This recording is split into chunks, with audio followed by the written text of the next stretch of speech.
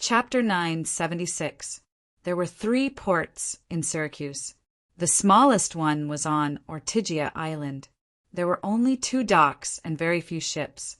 There was a small port on the north side of the isthmus connecting Ortygia Island and the city.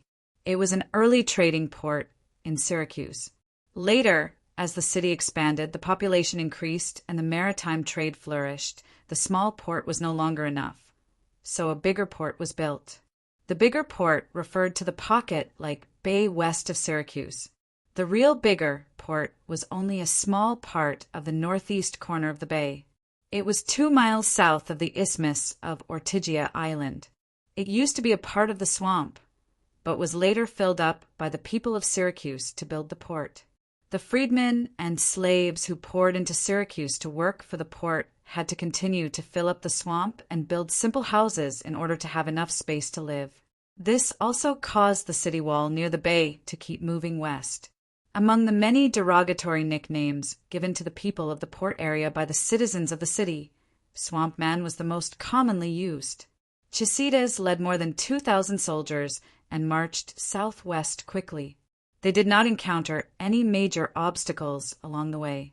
In fact, Theagenes, who was defending the western part of the city, had already received urgent news from the council that there had been a rebellion in the Hipparchus and that they were attacking the council. He was asked to immediately send 2,000 heavy infantry to the council to destroy the rebellion and prevent the council from being attacked. As Chisides had expected, the people of the council were urgently recruiting old citizens. However, he did not expect that military mobilization would take time. The square was too close to the council, and the councilors were worried about their own safety. They could not wait for the new army to be formed, so they sent people to ask for help from Theagenes, who was closest to them. The councilors described the situation as very serious. Theagenes was shocked and became very anxious. Due to the occupation of Euryalus, the council had sent more than 6,000 soldiers, including those on both sides of the city wall. In addition to the extensive and fierce attack on the city by the army of Syracuse, all of Theagenes' troops under his command were defending the city. He did not have any extra soldiers around him, so he had to quickly transfer troops from the defending troops on the city wall. He had mobilized nearly 1,000 soldiers. This was the largest number of soldiers he could squeeze out with all his might. Because of this, the defense of the entire city became even more strained. Nearly 1,000 soldiers rushed to the main city. At this time, Hyctes led more than 2,000 soldiers to the port. Separated by a few streets, the 2 sides crossed each other. Hyctes led his troops to the inner wall. This was the wall built by the people of Syracuse to separate the people in the port area. Every day, a team of citizen soldiers in Syracuse was stationed there. If the goods in the port, foreign merchants, and foreign sailors wanted to enter the main city, they had to go through their inspection. When the people in the port area went to the city, they naturally had to pass through this checkpoint. They would inevitably be questioned. The people in the port area had always thought that this was the strongest evidence that Syracuse treated them unequally, and it was also a thorn in their hearts.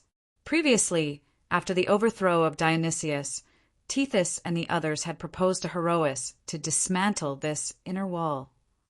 Herois did not agree, but agreed that the soldiers stationed on the inner wall would be the citizens of the port. However, after Herois' death, the council once again replaced the soldiers stationed on the inner wall with citizens of the city. This inner wall had actually become an irremovable barrier between the people of the port area and the citizens of the city. Because this inner wall was mainly aimed at the port area and played the role of isolation and inspection, it was not built as tall and strong as the outer wall.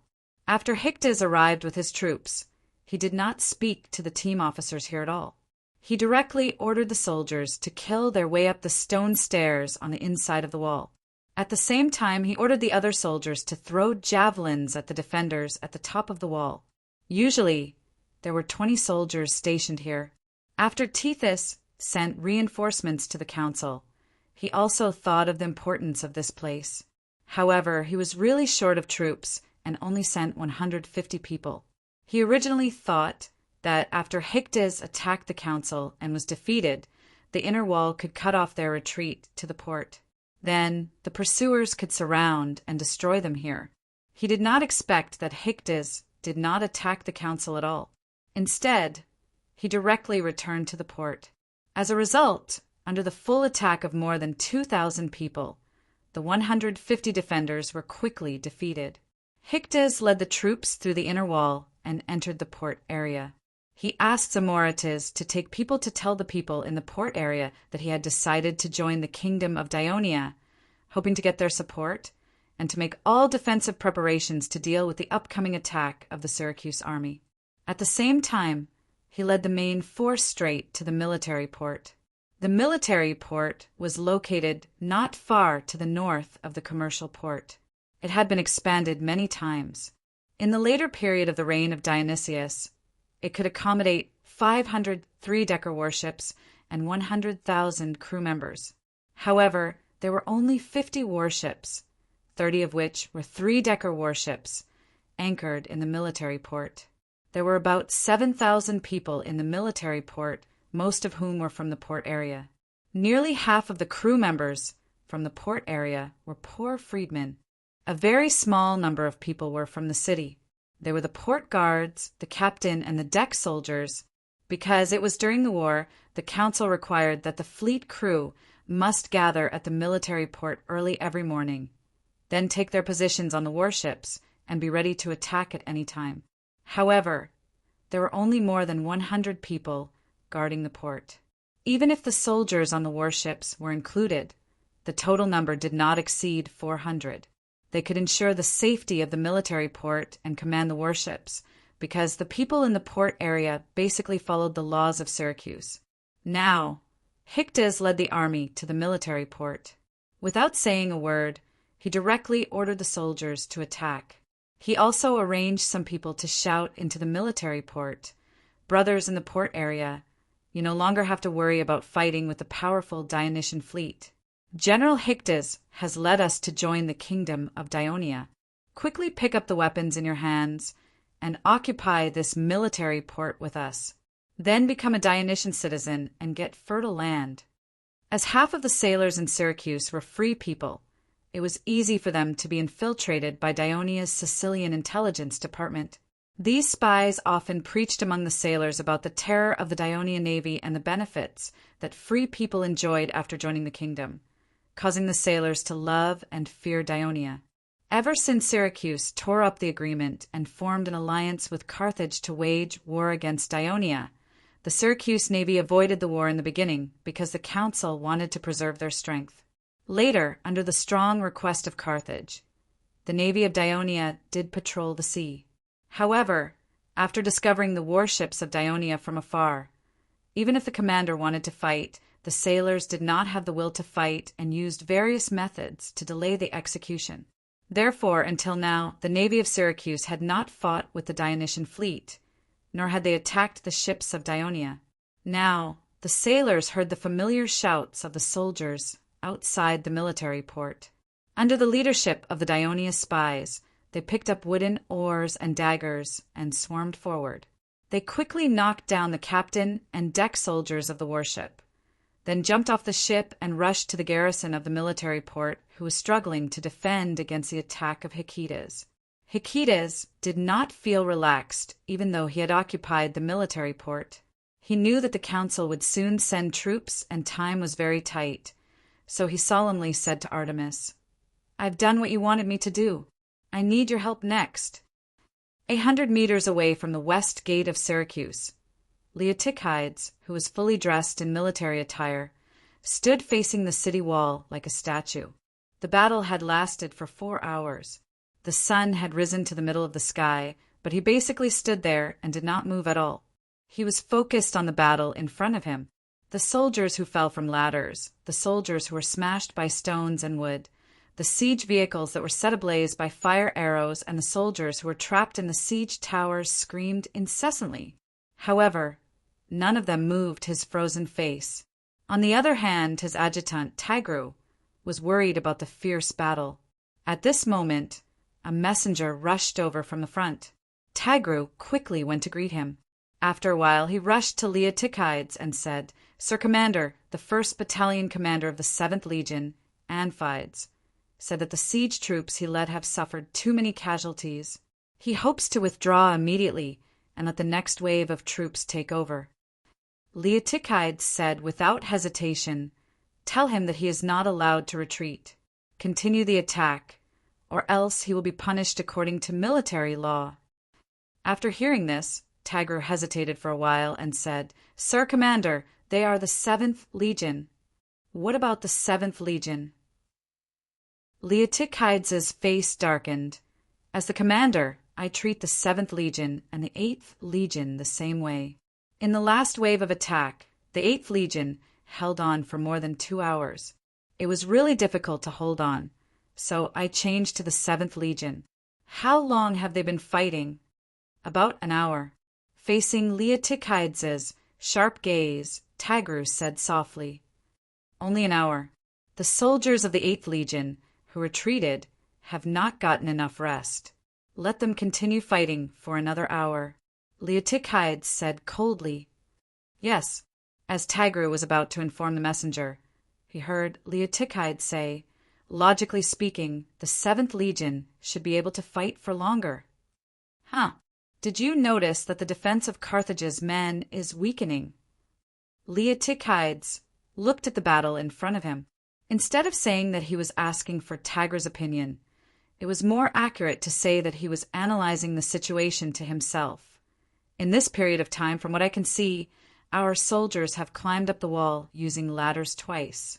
They held on for at least 5 minutes before they were chased down. This situation did not occur yesterday at this time. Also, our light infantry soldiers standing on the mobile towers have not been replaced. They have been replaced twice at this time yesterday. What does this mean?" Leotychides' voice suddenly became louder. "This means that the defense of Syracuse is weaker than yesterday. They must have transferred a lot of soldiers to retake Euryalus' citadel. That is why the defense at the top of the wall is not strong enough." Chapter 977. As Leotychides spoke, he looked at the top of the city wall in front of him. The enemies on the wall were closely lined up, and there were no obvious gaps. He could not see the distribution of troops behind them, but he was still very confident. "Since the defense of Syracuse is weakening, you will personally inform the captain of the 7th Legion. Tell him to ignore the casualties and continue to attack. Put more pressure on the defenders of Syracuse." Yes." Tagru had no choice but to accept the order and leave. Leotychides turned his gaze towards the northeast. Although he could not see the location of Euryalus, he was hoping that Dio Cassius would be able to lead the army to repel the enemy's attack. When that happened, he might be able to send the 3,000 reserve soldiers to Euryalus. While he was deep in thought, a scout galloped towards him from the south. Reporting, "Lord Commander, there are about 40 warships of Syracuse sailing out of the port, and they are heading towards our camp." Leotychides was stunned. "The people of Syracuse are planning to attack my camp from the sea." He then thought, could it be that the defense of Syracuse is weakening because they have deployed their soldiers to attack my rear while I am busy attacking the city? Since the Dionia camp was only 4 miles away from Syracuse, there were only 200 soldiers stationed at the camp. Moreover, there was a large amount of food stored in the camp. Of course, they could not afford to lose it. However, Leotychides was not nervous. He even hoped that the people of Syracuse would attack the camp. That way, he could destroy more of the enemy's forces. Therefore, he sent a messenger to inform the 3,000 soldiers who were resting not far away to return to the camp. However, they had to move slowly. Just as Leotychides gave the order, a small group of cavalry galloped towards them from the south. The captain beside Leotychides led his guards to welcome them.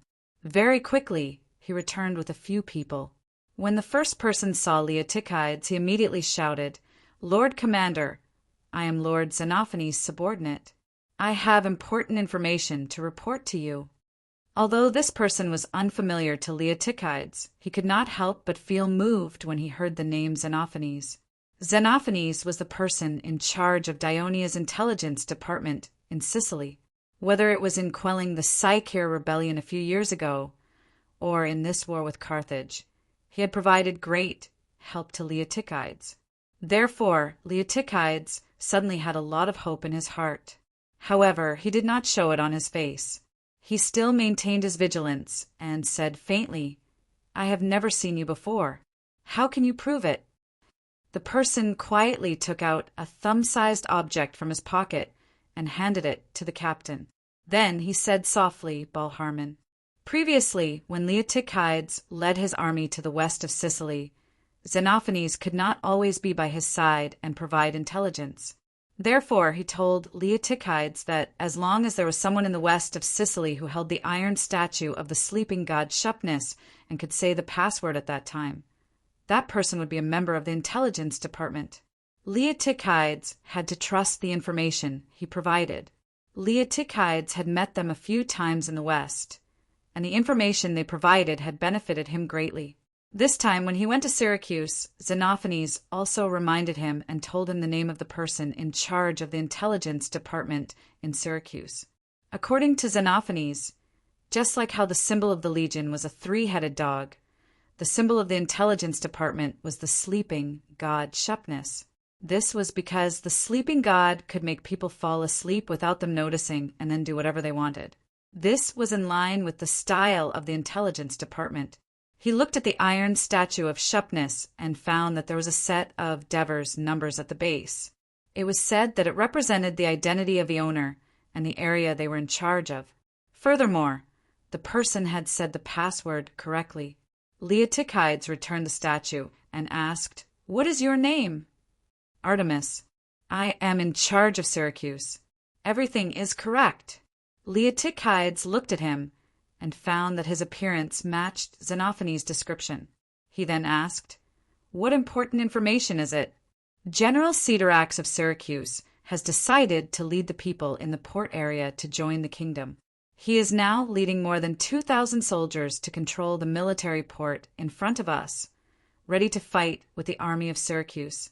For this reason, he has sent out all his warships to dock at the beach not far from our camp and transport our soldiers into the military port of Syracuse to reinforce them. After that, we will attack the city of Syracuse together." Artemis excitedly explained everything in one breath. Leotychides was shocked. There was internal strife in Syracuse. Some of the people in Syracuse had surrendered. The military port was open to the Dionysian army. Soldiers could enter Syracuse on their warships. These words surprised the usually calm Leotychides to the point that he could not believe it. A great opportunity to attack Syracuse was placed in front of him so easily. While he was feeling emotional, he heard Artemis say, "This is General Siderax's nephew, Samaratus. He played an important role in persuading Siderax to join the kingdom." Samaratus stepped forward and looked nervously at the Dionia commander in front of him, who was wearing a black breastplate and a purple and red crown helmet. He was a little excited. The people of Syracuse resented Dionia for taking away their glory, but it also prompted them to pay more attention to this powerful neighbor. Dionia's ever-victorious army attracted the attention of young people. For the past few years, the most talked about general of Dionia among the young people of Syracuse was none other than Leotychides. He conquered the troublesome Cycles and defeated the Carthage army. He even led the army to the west and wreaked havoc in the territory controlled by the Carthage army. In recent months, in the discussion of the people of Syracuse, the reputation of this rumored indifferent and ruthless general of Dionia had surpassed that of the king of Dionia who once completely defeated Dionysius and caused its demise. Samaratus faced Leotychides' sharp gaze and said nervously and eagerly, "Dear General Prososus, the army of Syracuse will arrive at the military port soon. Our people are not well equipped, and most of them are light infantry. It will be difficult for us to resist their attack. So please send reinforcements as soon as possible." "Okay, I'll send reinforcements now," Leotychides immediately said. Artemis was a little stunned. He did not expect Leotychides to agree without thinking. It seemed to be somewhat inconsistent with the image of a cautious and thoughtful person. Samaratus expressed his gratitude happily. In fact, Leotychides had no reason to hesitate.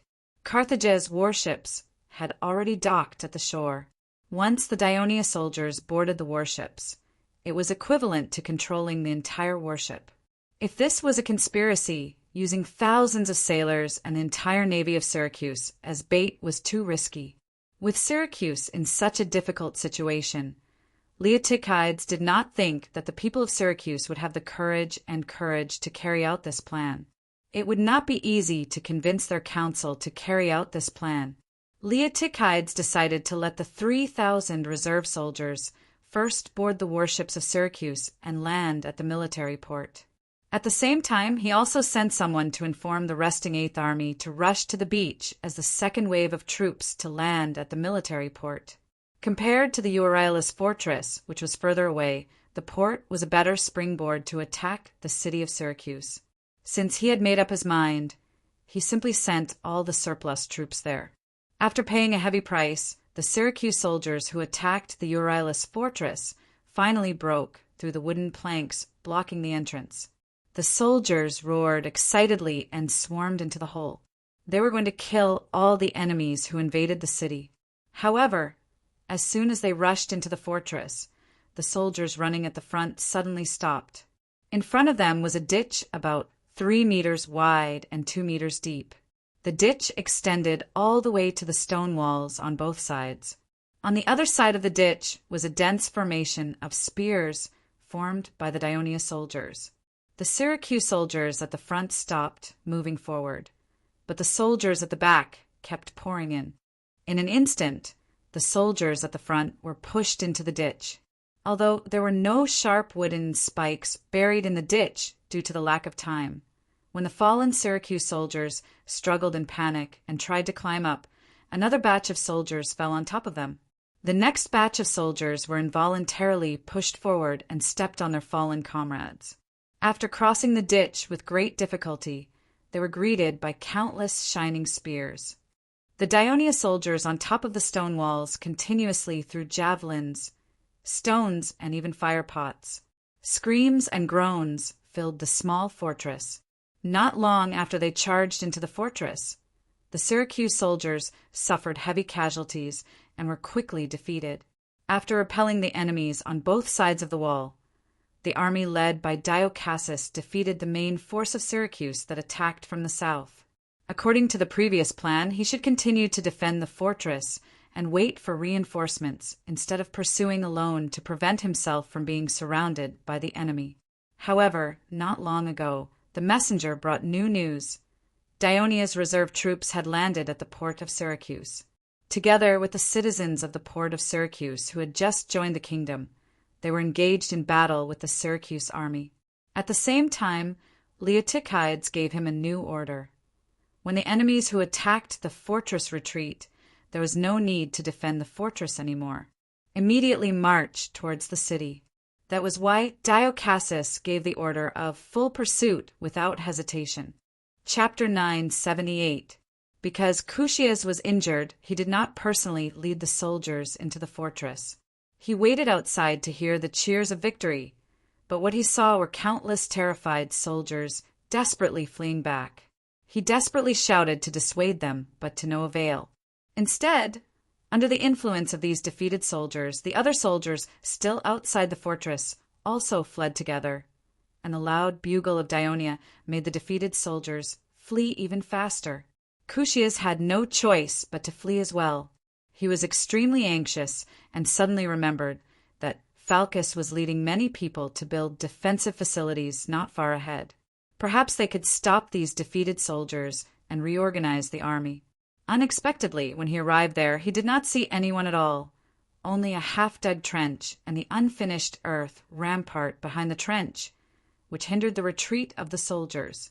After the Syracuse council learned of the rebellion led by Hyctes, not only did they send a messenger to inform Tiagenes, but they also sent someone to inform Phalcus in the Epel highlands, because there were many old citizens among the people led by Phalcus, and they needed to be immediately recruited to form an army to quell Hicta's rebellion. Phalcus was also shocked when he heard the news. He did not have the mood to build defensive facilities here. When he led the team back to the city, he also stopped the messenger from informing Cushias and the others, because in his opinion, the attack on the Euryalus fortress was at its climax. If the attacking troops received bad news at this time, it would disrupt the morale of the army and make all previous efforts in vain. When Phalcus rushed to the main city, he learned that Hictas did not attack the council, but retreated to the port. Phalcus was anxious. He knew that the port was very close to the Dionia barracks. Once Hictas occupied the port and received the Dionysian army by sea, Syracuse would be finished. Time was tight, and he did not have time to wait for these old citizens to go home and put on their weapons and equipment before gathering and setting off. Instead, he first led the 1,000 soldiers who came from West City and the 500 old citizens who had just been gathered to quickly march to the port in the southwest direction. When they arrived at the inner wall and saw the corpses on the ground, the soldiers felt the urgency of the situation, but they also felt angry. When they entered the port, they quickly found the traitor Hictas leading the army in front of the military port. Septicus saw Phalcus and was about to talk to him in front of the formation to buy some time, who knew that Phalcus had already seen through his intentions and directly ordered an attack. 1,500 soldiers, mostly heavy infantry, roared and charged at the enemy, while the port soldiers also threw dense javelins at the enemy. Since it was a matter of life and death for both sides, the battle was very fierce from the beginning. But after fighting for a while, the port's army, which was mostly made up of light infantry, was gradually losing ground. If not for some civilians in the port area rushing over with wooden sticks and oars to attack the flanks of Syracuse's army, temporarily relieving some of the pressure on Syracuse's army, perhaps Syracuse's army would have been routed. But the situation was still not optimistic. The people in the port continued to fall in the battle, and the entire army had been forced to retreat to the coast. At this critical moment, 50 warships returned to the military port one after another. As soon as the warships docked, the full deck of Dionia soldiers quickly jumped off the ship. They did not have time to regroup, and under the leadership of the team officers, they attacked the flank of the Syracuse army in small groups. As the commander, Phalcus took the lead and fought at the forefront, so he did not know that the situation had changed. It was only when he found that the soldiers around him began to retreat that he was shocked. The Dionysian army had landed. He threw away his helmet and breastplate and retreated with the defeated soldiers. The Dionia soldiers were in hot pursuit, while the soldiers in the port hurried to take care of their injured comrades and the people. When the Dionia soldiers were about to reach the inner wall, they found that Syracuse's reinforcements had arrived. Although forcing the defeated soldiers to disrupt the enemy's formation was a good choice, the problem was that there were not many soldiers involved in the pursuit. They were afraid that it would be difficult to completely disrupt the enemy's formation. Instead, they might be defeated by the enemy because of the chaos in their own organization. Therefore, the team officers of the Dionia pursuing army chose to retreat temporarily and return to the military port to meet up with the main army that was still disembarking. Phalcus, who had escaped from danger, did not let the more than 2,000 soldiers formed by the old citizens meet up with the defeated soldiers to retake the military port and prevent the Dionia army from continuing to disembark. After the battle just now, he felt that the entire port had probably betrayed Syracuse. If they continued to fight in the port, it was likely that the army that they had painstakingly gathered would once again fall into a tight encirclement. After hesitating for a while, Phalcus did not dare to take the risk. He could only let the army defend the inner wall, and at the same time, he sent someone to inform the council. Not long after, 3,000 Dionia soldiers joined forces with Septicus's troops to approach the inner wall. The inner wall only served to isolate the port area and interrogate foreigners. Therefore, it was not built as tall and strong as the outer wall. It was only 3 meters high, and the walkways on the wall were relatively narrow. There were also no stockpiles of stones, wood, asphalt, and other defensive weapons. As a result, when the Dionia coalition army approached the city, Phalcus was surprised to find that the Syracuse soldiers who were defending from the high ground were at a disadvantage. This was because the heavy javelins thrown by the Dionia heavy infantry and the light javelins thrown by the port soldiers covered the sky, causing a lot of casualties to the Syracuse soldiers on the city wall at close range. At this time, there were not many light infantry in the army led by Phalcus. The army could only take a beating, but could not make an effective counterattack. This made Phalcus's heart sink. Not long after, the people in the port area sent over some wooden ladders used to repair houses and logs used to build ships for the coalition soldiers to attack the city. Phalcus saw this scene from above the city wall and only felt depressed and uncomfortable. The soldiers used their shields to defend against the long-range attacks under the city wall while cursing the port people's betrayal. The Dionia coalition soldiers quickly put these wooden ladders on the 3-meter-high stone wall, and while the enemy on the city wall was suppressed by the javelins, they nimbly climbed up the city wall. At the same time, the coalition soldiers also used logs to break open the city gate and rush through the hole in the inner wall. The frontal battle gradually unfolded on and below the city wall. Meanwhile, at the top of the city wall, Phalcus saw another huge black army.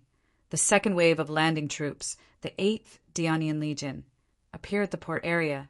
They were majestically pressing towards the inner wall, and his heart instantly sank to the bottom of the valley. Just then another soldier pointed to the rear and shouted in panic, "The city is on fire!" Phalcus hurriedly turned around and saw thick smoke billowing in the northwest direction, and he could not help but be shocked. Such a large fire could not have happened by chance. Could it be that the Dionia army had already killed their way into the city? Even he had such thoughts, the soldiers panicked even more, and their morale plummeted. Fortunately, these old citizens who had experienced many wars were still rational, and they knew very well that if they chose to retreat at this time, Syracuse might be finished. Therefore, under Phalcus' constant encouragement, they could barely hold the line of defense. But when it rains, it pours. The western city wall was very close to the port area, and the Syracuse soldiers stood on the more than 10-meter-high wall. Not only did they clearly see what was happening in the port area, but they also saw thousands of Dionia soldiers landing one after another at the military port and storming the crumbling inner wall. They also saw the perpetrators of the city fire were also the Dionysian army in black helmets and armor, and they were quickly marching towards the core area of the city. When these Syracuse defenders saw this scene, they were extremely frightened and extremely worried about the safety of their families. How could they still have the morale to continue fighting? They began to flee into the city. In order to escape punishment, they shouted as they ran, "The city is on fire!" The Dionia army has entered the city. The Dionia army has entered the city. Their retreat left the southern part of the western city wall defenseless. The Dionia soldiers quickly occupied the top of the city wall, and along the walkway they attacked northward. The defense of the entire western city quickly collapsed. It was the army led by Diocassus who ignited the city fire. They chased after the defeated Syracuse soldiers, not giving the enemy a chance to rest and regroup. They chased them from the Euryalus fortress all the way to the edge of the main city. Although they ran for a few miles because the terrain was from the top, the soldiers were relatively relaxed. In the process of the pursuit, Diocassus had been thinking, after the army he led entered the city, how could they better help the whole siege force to capture the city faster? Because he knew that in order to let his assault force gain a foothold in the Euryalus fortress, Commander Prososus once again ordered the whole army to launch an attack on the city of Syracuse. This was using the lives of his comrades to create an opportunity for himself. Therefore, he must destroy the enemy's fighting spirit as soon as possible and reduce the casualties of the soldiers. In the end, the best method he could think of was fire. Therefore, he sent a company to break into the houses, collected olive oil and tar, poured it on a series of houses at the edge of the main city, and then set them on fire. Then he led his troops to continue the pursuit of the defeated soldiers. Cushias, Stesicos, and the others fled in the direction of the council. He was still hoping that the council would send an army to stop the pursuing army, who knew that the council had no more soldiers to send, and when the council members received the news of the enemy's attack, they were terrified. They did not dare to stay in the council hall any longer, and they all fled to the west, hoping that the troops of Tyagenes and Phalcus could protect them. Chapter 979. Who would have thought that they would run into the fleeing soldiers from the western part of the city? Only then did they realize that the western wall had fallen. Everyone panicked and did not know where to go. Some even cried, "It's over. Syracuse is finished." Suddenly, someone shouted, "We can go to Ortygia Island." This reminded the panicking counselors. Yes, we still have Ortygia Island. As the birthplace of Syracuse and the Acropolis of Syracuse, Ortygia Island was built into a sturdy fortress during Dionysius's reign. At the same time, a palace was built on the island. After Dionysius was overthrown, Herodotus allowed the original inhabitants of Ortygia Island, who had been forcibly driven out by Dionysius, to return to the island. Someone in the council once proposed to tear down the walls of Ortygia Island to prevent it from becoming a gathering place for ambitious politicians. However, this was opposed by many. The reason was that Ortygia Island, as the Acropolis of Syracuse, should have a strong defense. When Syracuse was in danger, it should be a refuge for the people. Now this was true. When Syracuse was in chaos, Dionysius retreated to Ortygia. Herodotus had the absolute advantage, but could do nothing to him. In the end, they relied on Sparta to trick him out of Ortygia. Therefore, the island's defense was absolutely trustworthy. Most of the people on the island were descendants of the founders of Syracuse. Their loyalty to the city was also trustworthy. Therefore, Ortygia Island was an ideal refuge. The counselors calmed down a little. They gathered the fleeing soldiers and retreated to Ortygia Island. Many soldiers refused to go there because they were worried about their families. They also sent people to inform Phalcus and Tyagenes, hoping that they could hold on for a while longer, so that the people in the city could have some time to retreat to Ortygia Island. In particular, the port area was very close to the isthmus. If the enemy broke through the inner wall, the isthmus might be cut off. The inner wall's defense was already crumbling, but Phalcus was doing his best to hold on. However, when Tyagenes learned that the southern section of the western city wall had fallen, he did not insist on defending the city wall. Instead, he led the few soldiers who were willing to follow him and fled to Ortygia Island. The defenders on the east wall also saw the fire in the city, and their reaction was not much different from the defenders on the west wall. The Daionia allied army had finally broken through the defenses of the eastern wall. As the commander, Xanthippus was finally relieved. Compared to the main force of Daionia on the western front, the troops attacking the eastern wall were made up of citizens of the Legion of Daionia. Of course, they would not obey orders and commands like the Legion of Daionia and attack without any regard for casualties. It took Xanthippus a lot of persuasion just to convince the generals of the Legion of Daionia to lead their own troops to attack continuously.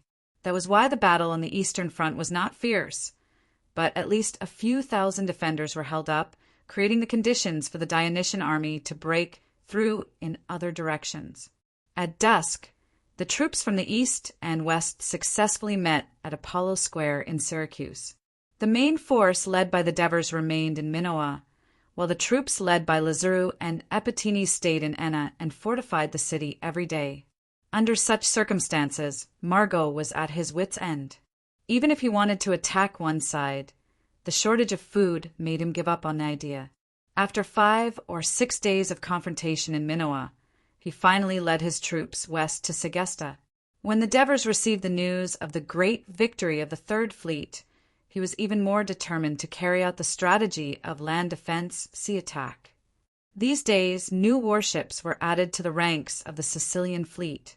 The total number of warships had reached 320, and the main force had moved forward to the port of Serenus. Every morning, Sicerian would lead the fleet out of the port and sail to the west, sweeping the entire western coast of Sicily. He would not return until dusk. This was because he had recently received information from the king of the Devers. Recently, a large number of ships had gathered in the ports of Carthage and its surrounding Phoenician allies. At the same time, the city was also rushing to gather food, which was likely to be transported to Sicily. In the early morning of this day, it was drizzling in the western waters of Sicily. The sky was a little dark, and although there was a slight breeze, the waves were not strong. Sicerian, who had once again become the commander of the Sicilian fleet, had learned his lesson from the last time. He specially hired several old sailors who had lived here for decades as consultants to provide him with analysis of the sea conditions and climate of this area. Once again, they all made a positive judgment. There was not likely to be a big storm in the western waters today. Therefore, although Sicerian was hesitant, he still ordered the Sicilian fleet to leave the port as usual and head west along the coast. Due to the rain, the sea was shrouded in mist, resulting in poor visibility. To prevent accidents, all the warships slowed down. The entire fleet of 280 warships maintained a relatively dense formation as they moved forward. The other 40 warships were anchored at the simple port of Minoa to ensure the needs of the main force, led by the Devers. Therefore, a voyage that usually only took an hour now took 2 hours. The fleet finally reached the sea near Mazzara and began to sail northwest. At this time, the drizzle had stopped, and the sky gradually brightened. The mist gradually dissipated, revealing the blue sky and the blue sea. It was endless, and a gentle breeze caressed one's face, making one feel relaxed and happy. Only then did Sicerian feel relieved. He smiled at the 2 consulting sailors and said, "Your judgment is very accurate, as expected of the person who is said to be blessed by the sea god." The 2 old sailors from Serenus hurriedly responded modestly. As Greek sailors, they had a low status in Serenus. They relied on fishing and transporting goods for a living. They had never had the chance to speak to a noble general of the kingdom who led hundreds of warships on equal footing. Seeing them nod and bow, Sicerian frowned, but did not say anything. He turned to the captain of the flagship and ordered, "Inform the fleet to return to normal speed. Send out the clippers and carefully search for the target at sea." Not long after, the speed of the entire fleet increased. More than 10 clippers also left the main fleet and quickly moved forward. After tens of minutes, the clipper at the front was already close to the clear sea. The lookout on the mast moved his already numb limbs and lowered his head to shout, "Captain!" When the captain of the clipper heard this, he immediately asked excitedly, "Is there any sign of the enemy?" The lookout originally wanted to say, "Is it time for the shift? It should be time for the next person to replace me." However, the captain's question made him subconsciously look at the sea in front of him again. Then he was stunned. He blinked, widened his eyes again, and stared ahead. After a moment, he also shouted excitedly, "There's an enemy ship! 1, 2, 3. There are so many Carthage ships. Commander, the warships in front have raised a white flag." The lookout on the mainmast of the flagship saw the flag signal transmitted by the flagship of the B squadron in front and shouted excitedly, "It's 2 white flags! It's an ordinary fleet with the same number of warships as us." Sicerian immediately understood the meaning behind this. He also became excited. To encounter an ordinary fleet in this sea area, it could only be from Carthage. It seemed that the information given by His Majesty was correct. Carthage was indeed here to deliver military rations. He ordered without hesitation, "Tell Stephakes to lead his B squadron and sink all these Carthage cargo ships. If even one escapes, let him receive military punishment." After receiving this order, Stephakes, the commander of the B squadron, immediately exerted 120% of his spirit and ordered the warships of the B squadron, which he commanded as the vanguard, to spread out in a straight line and advance quickly in the direction where they had discovered the enemy. These more than 200 Carthage merchant ships formed two columns and were moving in the direction of Lille. On the leading merchant ship, a sailor was standing at the top of the mast and looking ahead nervously. Suddenly he shouted anxiously, "Old man, Dionia warships! Dionia warships are coming." After saying that, he quickly slid down from the mast.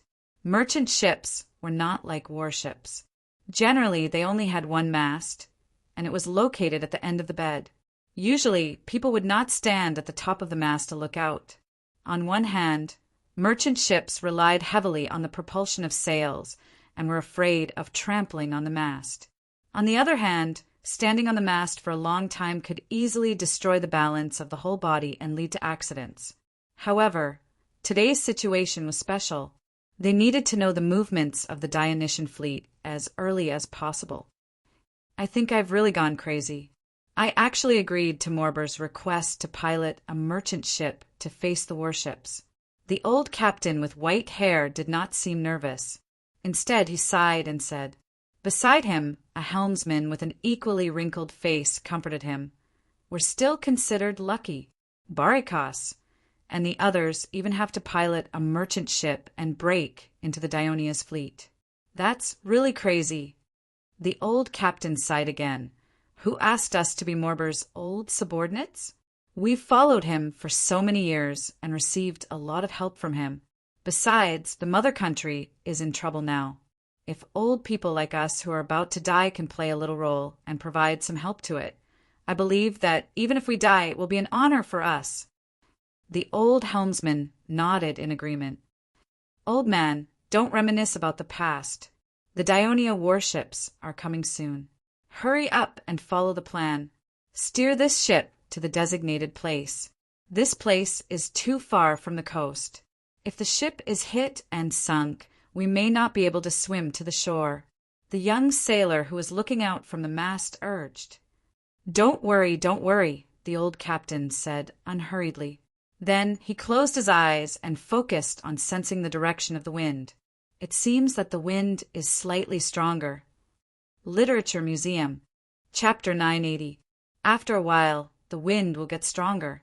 The old helmsman also expressed his judgment. The old captain nodded. Fortunately, there's this southeast wind. Otherwise, I wouldn't have dared to do such a risky thing today. He sighed softly, then said to the young sailor, "Lower the sails." Just as the sailor lowered the sails, the old helmsman had already moved the rudder and turned the bow of the ship, which was originally facing east, to the northeast. The sails were lowered. Feeling the wind, they began to swell. The old captain held the sails in his hand, smiled, and said confidently, "Attention, everyone. The ship is sailing north. The Dionia warships will chase after us. But don't worry, we'll get home safely." Everyone responded with solemn expressions. This merchant ship was 13 meters long and 5 meters wide. Apart from the captain and helmsman, there were only 10 sailors on board, a total of 12 people. It was the opposite of a warship. It was lighter at the front and heavier at the back. The bow was narrower and raised, and the stern was wider. The sails and rudder were at the stern. The 10 sailors were on both sides of the hull. The center of the hull was covered with linen and bulged with cargo. The old captain pulled and released, and the sails quickly rotated to a suitable position. The sails quickly inflated, and the speed of the entire ship suddenly increased. The merchant ship behind it followed closely behind, speeding towards the northeast. "Sir Commander, Carthage's fleet is fleeing north. Stephakes is leading his fleet to chase after them." Hearing this news, Sicorian turned to look at the waves and frowned slightly. Fleeing north. It seems that Carthage's people want to take advantage of this south wind. "Should we follow them?" the captain asked. Sicorian made a decision without hesitation. Just 300 merchant ships are far from enough to transport food for Carthage's army of 100,000. Since Carthage wants to lure us away from here, no, We'll stay here and not let their next fleet easily enter the port of Lily. However, we can't be careless. Have the clippers strengthen their communication with Stefakas. I want to know the movements of the first B squadron at all times. Yes. Sikorian ordered 200 warships to cruise around the sea near Lily. The 80 warships, led by Stefakas, were chasing after Carthage's fleet and were approaching Mosha. Mosha used to be an important military town for Carthage in Sicily. Dionysius led an army of 100,000 and painstakingly destroyed it. Instead of rebuilding it, Carthage's people built a new military town, Lily, nearby. Therefore, after more than 20 years, the city of Mosha was still the same as when it was first destroyed. It had not been cleaned up, including the causeway that Dionysius mobilized to build from the coast to Mosha. Due to the existence of this causeway, the shallow sea between Mosha and the coast became a pocket-like bay. Stefakas concluded that Carthage's fleet did not dare to enter. Otherwise, they would be caught like turtles in a jar. Stefakas had correctly judged the course of the Carthaginian fleet. Since he had led the fleet to make preparations in advance, he had the upper hand and was able to close the distance with the Carthaginian fleet. In particular, the fast warships had sunk several merchant ships that had fallen behind, causing some confusion in the Carthaginian fleet. There were even collisions and capsizing. This was because Carthage's fleet was now located on the west side of Mosha, and on the west side of Mosha was another small island, Igusa. The distance between the two islands was less than 10 miles and was relatively narrow. The merchant ships at the back felt the danger and scrambled to speed up, immediately making the entire Carthage fleet crowded. But soon, the situation improved because after passing this section of the sea, another small island, Farbantia, appeared diagonally ahead. The Carthage fleet immediately divided into two teams. One team continued to move forward, and the other turned west. The Carthage's crew who had fallen into the water swam up to these small islands unhurriedly. After learning the enemy's movements from the lookout, Stefakas frowned. He roughly knew what Carthage's people wanted to do. There were many small islands in the sea ahead, as well as some reefs that could not be called islands. During this period of time, Sikorian had led the fleet to cruise the western waters of Sicily. On the one hand, it was to cut off Carthage's sea transportation, and on the other hand, it was to familiarize the new fleet with the sea conditions here. All the crew members regarded the sea ahead as a dangerous area, especially when the tide was high. Some of the reefs would be submerged by the rising water, and ships that were not familiar with the sea could easily collide with them, causing damage or even sinking. The new Sicilian fleet had learned their lesson, so Sikorian specially asked someone to draw a separate map of the sea for every captain to remember. But even so, they were certainly not as familiar as the Carthage's people who had sailed here all year round. These cunning Carthage's people must have wanted to use this sea area to get rid of their pursuit and at the same time create some trouble for them. Stefakas thought for a while and issued an order for all the warships to slow down and be vigilant. At the same time, he also decided not to split up the fleet for the time being, but to chase the fleet that was heading straight north. They had to block the coast and prevent them from entering the port of Eryx, not far ahead. Unexpectedly, when the Carthage fleet that had turned west saw that the Dionia warships did not follow them, they immediately circled around Agussa Island and turned south. The fleet that was heading north was once again divided into two groups, separated by a reef, and turned west one after another. Under such circumstances, Stefakas had no choice but to order the warships to disperse and weave between the various islands to intercept and attack the enemy ships. He could not allow the Carthage fleet, which had barely suffered any losses, to slip back to the south. Although there was definitely a main fleet in the south, it would be embarrassing for them to see that they had chased after them for a long time without any results. Moreover, Sikorian had specifically emphasized that not a single Carthage ship should be let go. Thus, a large-scale game of hide-and-seek at sea began. At this time, on the sea near Lilibo, the main Dionia fleet that was cruising received news from a clipper ship that had been sent to the southwest. Another Carthage fleet, smaller in number than the Sicilian fleet, was sailing in the direction of Lilibbo. "Commander, your judgment is correct. The Carthage merchant ships are coming again," the flagship captain praised. Sequirian, however, seemed a little dissatisfied. "The number is a little small. Inform the fleet to spread out in the southwest direction. Before the Carthage have discovered them, quickly meet them and eat them up as soon as possible. Maybe another wave of merchant ships will arrive soon." Just as the Dionia warships received the order and began to line up, the lookout on the clipper ship widened his eyes in surprise. He saw that the Carthage fleet in front of him had begun to change from a column to a horizontal line, and the direction of the sails was adjusted. The merchant ships suddenly sped up. Are the Carthage people crazy? They should be able to see our warships at this distance. Why aren't they running away, but rushing forward instead? Do they want to fight us with their merchant ships? The lookout did not know that in the middle of the Kataiji fleet, Captain Barikos was maneuvering the sails and shouting loudly to the nearby merchant ships. "It's time to test your courage. If you're afraid, you can still retreat now. I've sailed for decades and have seen all kinds of storms. I've even followed Morbal, crossed the Pillars of Hercules, went to the distant coast, and seen the two-wheeled chariot of God, today's Mount Cameroon. Isn't it just death?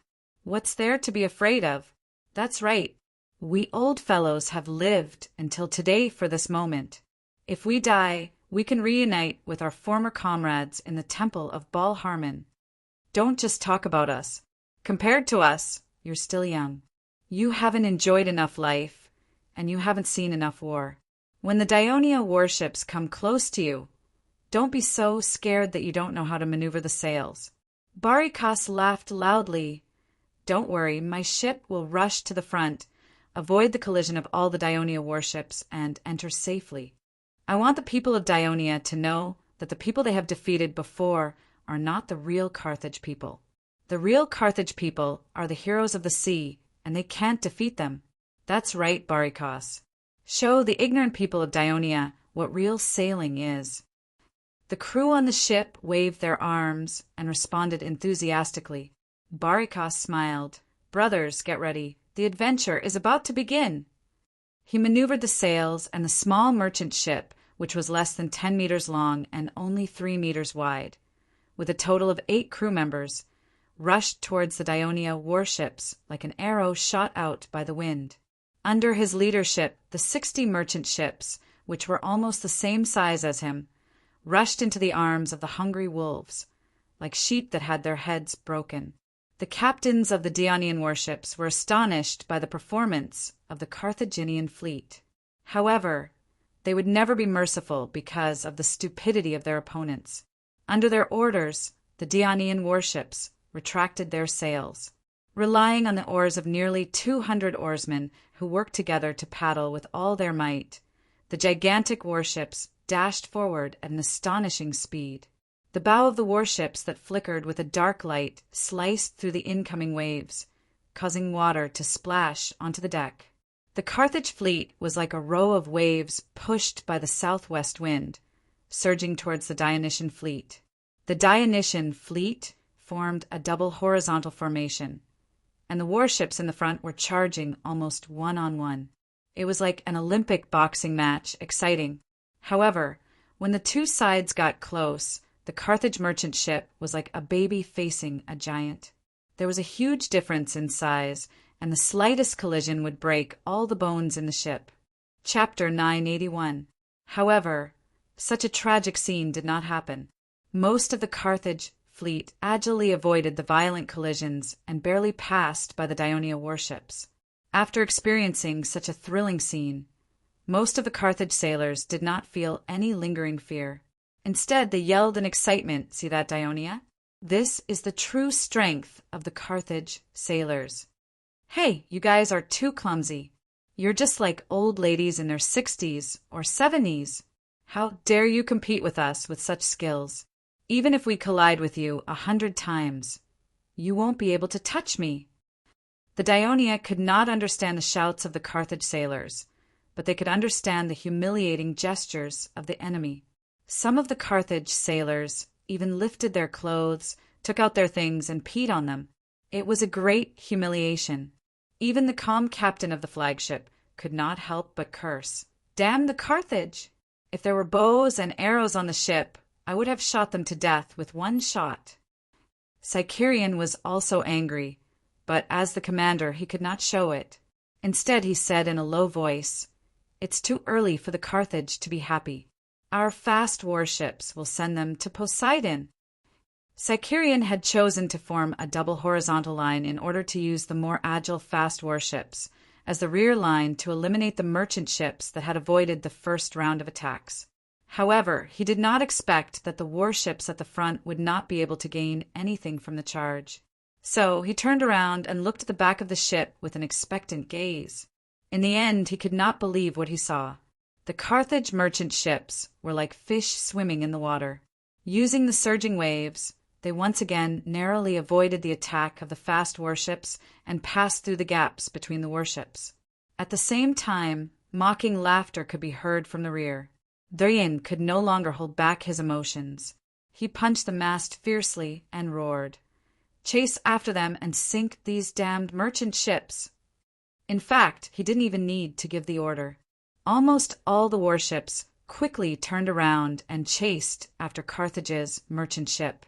The Ionian navy had been developing rapidly in recent years, with outstanding results. Aside from that natural storm, they had almost never suffered a defeat. Even the once powerful Carthage navy was trampled under their feet. How proud were they! They had never suffered such humiliation before. All the crew members would never allow these Carthage merchant ships that had trampled on their dignity to leave just like that. Everyone was filled with anger. Not only did the captain ask them to speed up, but the sailors also pushed the oars even harder.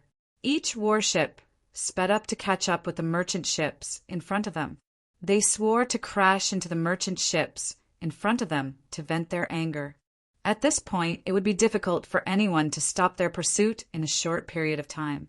Dorian knew his fleet well, so he encouraged them to continue attacking. A sea chase began. Now, the Ionia Sicilian fleet was divided into two parts. 80 warships were chasing and intercepting more than 200 Carthage merchant ships that were circling the islands in the waters near Eryx, while 200 warships were madly chasing the 60 Carthage merchant ships that were provoking them in the waters near Lille. The chase in the south had just begun, while the chase in the north had been going on for some time. Although the cunning Carthage merchant ships shuttled between the islands and reefs of the sea, forcing the Ionia warships, who were not very familiar with the sea conditions here, to slow down and pursue cautiously, giving the Carthage merchant ships more opportunities to shake off the pursuit. But when the warships under Stephacas were completely dispersed throughout the sea, disaster struck for the Carthage merchant ships. After all, once the fleet was dispersed, the Carthage merchant ships would each be in charge of a small area of the sea. It was inevitable that the Carthage merchant ships would frequently encounter the warships. These Carthage sailors were indeed very good at maneuvering sailboats, but sailboats mainly relied on the wind. When sailing against the wind, their speed would naturally be affected. On the other hand, the Ionia warships relied on oarsmen and were almost unaffected by the wind. The narrow waterways divided by the islands and reefs also caused the Carthage merchant ships to lose enough space to dodge. Once the two sides met head-on, the merchant ships that did not have the ability to fight would sink almost immediately. After more than half an hour, nearly half of the Carthage merchant ships had been lost. Many Carthage sailors were standing on each of the islands and reefs, who had swam ashore after their ships sank. At this rate, the Carthage fleet would be completely wiped out in another half an hour. However, Stephacas did not let the victory before him get to his head. He had two doubts. First, since the Carthage fleet's escape tactic had failed, why were these merchant ships still dealing with them in this area? Second, he had just discovered that the Carthage merchant ships were stacked with simple empty wooden cages, tightly covered with linen. They looked like they were loaded with goods. But after the ship sank, they all floated up. It was no wonder that Stephakes had found it strange that the Carthage merchant ships could move so quickly even though they were carrying so much weight. The Carthage merchant ships had obviously used such a disguise to achieve some purpose by luring them into it. Stephakes raised his vigilance. He ordered his flagship to stop chasing the enemy ships and sail to the west between Agussa Island and Forbantia Island, which was the center of the sea. At the same time, he sent out a number of fast ships to closely investigate the surrounding situation, especially in the west. The reason why he did not immediately assemble the warships was that he thought that in a little while, his fleet would basically be able to wipe out the Carthage merchant ships that had deceived them. Not only would it be a big blow to the Carthage people, but it would also complete the mission given to them by Officer Sicorian and also let them vent their anger. General, look. Another merchant ship has been sunk. The crew on the deck shouted excitedly. The captain of that fast warship is Ilias, right? Stephakes looked ahead with great interest. To be able to reverse immediately after missing the target and use the stern to overturn the merchant ships, Ilias is very quick-witted. Compared to merchant ships, our warships are gigantic. Whether it's the bow or the stern, we can ram and sink them. But up until now, I've only seen Ilias's warship adopt this new tactic. Even I haven't thought of it this way. Ilias is indeed the best captain in our fleet. The captain of the flagship on the side exclaimed in admiration. Our traditional habits have shackled our thinking. Stephakes nodded his head and said seriously, when we go back, spread this new tactic. In the future, when our fleet encounters the Carthage merchant ships again, we will have another weapon. Yes, sir. Enemy sightings. The lookout on the mainmast suddenly shouted nervously. The fast ships in the west have raised their yellow flags. There are 3 yellow flags. Stephakes was greatly shocked. What he had been worried about had come true. There was no doubt that it was the Carthage fleet that was attacking, and their numbers far exceeded his B squadron. Blow the bugle. Raise the yellow flag. Raise the Apollo flag. Stephakes shouted loudly. He was very nervous. He had to immediately gather all the scattered warships to prevent them from being defeated one by one. Then he said with a solemn expression, inform a fast ship to head south immediately. Tell Sir Sicorian that the Carthage fleet is attacking. We need immediate reinforcements. After giving the order, Stephakes calmed down a little. He thought that since the fast ship had discovered the enemy, it meant that the enemy's fleet was still 4 or 5 miles away. This sea area was only 4 or 5 miles in circumference. His fleet still had time to adjust their tactics and respond. But what he did not know was that there was an island called Hyra directly west of the flagship. The fast ship that was supposed to deliver the message was originally located on the west side of Hilla Island. When his lookout discovered that the Carthage fleet was coming from the west, he immediately raised the yellow flag.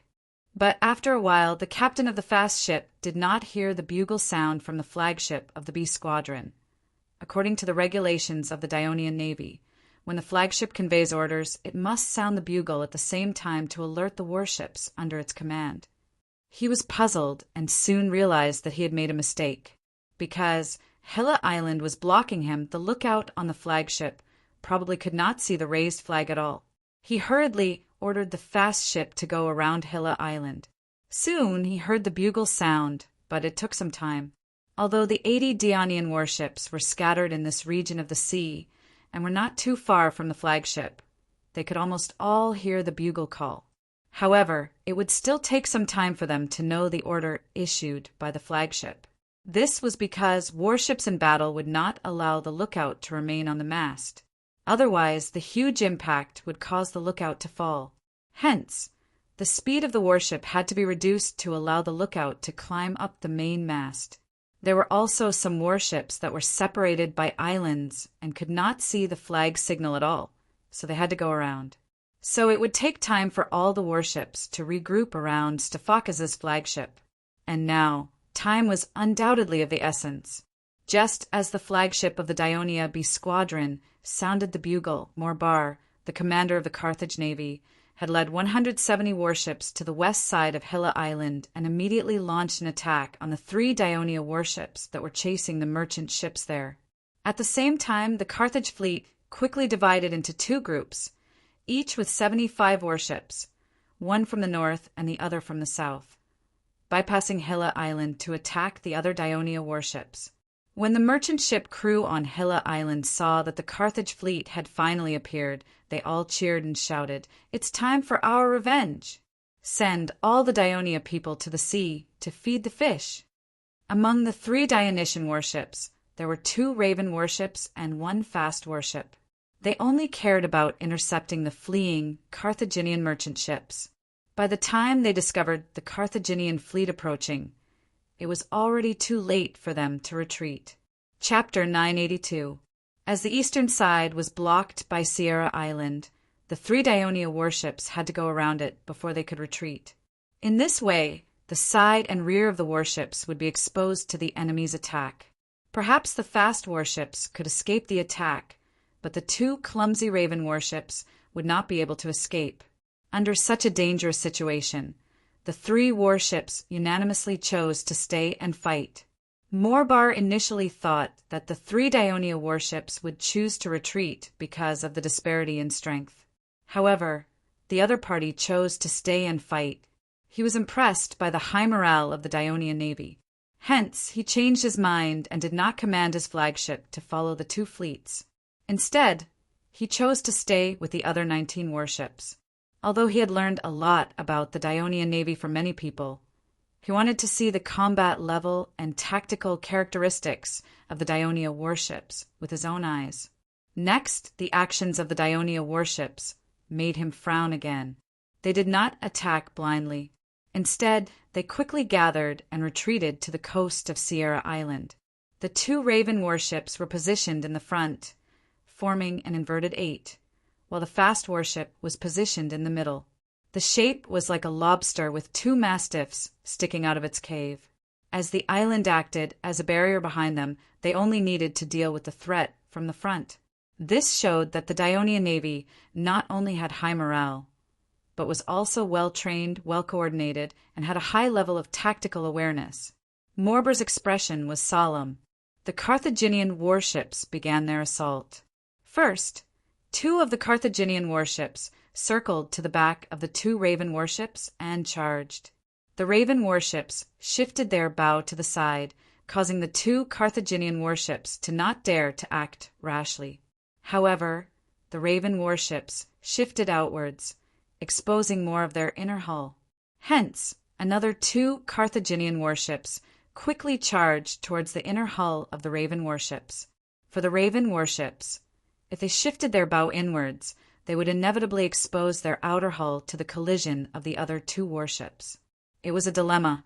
Just then, the captain of the speedy warship shouted to the Raven warships on both sides, "I'm in the middle!" After saying that, the sailors on the ship paddled with all their might, and the fast warship quickly turned from a standstill to a forward sprint. Because the bow of the ship was not facing either of the enemy ships, but was passing between 2 ships, this gave the captains of the 2 Carthage warships the illusion that the enemy saw that the situation was not good and was preparing to take the opportunity to escape. In the blink of an eye, the boatswain on the fast warship heard the captain shout from the deck, "Turn left! Strike horizontally! Quick! Quick!" The boatswain was stunned. Wouldn't they be exposing their hull to the enemy's ships? However, he immediately understood the captain's intentions. His eyes immediately turned red, and he shouted hoarsely, "Turn left! Horizontal!"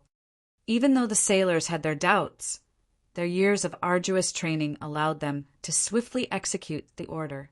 At that moment, the 2 Raven warships moved inwards at the same time, immediately reducing the space for the 2 Carthage warships to evade. When the surrounding Carthage warships realized the danger, they immediately launched an attack on the 3 Dionia warships. However, the Dionia warships did not evade.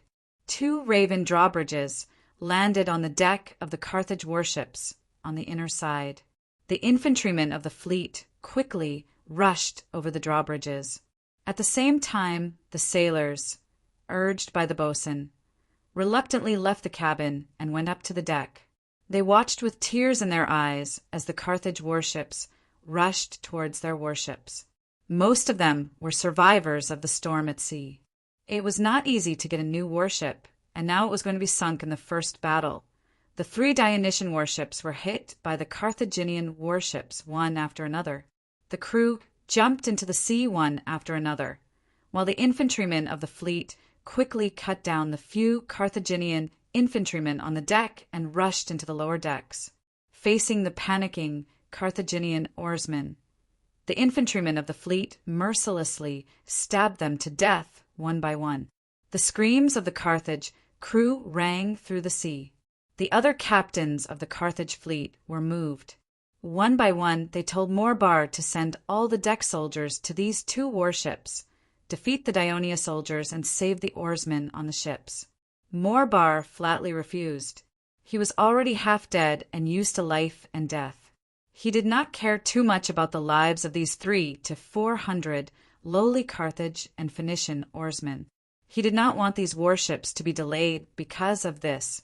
Besides, judging from the current situation, even if he sent all the deck soldiers, they might not be able to defeat these well-trained infantrymen of the Dionysian fleet. Until now, the surprise in his heart had not dissipated. In a situation where his side had an absolute advantage, the 3 Dionia warships seized the opportunity when their own warships were still testing the waters. They quickly and decisively adopted effective tactics and successfully seized 2 warships in an instant. The outstanding performance of the Dionia warships made him shudder. He was very uneasy. Therefore, he did not hesitate to give the order to sink our own warships. When the warships were rammed, dozens of Dionia soldiers, armed with daggers and leather shields, quickly rushed to the deck, jumped into the blood-stained sea, and swam to the beach not far away. While Morbar was shocked, he knew that the Carthage sailors on Hilla Island would be in big trouble. But he had no time to care about this at the moment. He had to immediately lead these warships into the battle against the Dionysian fleet that had been lured here. He had to destroy as many Dionia warships as possible, so that the sacrifices of these Carthage merchant ships would not go to waste. The Dionia warships, scattered on both sides of Hilla Island, were also besieged by the superior forces of the Carthage fleet. They also put up a tenacious resistance to delay the time for the Carthage fleet to sweep eastward. In the small sea area in the middle of several islands, with Stephacus' flagship as the center, warships were gradually converging. When Morbar led his fleet around Hilla Island, Stephacus, who had only gathered more than 30 warships, did not hesitate to launch an attack on the Carthage fleet, which had far more warships than his own. Morbar had already realized the terrifying advantage of the Dionysian fleet in overall tactical cooperation and jumping combat. The small circular sea area between Hilla Island and the islands on the east did not have enough space for the Carthage warships to move around in a wide range, which was conducive to the greater play of the unique tactics of the Dionysian fleet. Having finally gained a huge advantage in a local area, Morbar was certainly unwilling to fight head-on. Therefore, he issued the order to sweep the outside of the island first, destroy the scattered Dionia warships, and finally bite the hard bone in the center. Of course, Morbar also hoped to see the enemy in the center continue to pursue and sail out of this narrow sea area. Then the Carthage fleet would not hesitate to concentrate all its forces and destroy them. The Carthage fleet, led by Bolykos, took a zigzag route, trying to keep a moderate distance from the Dionysian fleet. The main fleet, led by Sequirion, pursued them relentlessly, especially the fast warships that gradually closed in and sank many merchant ships. Another 10 fast warships, under Sequirion's order, did not follow closely behind like the other warships.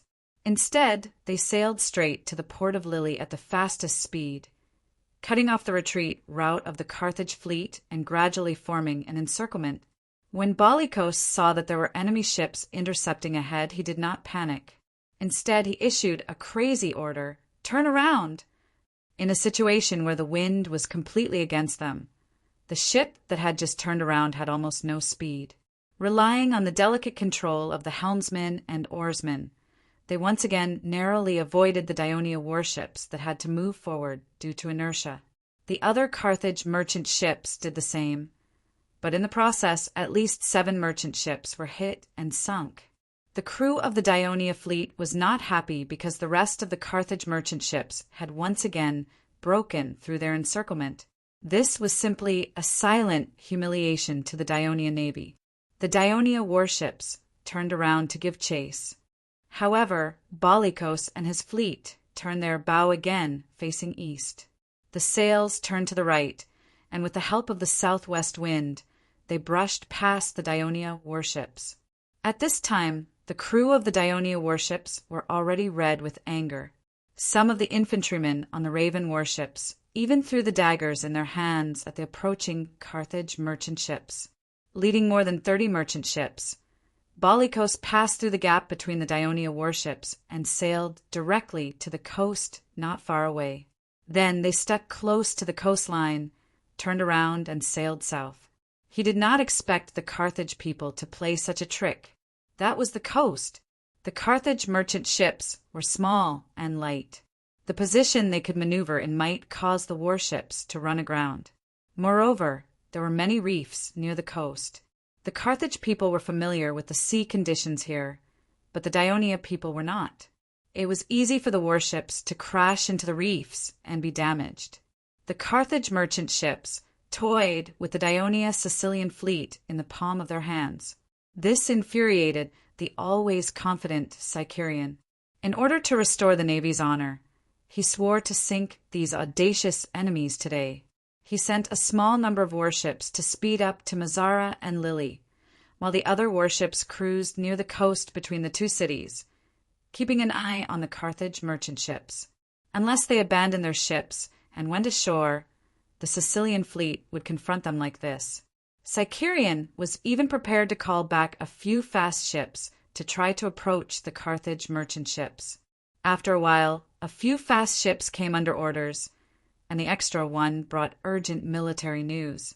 "Our fleet is being attacked by the Carthage fleet in the north."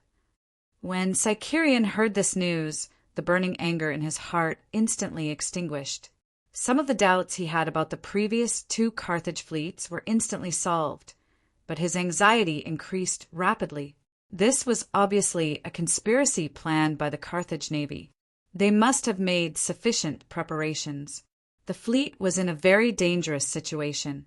At this moment, Sicarian could not care less about the Carthage fleet in front of him that repeatedly challenged his dignity.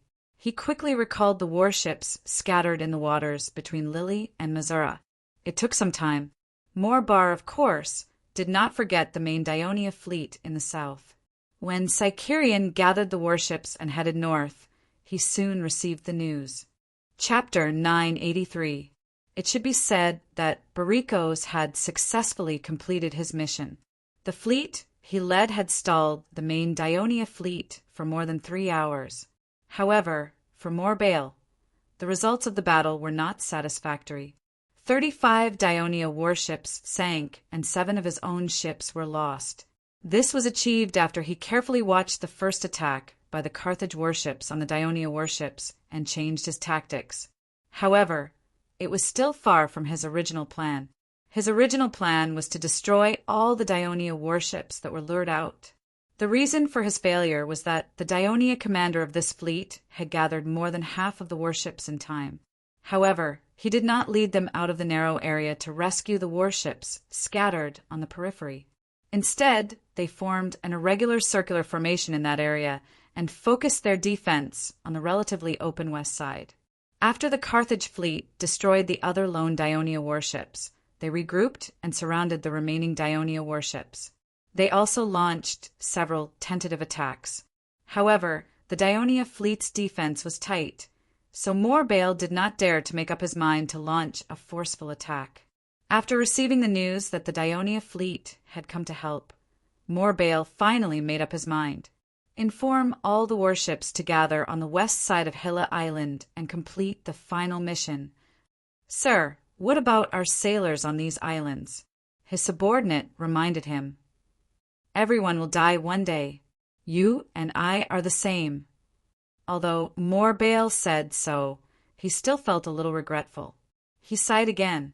He should have reminded them to swim to Sicily after they fell into the water. During this period of time, the Carthage fleet had the upper hand in this sea area, but on the islands and reefs, the Ionia sailors who fell into the water dominated. Although most of the Carthage sailors who fell into the water were rescued by the nearby ships, most of the merchant sailors who had been sunk by the Dionysian fleet had swam to the various reefs. How could they be a match for the Ionia sailors who had fleet infantry? They were either killed or captured. After Sicurion led the fleet into this sea area, his mood suddenly became very bad. From time to time he saw the fragments of warships floating on the sea and heard the joyful cries for help from the Ionia sailors on the nearby reefs. What did that idiot Stephacus do? The worry in his heart grew so strong that he could not help but shout angrily. But when he saw that there were still more than 40 warships left and heard Stephacus narrate the entire battle, Sicurion did not get angry anymore. Instead, he said unwillingly, "We were all fooled," when Stephacus continued, "According to the report from the clippers, the Carthage fleet is in formation on the west side of Hilla Island." Sicurion's anger burst out again. "The Carthage fleet attacked us and won a small victory. They think so highly of themselves and actually want to fight with us. Very good, very good, very good. Order all warships to circle around Hilla Island and fight to the death with the Carthage fleet." Sicurion first ordered a few warships to pick up the crew on the various islands and reefs. At the same time, he led about 240 warships and rushed to the west side of Hilla Island. As expected, he saw the Carthaginian fleet lined up and waiting. Sicurion did not hesitate to blow the bugle and raise the red and black flags. All the warships of the entire fleet quickly lined up in a starship formation as they advanced toward the Carthage fleet. However, the Carthage fleet suddenly turned around and moved away from the Dionysian fleet, heading south. "We can't let them escape into Lily Harbor." Sicurion, who was unwilling to give up, gave the order to pursue. However, the Dionysian fleet was originally about 2 miles away from the Carthage fleet.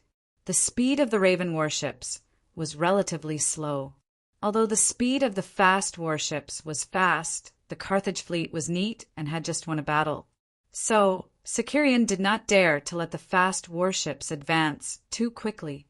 Otherwise, if they were too far away from the Raven warships, it would be easy for them to be counterattacked and cause losses.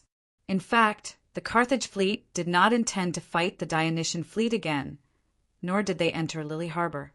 Instead, they led the Dionysian fleet around Lily Harbor and Mazara before turning around and heading west. Their destination was Carthage. Sicurion was unwilling to give up and led the fleet for a while longer. In the end, they had no choice but to turn back. It was already afternoon and almost dusk. In the past half a day, the Sicilian fleet had experienced a series of humiliating events, such as being toyed with, ambushed, and chased to no avail. Be it Sicurion or the crew, they were both physically and mentally exhausted. How could they have the strength and energy to continue patrolling the western waters? All of them steered their warships back to Selinus Harbor sullenly. The main force led by the Devers was stationed in Minoa, not far from Selinus. The news that the new Sicilian fleet had been defeated in their first battle could not be hidden from him. Of course, Sicurion did not intend to hide it. Although it was not a big failure, he did feel a little ashamed.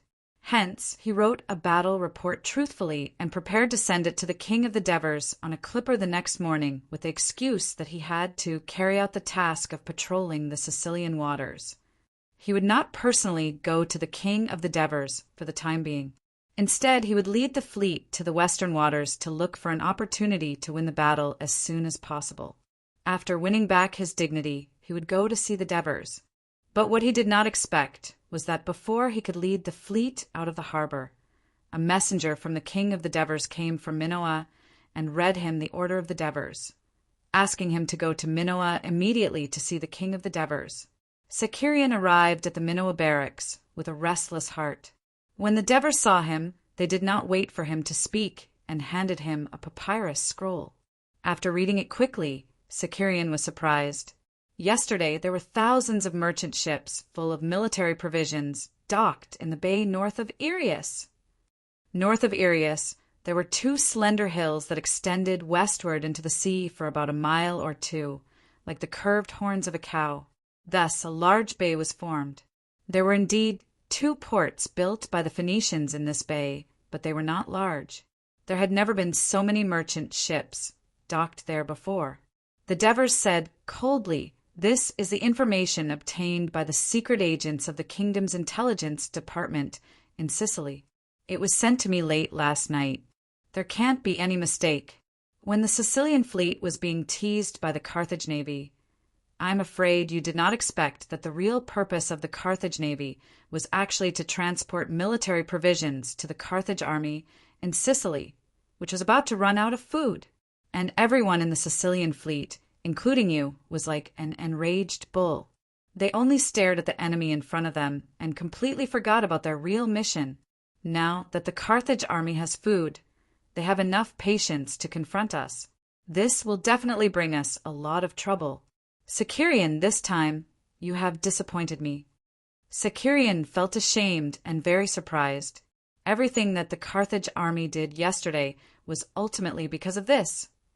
But from the beginning to the end, the Carthage army did not show any intention of guarding the huge transport fleet and intercepting the Sicilian fleet's northward cruise. But it was true that he and his men had placed all their attention on the enemy. They did not even have the thought of sending warships to bypass Irius and explore north. What happened yesterday had already made him very upset, but he did not expect that he would lose even more. Seeing that he was silent, the Devers said coldly, "What? Are you frightened by the Carthage army?" Sakarian raised his head, looked at the Devers, and said in a low voice, "No, your Majesty, I admit that I have lost to the Carthage army this time, but there will not be a next time." "Well, this is the ever-victorious general of the Dionian navy that I am familiar with." The Devers nodded and said in a gentle tone, "The military law of Dionia emphasizes that as a commander, you must always remain calm. You must not let any negative emotions affect your rationality and make a wrong judgment. This time, anger has blinded your eyes and caused you to make these mistakes. I hope you can learn from your mistakes. Please remember that you are the commander of the Sicilian fleet. The orders you give not only affect the life and death of the Sicilian fleet, but also the victory of the entire Sicilian war. Don't be like a captain who is obsessed with sinking the enemy's ship. Instead, you should open your mind and focus on the whole war. Do you understand?" This time, Sakarian nodded with a thoughtful expression. Since the establishment of the kingdom's navy, it has been developing smoothly and has not encountered any major setbacks. This has led to the navy's high morale, but it can also easily lead to arrogance. The Devers continued to remind him, "Yesterday's defeat is also a good thing. It allowed the navy to calm down and look at the enemy more seriously. After all, the Carthage army is a powerful navy in the western Mediterranean Sea. They have a deep foundation, and their new commander is not a simple person. He was once a hero of the Carthage army who led fleets across the ocean and has been fighting at sea for decades. If you can defeat such a commander, it will make your victory more worthwhile." The Devers looked at Sakarian, who had thrown away his depression and regained his fighting spirit. "What do you think about the Carthage fleet that made a fool of you?" Sakarian's heart was no longer in turmoil. He thought for a moment and said seriously, "Your Majesty, I admit that the Carthage fleet is indeed very good at sailing, but we interrogated the captured Carthage sailors last night. From them, we learned that the commander of the Carthage navy, Morbar, had specially gathered all the skilled sailors in Carthage and the nearby Phoenician cities. More than half of them were his former subordinates. He used the news that Carthage is in trouble and urgently needs a hero to save them, to motivate them. At the same time, He also promised them very high compensation. That was why he formed these two Carthage fleets and used them to lure the Sicilian fleet. Although his tactic worked in the end, it was a method of killing the goose that laid the golden eggs. In fact, it was overly exhausting the Carthage fleet's naval forces. This just shows that after our successive naval victories, the Carthage navy is strained and had no choice but to use this extreme method to gain some advantages. However, this method can neither be sustained nor deceived our navy. Your Majesty, I have already formulated a new plan of action based on the current situation of the Carthage navy. I believe you will hear the news of our victory soon. Chapter 984.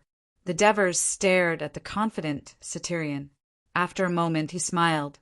This is the Satyrian I know. I'm looking forward to the news of victory you'll bring me. After Satyrian left, the Devers pondered for a moment before sending someone to call for Tormid and Printos. What do you think about transferring the Third Fleet to Sicily? The Devers asked directly. Tormid knew that the Devers had called for Satyrian. Although he didn't know what the Devers had discussed with him, he heard that Satyrian was in a good mood when he left. Hence, he asked carefully, Your Majesty, why did you think of transferring the Third Fleet? The Devers glanced at him and said, Our current strategy is to cut off the sea transportation line of the Carthage army, causing the Carthage army to fall into a predicament of food shortage and eventually be defeated by us. However, judging from the setbacks suffered by the Sicilian fleet yesterday, although our navy has the advantage, it's not an absolute advantage. The Carthage navy still has considerable strength and can still pose a great threat to our fleet. Moreover, the coastline of the Western Sea is winding and complicated, making our fleet, which has the advantage, busy cruising the long sea every day. It's very passive and also suppressing the Sicilian fleet from displaying their advantages. However, if we let them take the initiative to attack, they won't be able to seal off the sea, allowing the Carthage army to continue providing assistance to Sicily. It's mainly because the navy in Sicily is not strong enough to attack and seal off the sea at the same time, Printos said. That's right. The Devers nodded and said, The original mission of the Third Fleet was to attack Sardinia and seal off the route between Carthage and it. However, if we transfer the Third Fleet to Sicily, we'll have enough warships to cut off Carthage's route to the outside. The effect will be even better because our ultimate goal is to defeat Carthage. As long as we concentrate on destroying the Carthage army in Sicily, all the problems will be solved. After listening to the Devers' analysis, Tormid was convinced. However, he reminded, Your Majesty, after the Third Fleet is transferred to Sicily, who will be in charge of commanding the entire navy? The Devers understood what he meant. If it was in the past, it would not be a problem for Sicorian to be the commander-in-chief of the entire navy. However, in this war, Middle-Age stood out and won consecutive victories, becoming another star in the navy. Naturally, he was much more ambitious than before. The Devers pondered for a while and said, Middle-Age used to be Sicorian's subordinate, so it's safer to let Sicorian be the commander-in-chief. However, Middle-Age is more stable. We should arrange them this way. The Third Fleet will be mainly responsible for patrolling the Sicilian Sea, while the Sicilian fleet will be mainly responsible for attacking. Of course, this is only a suggestion. As for how to implement it, we still need Sicorian and the others to come over and discuss it together.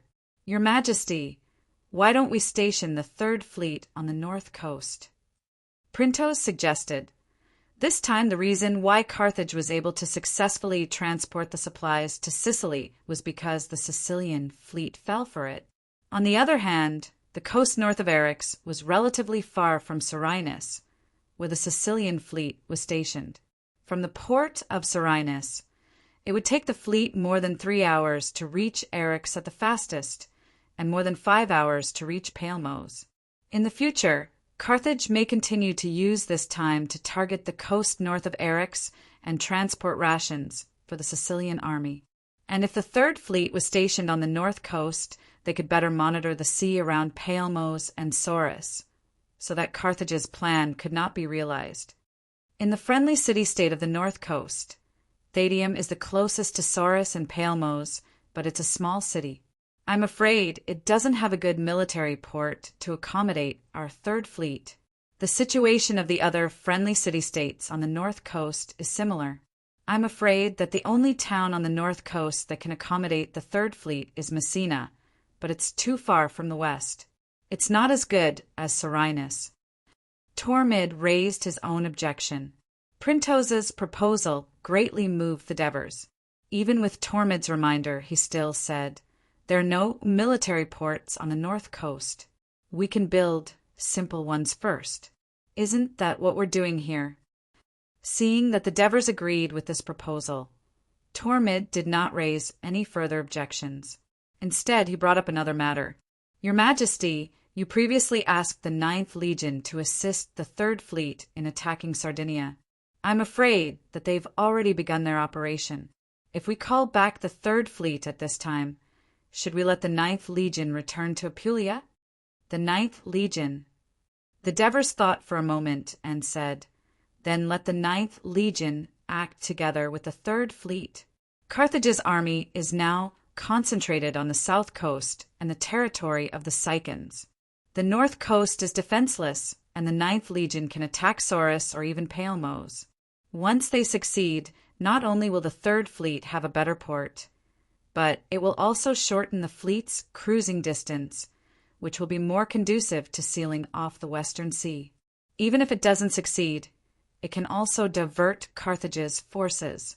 Henneborus, immediately write a letter in my name to the Mytilades and Tegthenos, and ask them to lead the army to Thadium as soon as possible. Yes, your Majesty.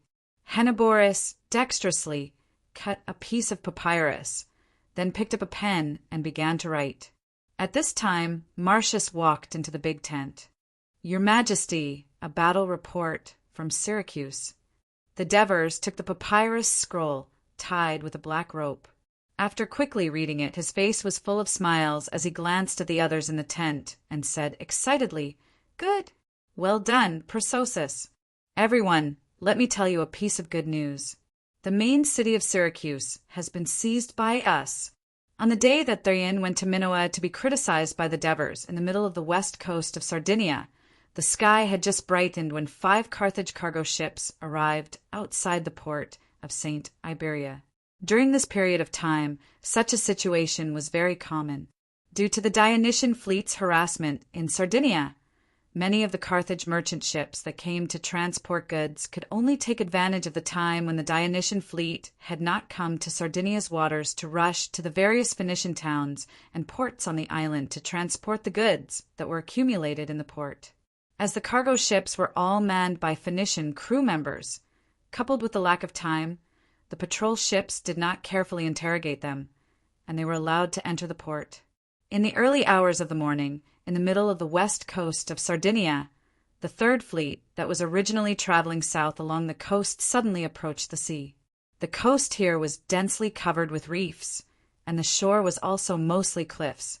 There was no suitable place for ships to dock, but there was a river called Munnu that flowed into the sea from here.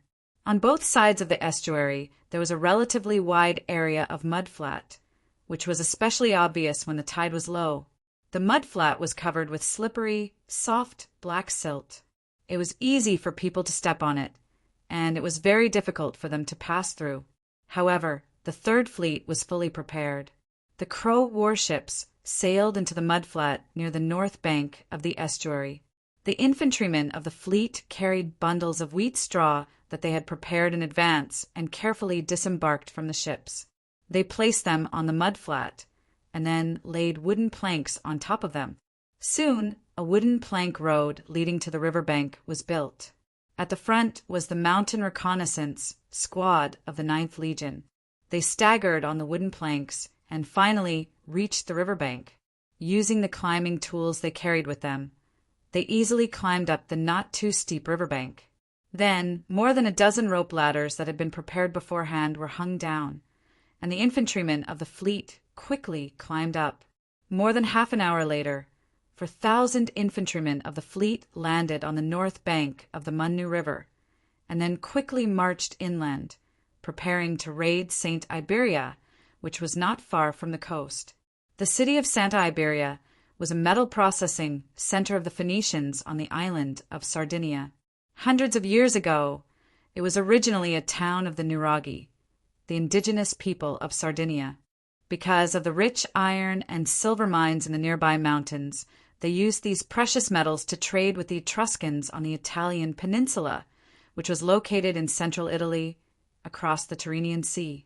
After the Phoenicians colonized this island, through trade, marriage, assimilation, war, and other means, 100 years later, the original indigenous Nuraghi of Sardinia basically retreated into the mountains in the north, and the south became the territory of the Phoenicians. Apart from the city of Olbia at the northeast end, Saint Iberia was the northernmost town of the Phoenicians, and the Phoenicians developed it into an important metal processing center on the island of Sardinia. Saint Iberia was located in the low hills not far from the coast, close to a river called Temo to the north. Because the terrain around it was relatively flat, it was easier for the output of the mines established by the Phoenicians in the north and the ores dug in the mountains by the Nuraghi to be traded here. Then the people of Saint Iberia processed and smelted the ores into metal ingots, shipped them through the port of the Temo River, and transported them to Carthage or other places. The annual production of precious metals in Saint Iberia accounted for almost half of the metal production of the entire island of Sardinia. Because of this, Saint Iberia was very important to the Phoenicians of Sardinia and to Carthage. In the past, when the navy of Carthage dominated the western Mediterranean, Sardinia was safe. The Phoenicians on the island could fish, farm, and develop metal processing with peace of mind. They did not have to worry about foreign enemies invading. However, since the war between Carthage and Ionia, the navy had always been at a disadvantage, and the security of the island of Sardinia had also been threatened. Fortunately, the geographical location of Saint Iberia was not conducive to the landing of the Ionia people from the sea, and the previous Ionia attacks on Sardinia had never happened near Saint Iberia. Library of Literature. Chapter 985. Of course, the people of Saint Iberia did not let down their guard. When the infantry of the Dionysian fleet climbed up the riverbank and appeared in this relatively flat and hilly area, they were discovered by the sentries of Saint Iberia who were on guard duty. They immediately informed the city of this terrible news. The people of Saint Iberia panicked and ran into the city to hide. However, the Mano River was only more than 10 miles away from the city of Saint Iberia. As a metal processing center, there were smelting fields everywhere outside the city. Some of them were even built directly under the mountains a few miles away. When the infantry of the Dionysian fleet arrived outside the city, there were still many people and slaves working in the smelting plants and mines who did not manage to escape into the city in time. A small part of the fleet's infantry was sent to capture them, while most of the soldiers bypassed the city of Saint Iberia and went straight to the port of the Temo River. The port was not connected to the city of Saint Iberia. Although the lower reaches of the Temo River were different from the Mano River, there was some relatively flat land on both sides of the river that could be developed into a port. However, there was a height difference of tens of meters between the lower reaches of the Temo River and the city of Saint Iberia. Therefore, the people of Saint Iberia only built a wide, flat stone road to the port to facilitate the transportation of goods. The infantry of the Third Fleet followed the road and approached the port. Since the port was so important, of course, it was also protected by walls. Although the focus of its defense was at the mouth of the river to prevent the invasion of the fleet from the sea, there were also walls on the side near the city, but there were no sentry towers or trenches. Moreover, the Ionia army came too quickly, and the panicked people of Saint Iberia were busy fleeing into the city.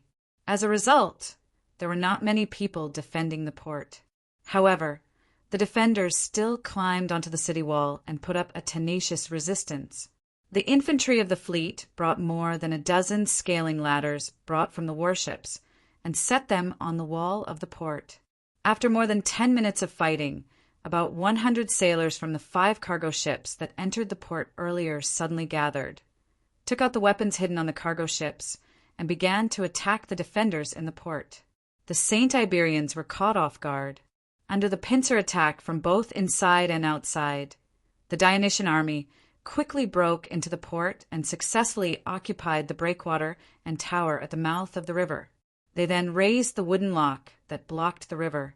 The 160 warships of the Dionysian fleet that were already parked nearby after the naval battle, the Third Dionysian fleet was replenished with some new warships, so the number of warships did not decrease but increased, smoothly squeezed into the port. After discovering the enemy's presence, the Saint Iberians immediately sent messengers to the south on horseback to ask for help. The nearest Phoenician town to Saint Iberia was Theros. It was located in the middle of the west coast of Sardinia. It not only had an excellent port, but also had a fertile riverside plain. It was about 70 miles away from the city of Saint Iberia. Although there were mountains in the middle, the road near the sea was relatively flat. In the past, because of the large metal output of Saint Iberia, the capacity of its river port was small, which often led to a backlog of goods. Later, under the coordination of the Carthage judges who were stationed in Sardinia and supervised the Phoenician city-states, part of the precious metal goods were transferred south to Theros and then transported to Carthage through its port. For this reason, the people of Theros had also painstakingly built a wide and flat road connecting Saint Iberia and built 2 wooden bridges over the Manlou River. It was precisely because of the alliance with Saint Iberia, coupled with its own good conditions, that after decades of rapid development, Theros had become one of the top Phoenician towns on the island of Sardinia. It was not inferior to Caralis. Caralis was the southernmost Phoenician town on the island of Sardinia. It also had an excellent port and fertile riverside plain. In addition, because it was closest to Carthage across the sea, it had more frequent trade with Carthage. Therefore, since the Dionysian fleet attacked Sardinia, the Phoenician coalition army, which was temporarily formed by the Phoenician towns on the island, was stationed in the city of Theros.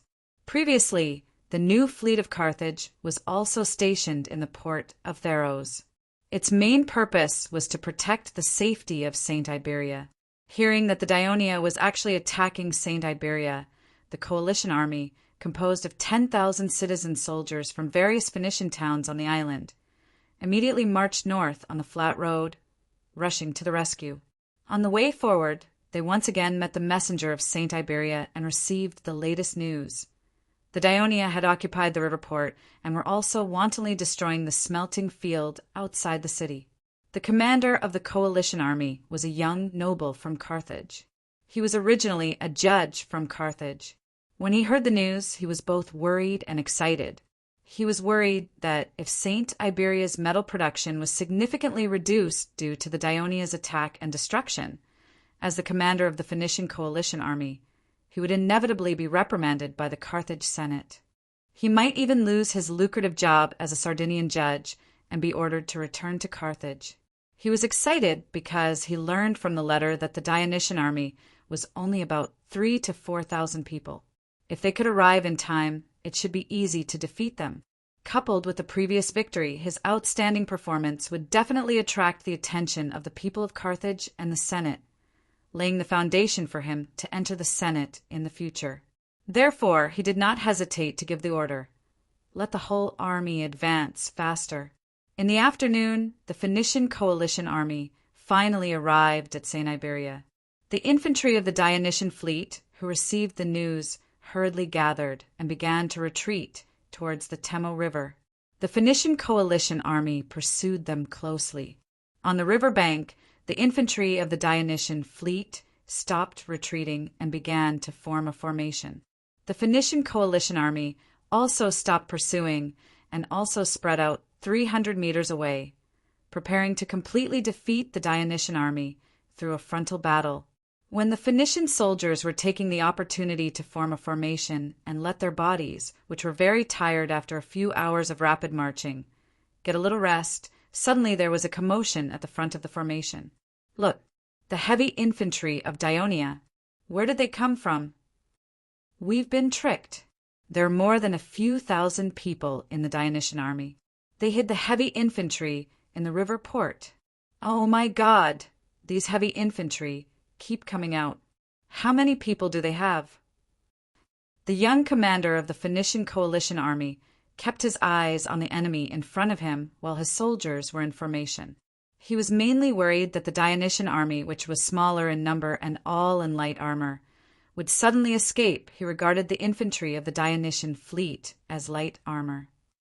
However, he suddenly saw that the Dionysian army, which had just formed formation, began to move to the right, giving way to the road leading from St. Iberia to the river port. Then, neatly arranged groups of soldiers of the Legion of Dionysia, wearing black armor and holding long spears and shields, appeared in front of him. They quickly followed the troops in front of them and moved to the right. The soldiers of the Legion of Dionysia continued to appear. The length of the Dionia army, which was originally very short, quickly approached the length of the Phoenician army. At this time, how could the commander of the Phoenician coalition army not know that this was a conspiracy of the Dionia? This sudden change not only made the soldiers panic, but he was also panicking. However, at this moment, he blamed the people of St. Iberia for not investigating carefully, giving him the wrong information and causing him to be unprepared. These were all meaningless. He also did not have time to think about where the regular Dionia army in front of him came from. According to the information he received, the king of Dionia had led all the Dionysian army to fight against the Carthage army led by Margo in Sicily. At this moment, the first idea that came to his mind was to retreat, but he immediately dispelled this idea, because if the coalition army retreated, the people of Dionia would definitely take advantage of the situation to attack St. Iberia. As the metal smelting center of Sardinia, the city's planning and construction were all to facilitate the collection, transportation, trade, and smelting of ores. It was not a fortress town. In fact, its defensive capabilities were not even comparable to that of an ordinary town. It was completely impossible to resist the attack of so many soldiers of the Dionysian army. Once St. Iberia was captured, he would definitely feel the wrath of the Senate of Carthage. Moreover, the soldiers were already very tired after a few hours of rapid marching. It was a big taboo to retreat in front of the battle. Once the people of Dionia launched an attack, it was very likely that it would lead to the defeat of the entire army. The only way he could think of now was to quickly launch an attack while the people of Dionia had not yet gotten into formation. There might still be many soldiers under the river, unable to enter the battlefield. Perhaps there would still be a chance of victory. Therefore, he bit the bullet and gave the order to attack.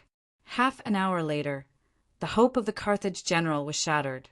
The physically exhausted Phoenician coalition army was defeated by the 9th Legion and the infantry of the fleet. Some of the defeated Phoenician soldiers fled to St. Iberia, while more wanted to escape to Saros.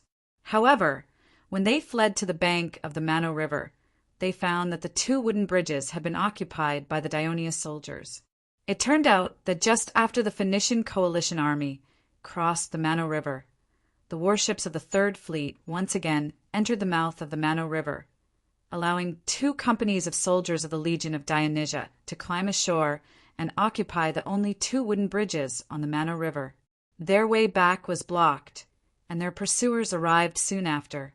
Many of the defeated Phoenician soldiers surrendered in despair, and some of them turned back and fled to St. Iberia.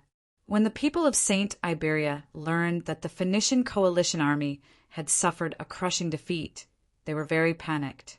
They thought that after the victory, the people of Dionia would immediately attack their town.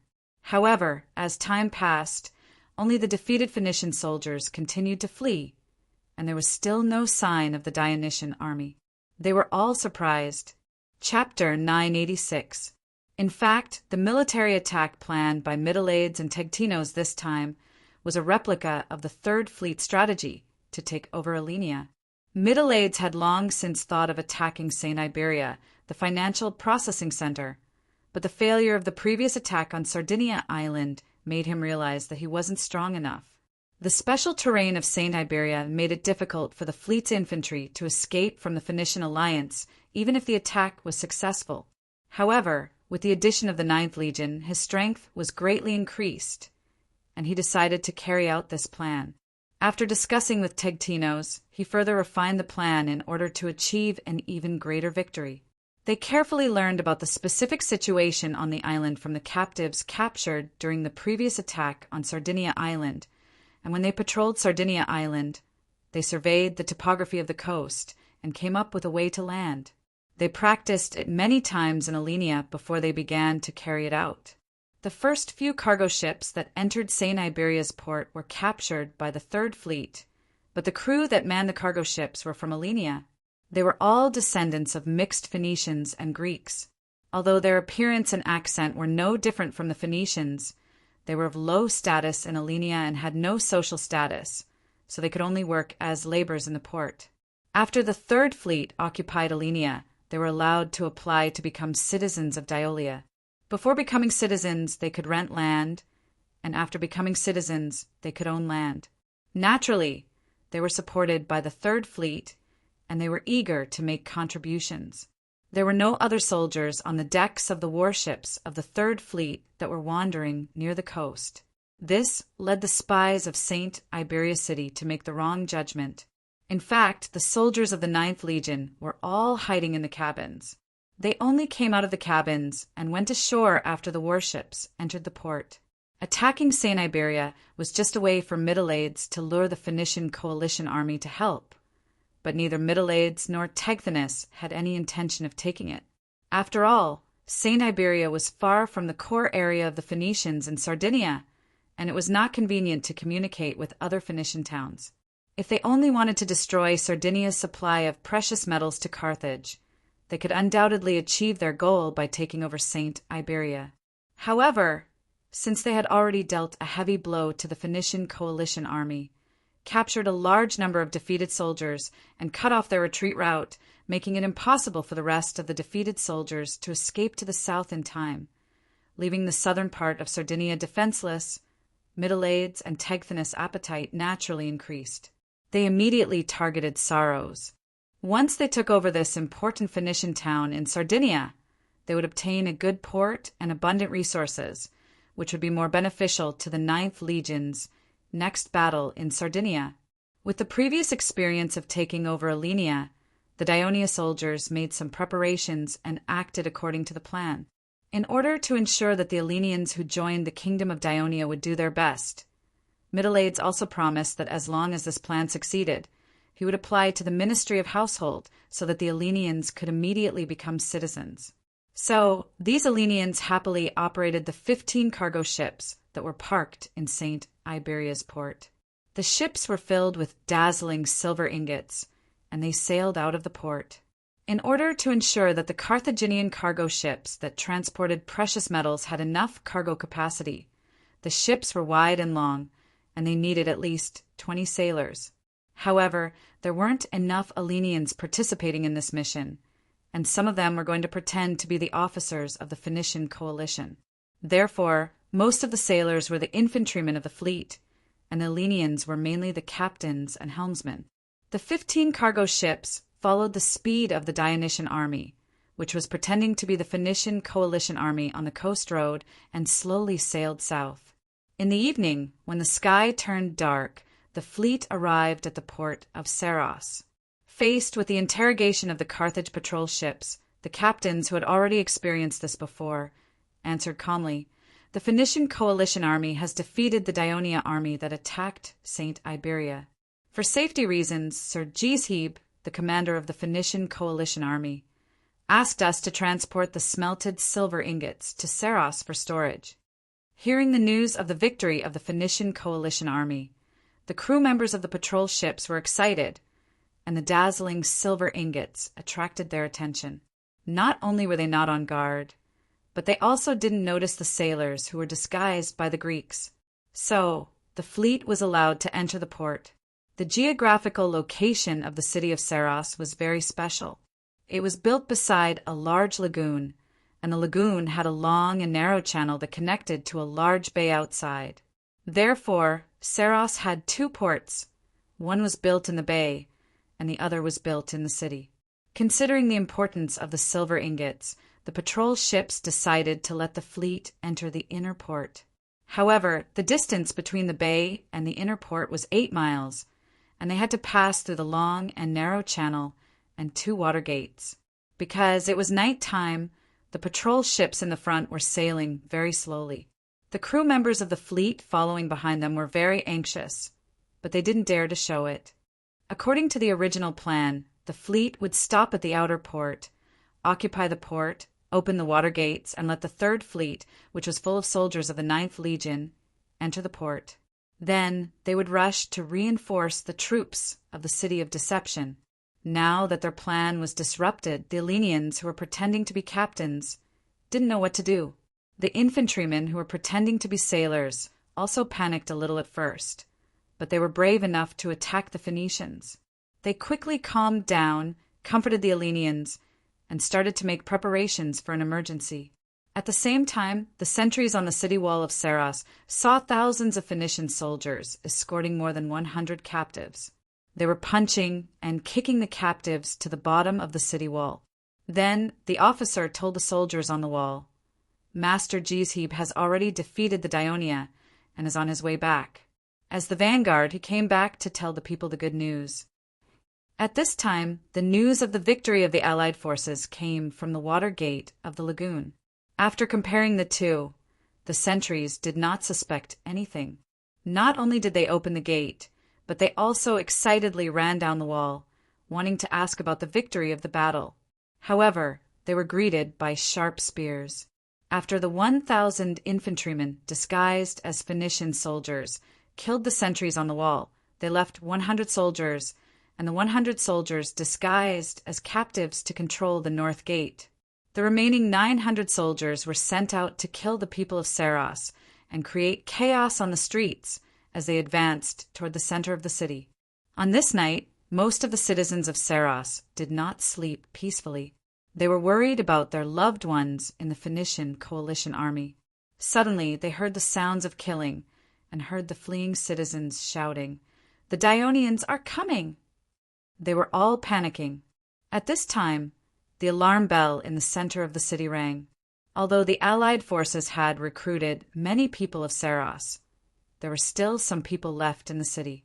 When they heard the alarm bell, they subconsciously put on their armor, picked up their weapons, and quickly rushed to the city square. Saros was a Phoenician town with a relatively large urban area. Since it was night time, the Third Fleet's infantrymen followed the map and ended up taking many wrong turns.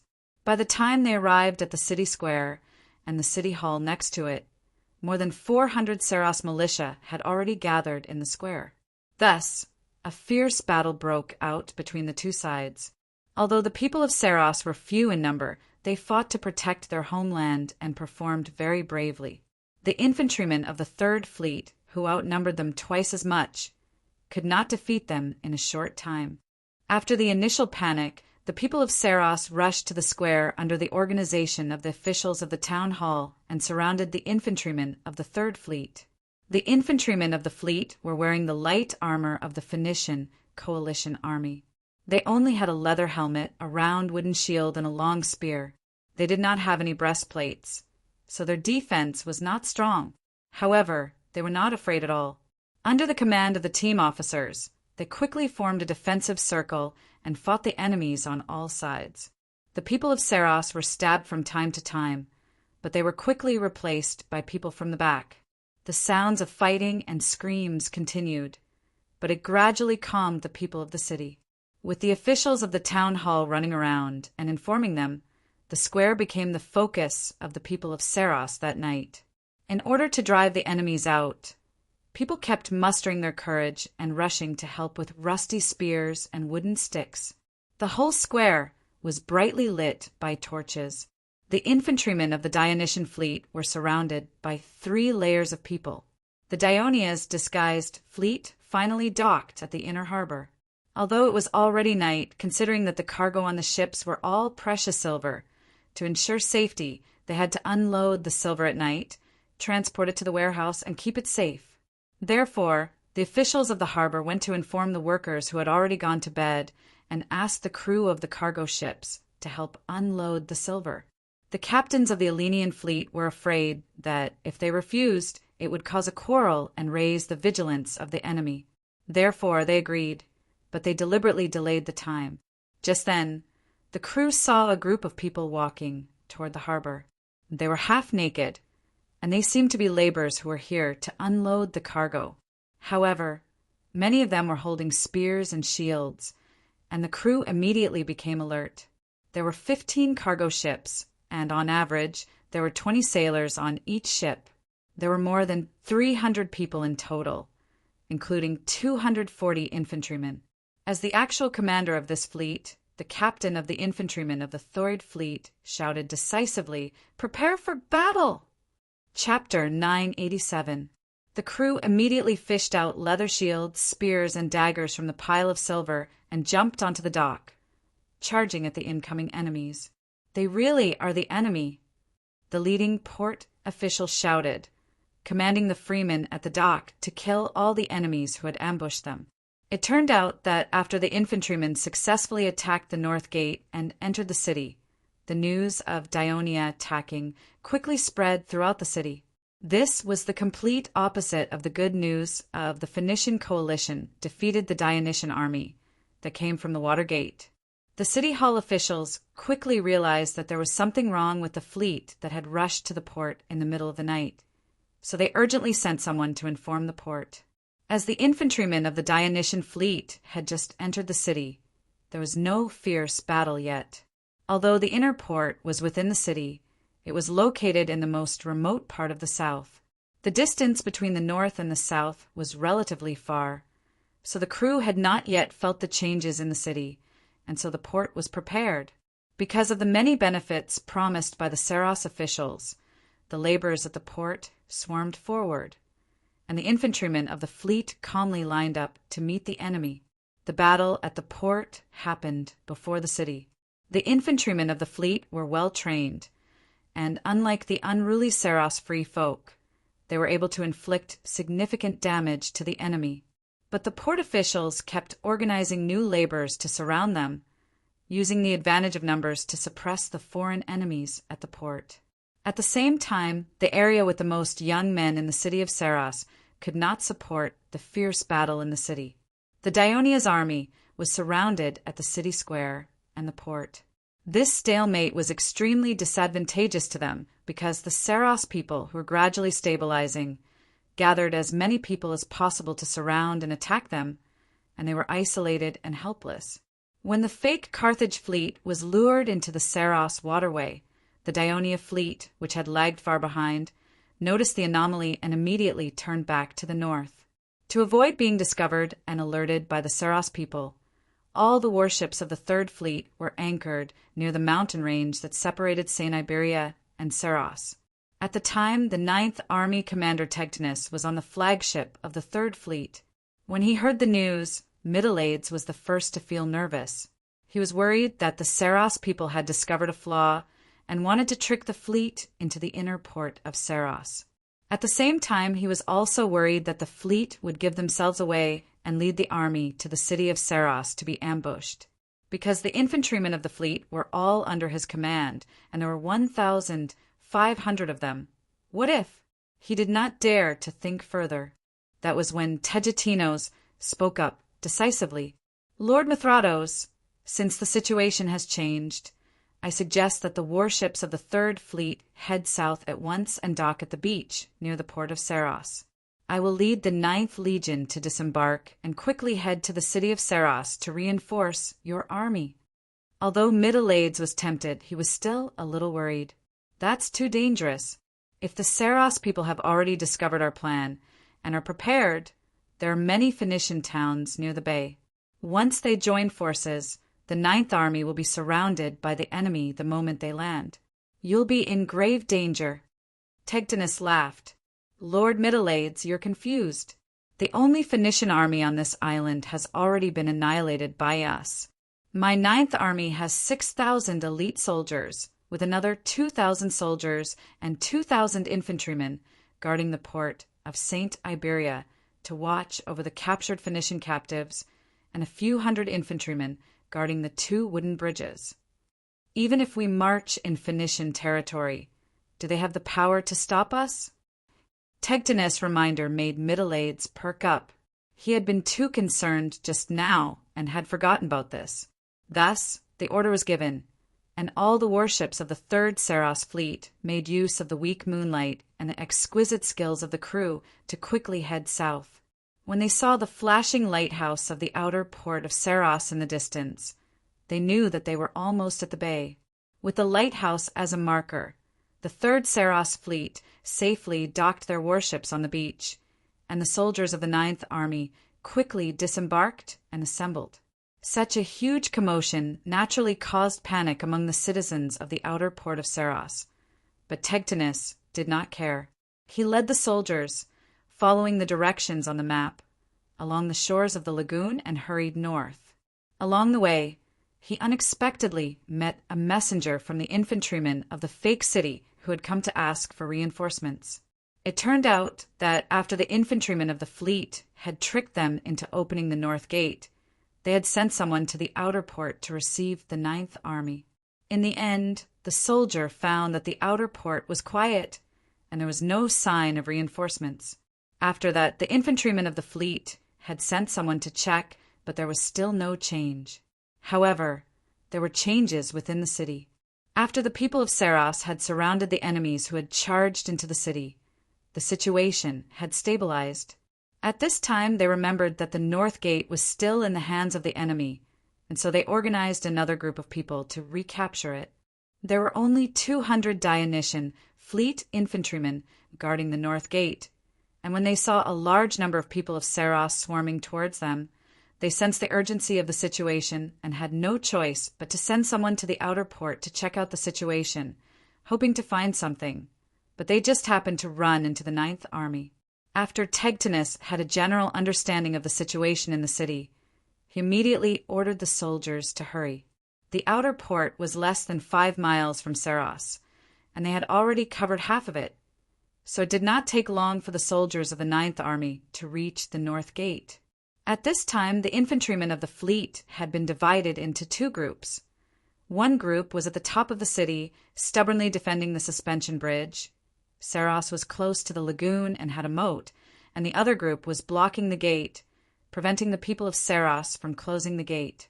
Their thin defensive line was already crumbling under the onslaught of the people of Saros. Tegtinus did not hesitate to rush to the front, leading the soldiers into the North Gate, and the bugler blew the bugle to attack just in time. Whoa! The sonorous sound of the bugle rang throughout the city, rousing the infantrymen in the city, but leaving the people of Saros in shock. The soldiers of the Ninth Army were not the infantrymen of the fleet, but the real heavy infantry of Dionia. They wore black armor, long shields, and short swords. Because it was night and they could not see their targets clearly, short swords were more effective than bayonets, as they attacked the people of Saros at the gate. When the people of Saros saw new enemies pouring in through the gate and not knowing how many reinforcements they had, their morale dropped, and they did not hold out for long before they began to scatter. Tegtinus did not order a pursuit, and instead ordered the soldiers of the Ninth Army to advance towards the place where the sounds of battle were the loudest. Not long after, the vast army of soldiers arrived at the brightly lit square and charged at the people of Saros who were surrounding the infantrymen of the fleet. The people of Saros immediately collapsed. It was only then that the infantrymen at the center of the fleet appeared before Tegtinus's eyes. Seeing the arrival of reinforcements, they finally relaxed, dropping their shields and spears in exhaustion as they sat on the ground. All around them were Saros people, some completely trampled into meat paste while others were moaning in pain. There were even elderly and women amongst them. Such a bloody scene shocked even Tegtinus, who had experienced countless battles, but he immediately sent out 3,000 men to pursue the fleeing people of Saros, and ordered them to kill any Saros that appeared on the streets. Tegtinus felt uneasy about the resistance of the people of Saros, and was determined to crush them once and for all. What he did not know, however, was that the people of Saros were not as brave as he had imagined. If it had been the Ninth Army who had attacked Saros from the start, the people of Saros would have given up long ago. It was only because there were less than 1,000 infantrymen who entered the city, and compared to such a large city, this number was not enough to intimidate them, which gave the people of Saros hope. At the same time, Tegtinus sent another 3,000 men to the inner port, but the free citizens of the port had long since dispersed, leaving only a little more than 100 infantrymen at the docks to help their wounded comrades. In the latter half of the night, the soldiers of the 9th Army patrolled the streets of the city, and whenever they saw the people of Saros roaming the streets, they would cut them down without a word. Tegtinus also interrogated the people of Saros who had been captured, and sent his men to arrest the most important officials of Saros City Hall. The people of Saros had long since lost their courage to fight, and they all fled home in fear, not daring to make a sound. All they could do was hug their families helplessly and pray silently to the god they worshipped. Gradually, the entire city returned to silence. According to the casualty statistics, the Dionysian army had suffered nearly 600 casualties in this battle, mainly the infantrymen, while the people of Saros had suffered 4,000 casualties, including the 2,000 Saros militia from the defeated and captured Phoenician coalition. The city of Saros had lost 2/3 of its population and suffered a heavy blow. But this was not the worst for the people of Saros. In the early hours of the second day, Tegtinus sent his men to seize the outer port and the waterways, capturing 5 Phoenician warships that had not managed to escape. The 3rd Fleet entered the inner port through the waterways, and the Mytilades and Tegtinus, who were heartbroken over the casualties of the infantrymen, had a discussion. In view of the stubborn resistance of the people of Saros last night, and the heavy casualties caused by the army, both sides were now mortal enemies. For the safety of the army, and to intimidate the other Phoenician towns on the island, they decided to reduce all the people of Saros to slaves, and immediately use the warships of the 3rd Fleet to forcibly transport them back to Trine.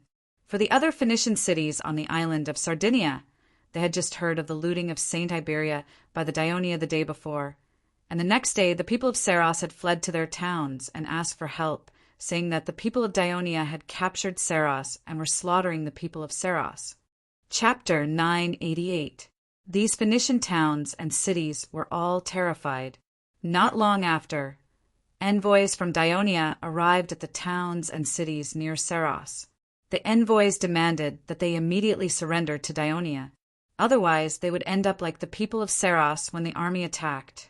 The actual rulers of these towns, the Carthage judges, were either killed in battle or were trapped in Santa Iberia because the roads were blocked. The city hall officials who had lost their leader were at a loss, and the people were in a state of panic. Although Morbar had won a naval battle, he was not in a good mood. Instead, his mood became heavier. It was not because of the high casualties of the Carthage sailors who served as bait, but because he realized the strength of the Dionian navy. Therefore, after he returned to the port of Carthage, when the people were cheering for the hard-won naval victory, he wrote a letter to the Senate. In the letter, he briefly described the whole process of the naval battle, and then emphasized that he believed that the Dionian navy not only surpassed Carthage in overall strength, but also their tactics were ahead of Carthage. The training, fighting spirit, and ability of the Dionian navy were also stronger than that of the Carthage navy. In a short period of time, it was impossible for the Carthage navy to regain the dominance of the western sea of Sicily.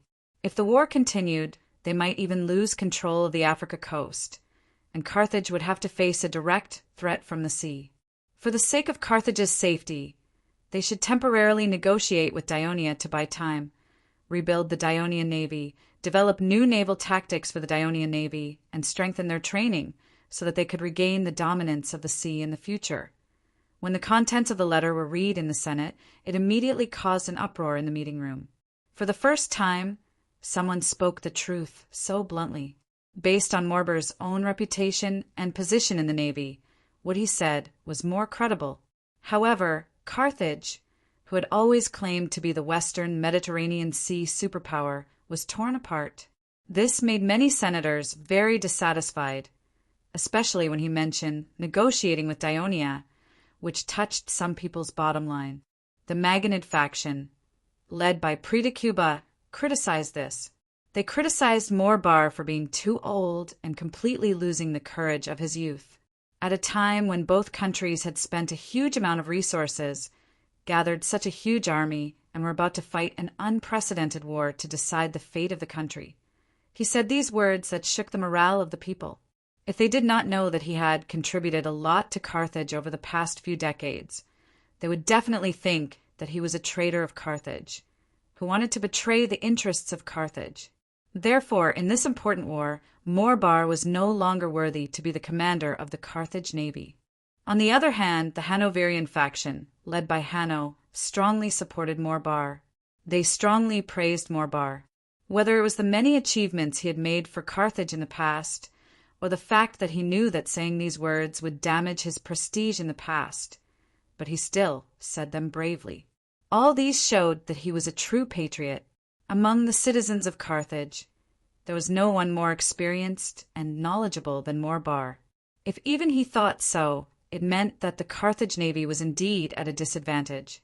In that case, they should take advantage of the fact that they had just won a naval war and had not shown any obvious signs of decline to negotiate with Daionia. This was the most correct and most selfless way to do it. On the other hand, the neutral faction showed some differences on this issue. The younger senators, led by El Acre, believed that Carthage had already spent a lot of money on this war. If they suddenly wanted to negotiate for peace when the war was about to be decided, not only would the people of the city be confused, but it would also lead to protests from the nobles. The Senate would not be able to explain to the citizens. Since Margo became the commander of the Carthage army, he had not suffered any defeat in the battle against the Dionysian army. They obviously did not count Serenus' night attack. Perhaps the Carthage navy was weaker than the Dionian navy, but the army commanded by Margo was still stronger than the Daionia army. Otherwise, why did the Dionysian army not dare to take the initiative to attack us? As long as the army in Sicily could win the battle, the whole war situation would be very different. At that time, whether it was war or peace, we would have more initiative. The old senators, led by Esiaruba, made a vague suggestion. They could first send an envoy to the Daionia camp in the name of peace negotiations. They could first understand the attitude of the Daionia people towards the peace negotiations and the conditions they proposed, and then bring it back to the Senate for discussion. In fact, Esiaruba felt that with the strength of the Daionia in diplomacy under the current situation, the conditions they proposed would definitely be more harsh, and the people of Carthage would definitely not accept it. This way, they could dispel the attempt of the senators in the Senate to compromise, led by the Hanoverian faction, so that the entire Senate could face this war together. But Hanno's idea was, Ocherdon had mentioned peace negotiations before, but everyone treated it as a joke. And this time, even if the proposal for peace did not succeed in the end, it could leave a mark in the hearts of the senators. The next time the situation changed, he could bring it up again, and the possibility of success would be very high. As the peace negotiations with Daionia was a very important topic, the senators had been arguing fiercely for a few days and could not come to a decision at all. However, they did not forget their business. They sent someone to tactfully remind Morbar that the senators already knew about the letter he wrote, and they had discussed about it. As the commander of the navy, he should devote more energy to how to lead the fleet to protect the route between Sicily and the western part of Sicily, and destroy more of the Dionia's warships. Morbar was very displeased, and he drove the Senate's envoy out of the Carthage military port. As one of the founders of the Dionian navy, Sicilian had never tasted defeat for more than 10 years. He had a good reputation among the people, and was supported by the sailors in the navy. Although the Devers later deliberately suppressed him a little by establishing 4 fleets without a commander, it could not suppress his inner confidence and pride. But in this naval battle, he was led by the nose by Carthage's people from beginning to end. In the end, when Carthage's people achieved their real goal, he was still in the dark. One could imagine how sullen and regretful he was. After returning from Maloya, he locked himself in his bedroom and stayed alone for most of the day. At dusk, he walked out of the door and asked the guards to immediately inform the commanders of the Sicilian fleet to come for a meeting. Stephakes and the other two hurried over. When Sicilian saw them, he immediately told them the news he learned from the king of Devers. The three of them looked at each other with indescribable surprise on their faces, especially Stephakes. He never expected that when he was leading his squadron to pursue the Carthaginian merchant ships in the waters with many islands, the Carthaginians had the audacity to use thousands of merchant ships to transport supplies for the Sicilian army not far away from him. And he did not even notice it. Sicilian looked at the three of them who were shocked and said in a low voice, "This time we have suffered a failure, but this is not your fault. The main responsibility lies with me. I carried out the task given by His Majesty the Devers rigidly. Although the Sicilian fleet clearly had a great advantage in strength, we only cared about patrolling the waters of Sicily, which was equivalent to changing from an attack to a defense. It is undoubtedly very difficult to defend on the vast sea, and when we encounter a cunning enemy, we are forced to be very passive. Since the establishment of the Ionian navy, even when we were at our weakest, we won by bold attacks, not conservative defense. Attack is the nature of the Ionian navy, so I have decided to change our previous approach and take the initiative to attack Carthage and his Phoenician allies. We will attack their territory in Africa, change our passive position, and boost the morale of the entire fleet." When the three of them heard this, their spirits were lifted, but they were also a little worried. "Sir, His Majesty asked us to concentrate on sealing off the waters of Sicily. If we attack, we will not be able to cruise anymore. If His Majesty knows that we did not carry out his orders, then don't worry." Sicilian said confidently, "I remember that His Majesty once said, 'Attack is the best defense.' As long as we carry out a few successful raids, the Carthage people will be worried about the safety of their homeland. They will not dare to let their fleet leave the coast of Africa at will. This will also make it difficult for the generals of the Carthage fleet to judge whether the Sicilian fleet is attacking or cruising. This will be more beneficial for us to seal off the waters of Sicily. In addition, as far as I know, the territories and allies of the Carthage in Africa have never been attacked. If we succeed, it will be a great honor, and the Carthage people will be greatly shocked. Perhaps it will even change the current stalemate on Sicily and bring about a more favorable impact on us." After Sicilian was criticized by the Devers, he closed his door and pondered for a long time. He considered more comprehensively. After he confidently expressed his thoughts, he emphasized, "I have already sent a messenger to Minoa to tell His Majesty my new plan. I believe he will definitely approve it." The three commanders of the fleet were immediately convinced by him. Stephakes asked eagerly, "Sir, where are you going to attack?" Sicilian pointed at the map that had been prepared on the table. When the three of them looked at it, they could not help but exclaim, "Hadrumetum!" Library of Literature. Chapter 989.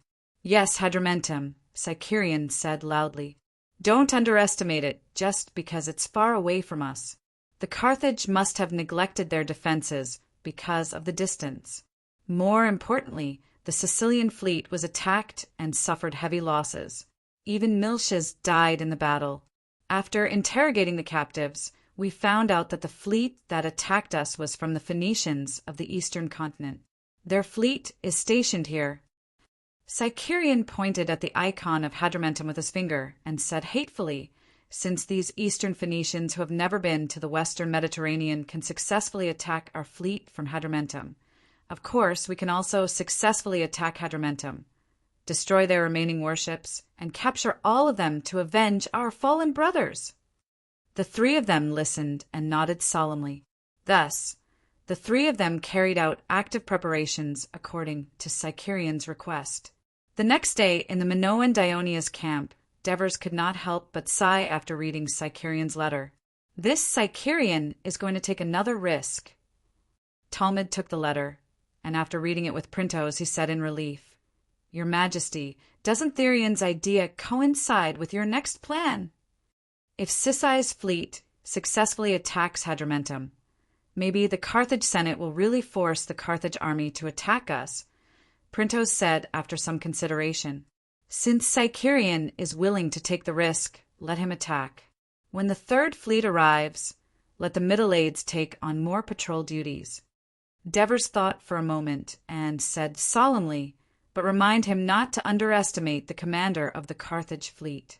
When raiding the coast of Africa, we need to fully consider all kinds of unexpected situations and be fully prepared. I'll reply to him now, Tormid said. At this moment, Marcius walked into the tent.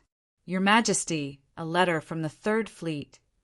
Middle aids received our orders so quickly. Devers was surprised, but he soon realized that it was impossible. It would take at least 3 days to travel from Minoa to Alenia, and it would take at least 2 days to reach the Trine naval base. There was no way middle aids could receive the order and respond in such a short time. So he opened the letter curiously, and then let out a cry of surprise. Middle aids and Tegtinus actually raided St. Iberia of Sardinia Island, and even captured Saros. When Tormid and Printos heard this, they hurried over to read the battle report. This middle aids really knows how to surprise people. Devers sighed again. Your Majesty, the Navy has one more high-ranking general who can win the battle. This is the blessing of Hades, and it also increases the kingdom's chances of defeating Carthage.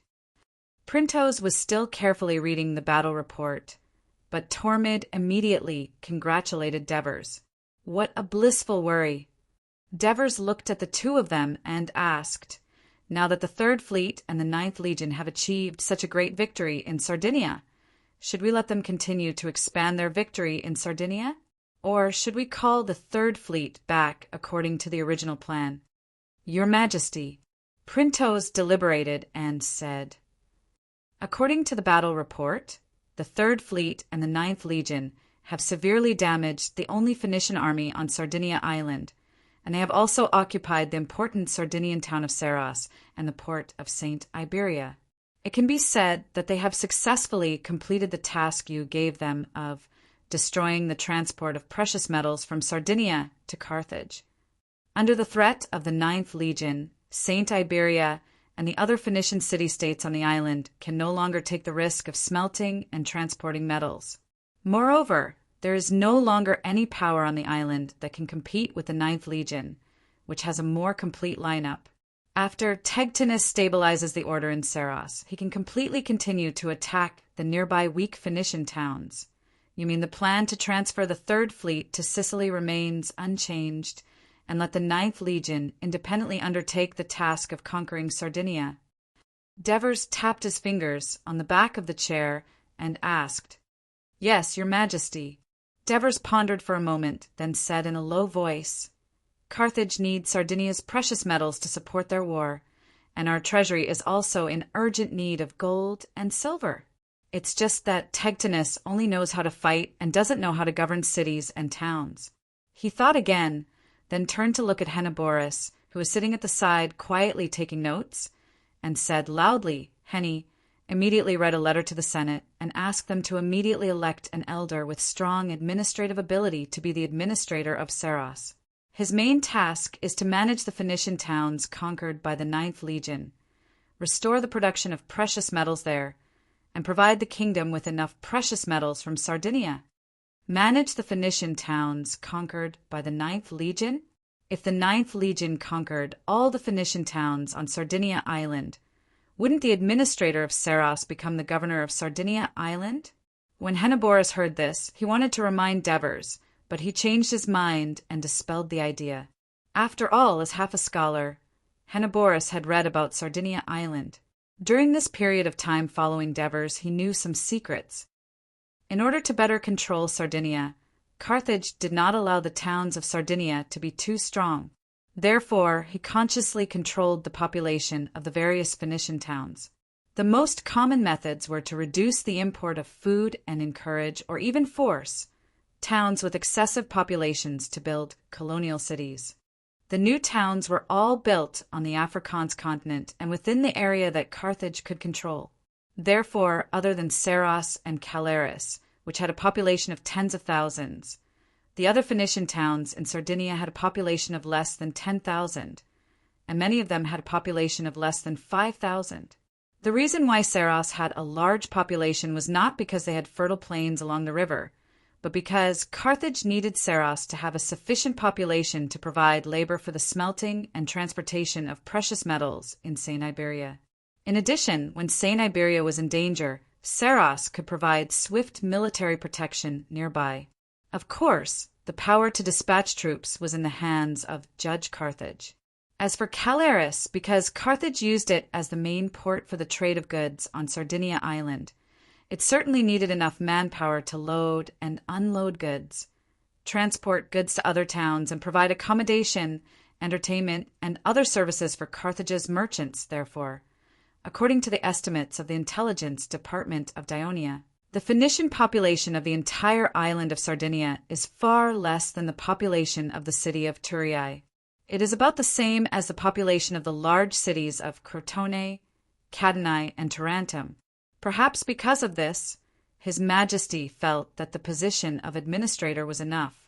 Henoborus looked at the Devers, but his mind was filled with thoughts.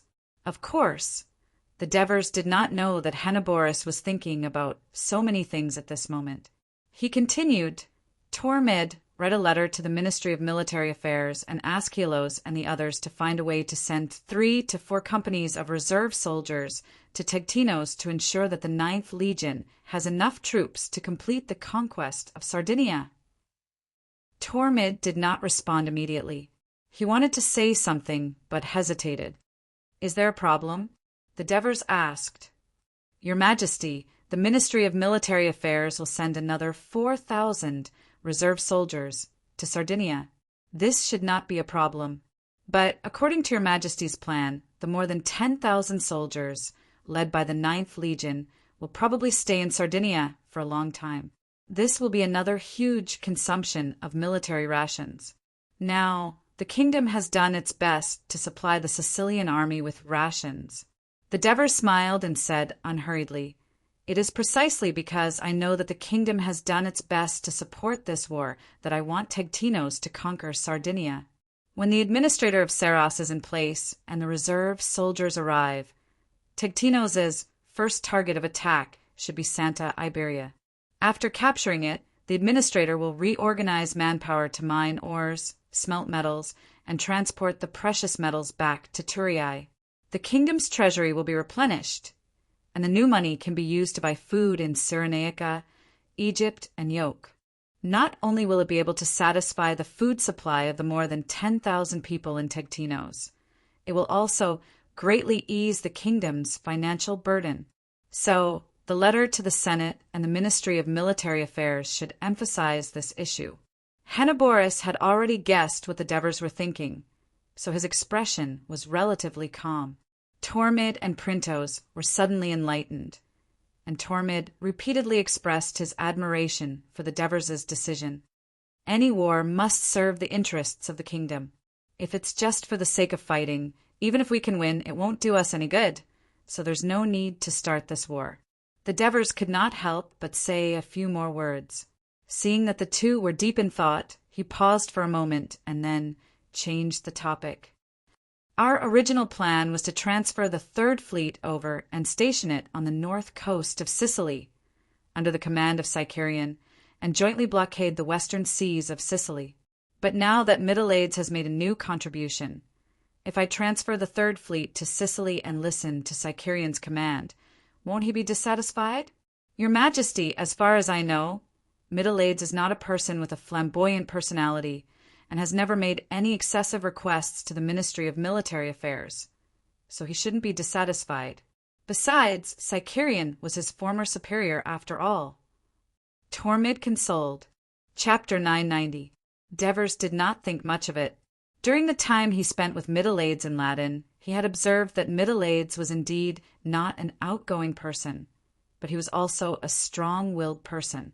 The reason why he had never made any harsh requests to the Ministry of Military Affairs, unlike Sicarian, who often made requests to the Ministry of Military Affairs to increase the number of warships, increase the number of personnel, improve port facilities, and so on was because he felt that he did not have any outstanding achievements, so he was not qualified to make such requests.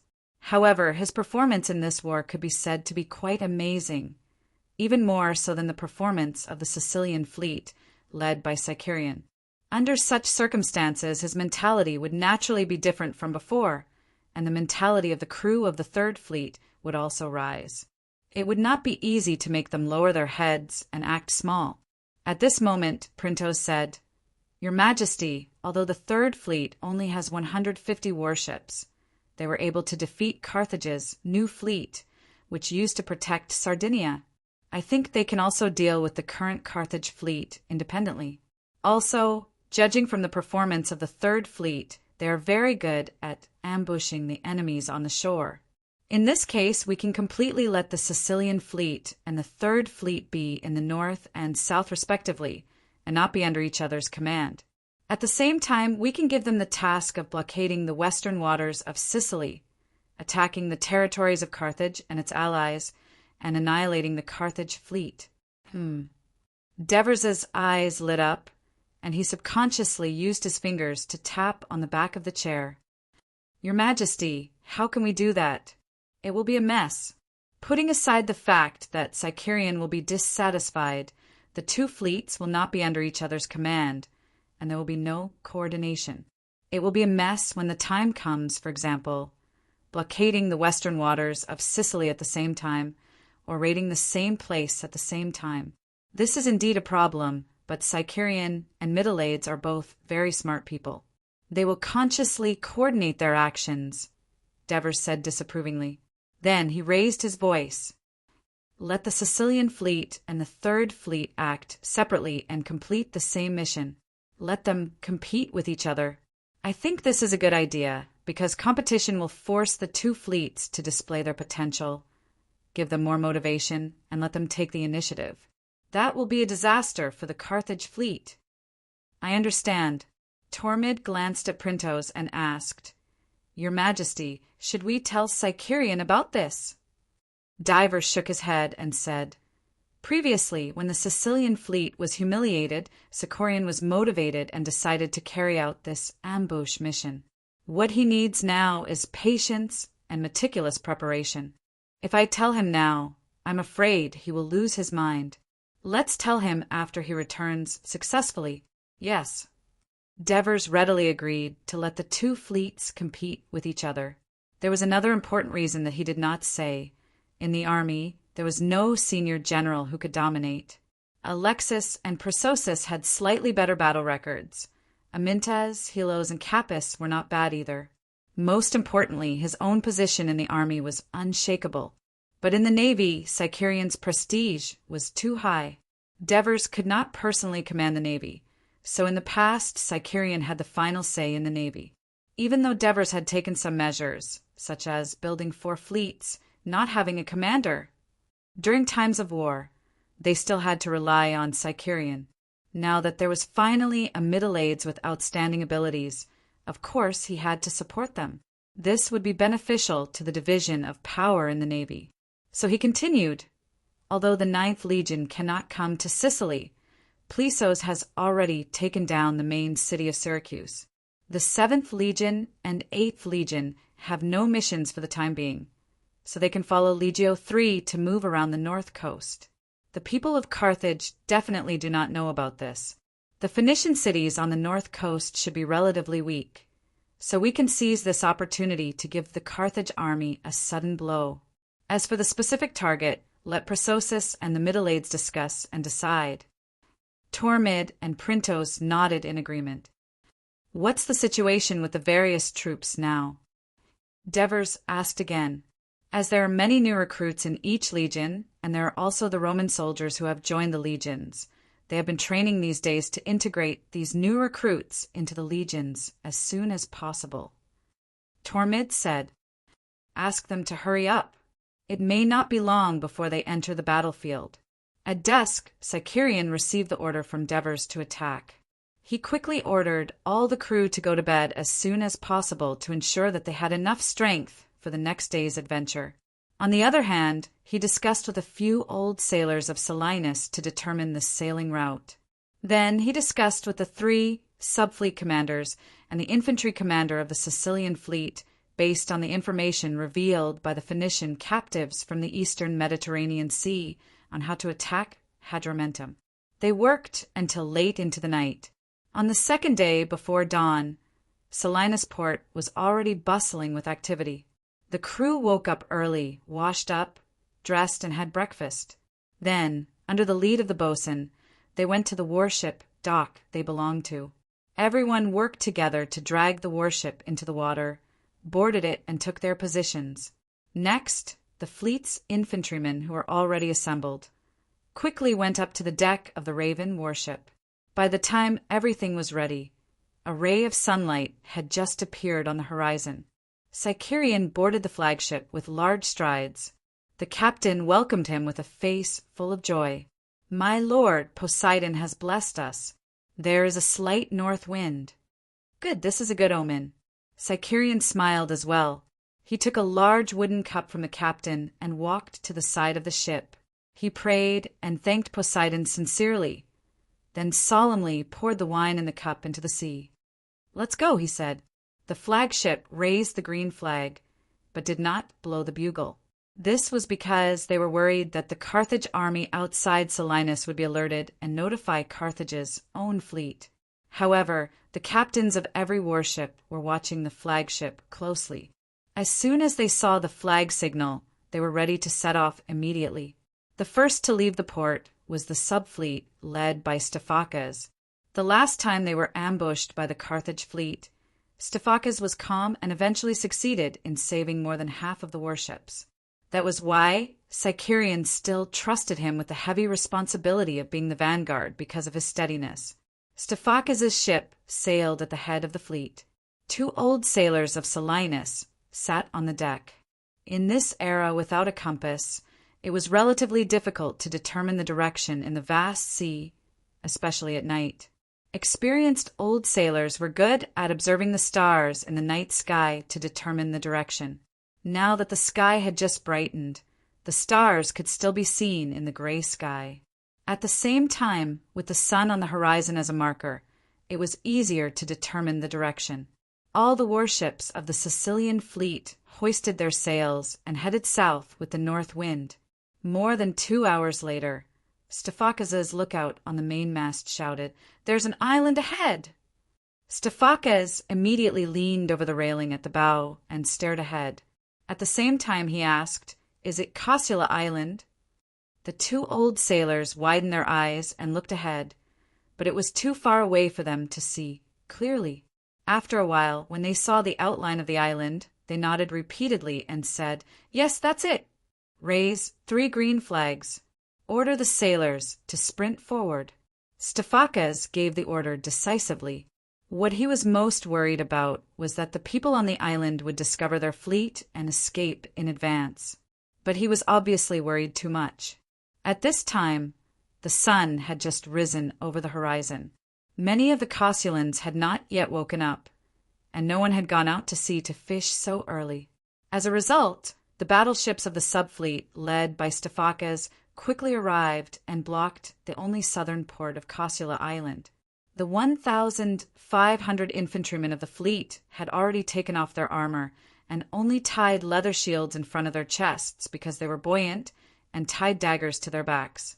They all jumped into the sea, swam past the simple iron chains and water gates, swam into the port, and quickly boarded the dock. By the time all the fleets of Sicily gathered in front of the port of Cassula Island, the entire island had been captured by the fleet's infantrymen. The success of the first step did not let Sicarion relax.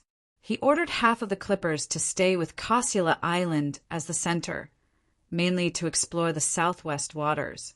If there were any abnormalities, they would immediately rush to the coast of Hadrumetum and inform the entire fleet. And all the warships did not stop here. They continued south, heading straight for the city of Hadrumetum. Pizarrica, the commander of the Phoenician combined fleet in the eastern Mediterranean, was actually very reluctant to lead the army to the western Mediterranean. However, Tyre and the other Phoenician city-states were extremely dependent on the precious metals provided by Carthage to ensure the status of the Phoenician region in the Persia Empire. Therefore, he had to help Carthage win the war at sea and ensure the smooth sea route. And as the admiral of Tyre's service to Persia, he was the undisputed candidate to be the commander of the combined fleet. The people of Tyre, especially the nobles, had complicated feelings for Carthage. It came from the internal strife of the Tyre royal family hundreds of years ago. A group of rebels were expelled from Tyre and eventually wandered to the western Mediterranean, where they established Carthage. At that time, the officials sent by Tyre to the western Mediterranean to be in charge of the mining and transportation of precious metals did not even bother to stay in this city-state established by the rebels, who knew that after hundreds of years of changes, the Phoenician region was first conquered by Assyria and later became a dependency of Persia. Tyre's control and influence over the Phoenician colony in the western Mediterranean was greatly weakened, while Carthage gradually rose and gradually took over the power and wealth of Tyre, Sidon, and other eastern Phoenician city-states in the western Mediterranean. Finally, it became the most powerful Phoenician colony in the western Mediterranean. Chapter 991. In the process of taking over, Carthage and Tyre had conflicts, but in the end the handover was completed relatively smoothly and no major war broke out.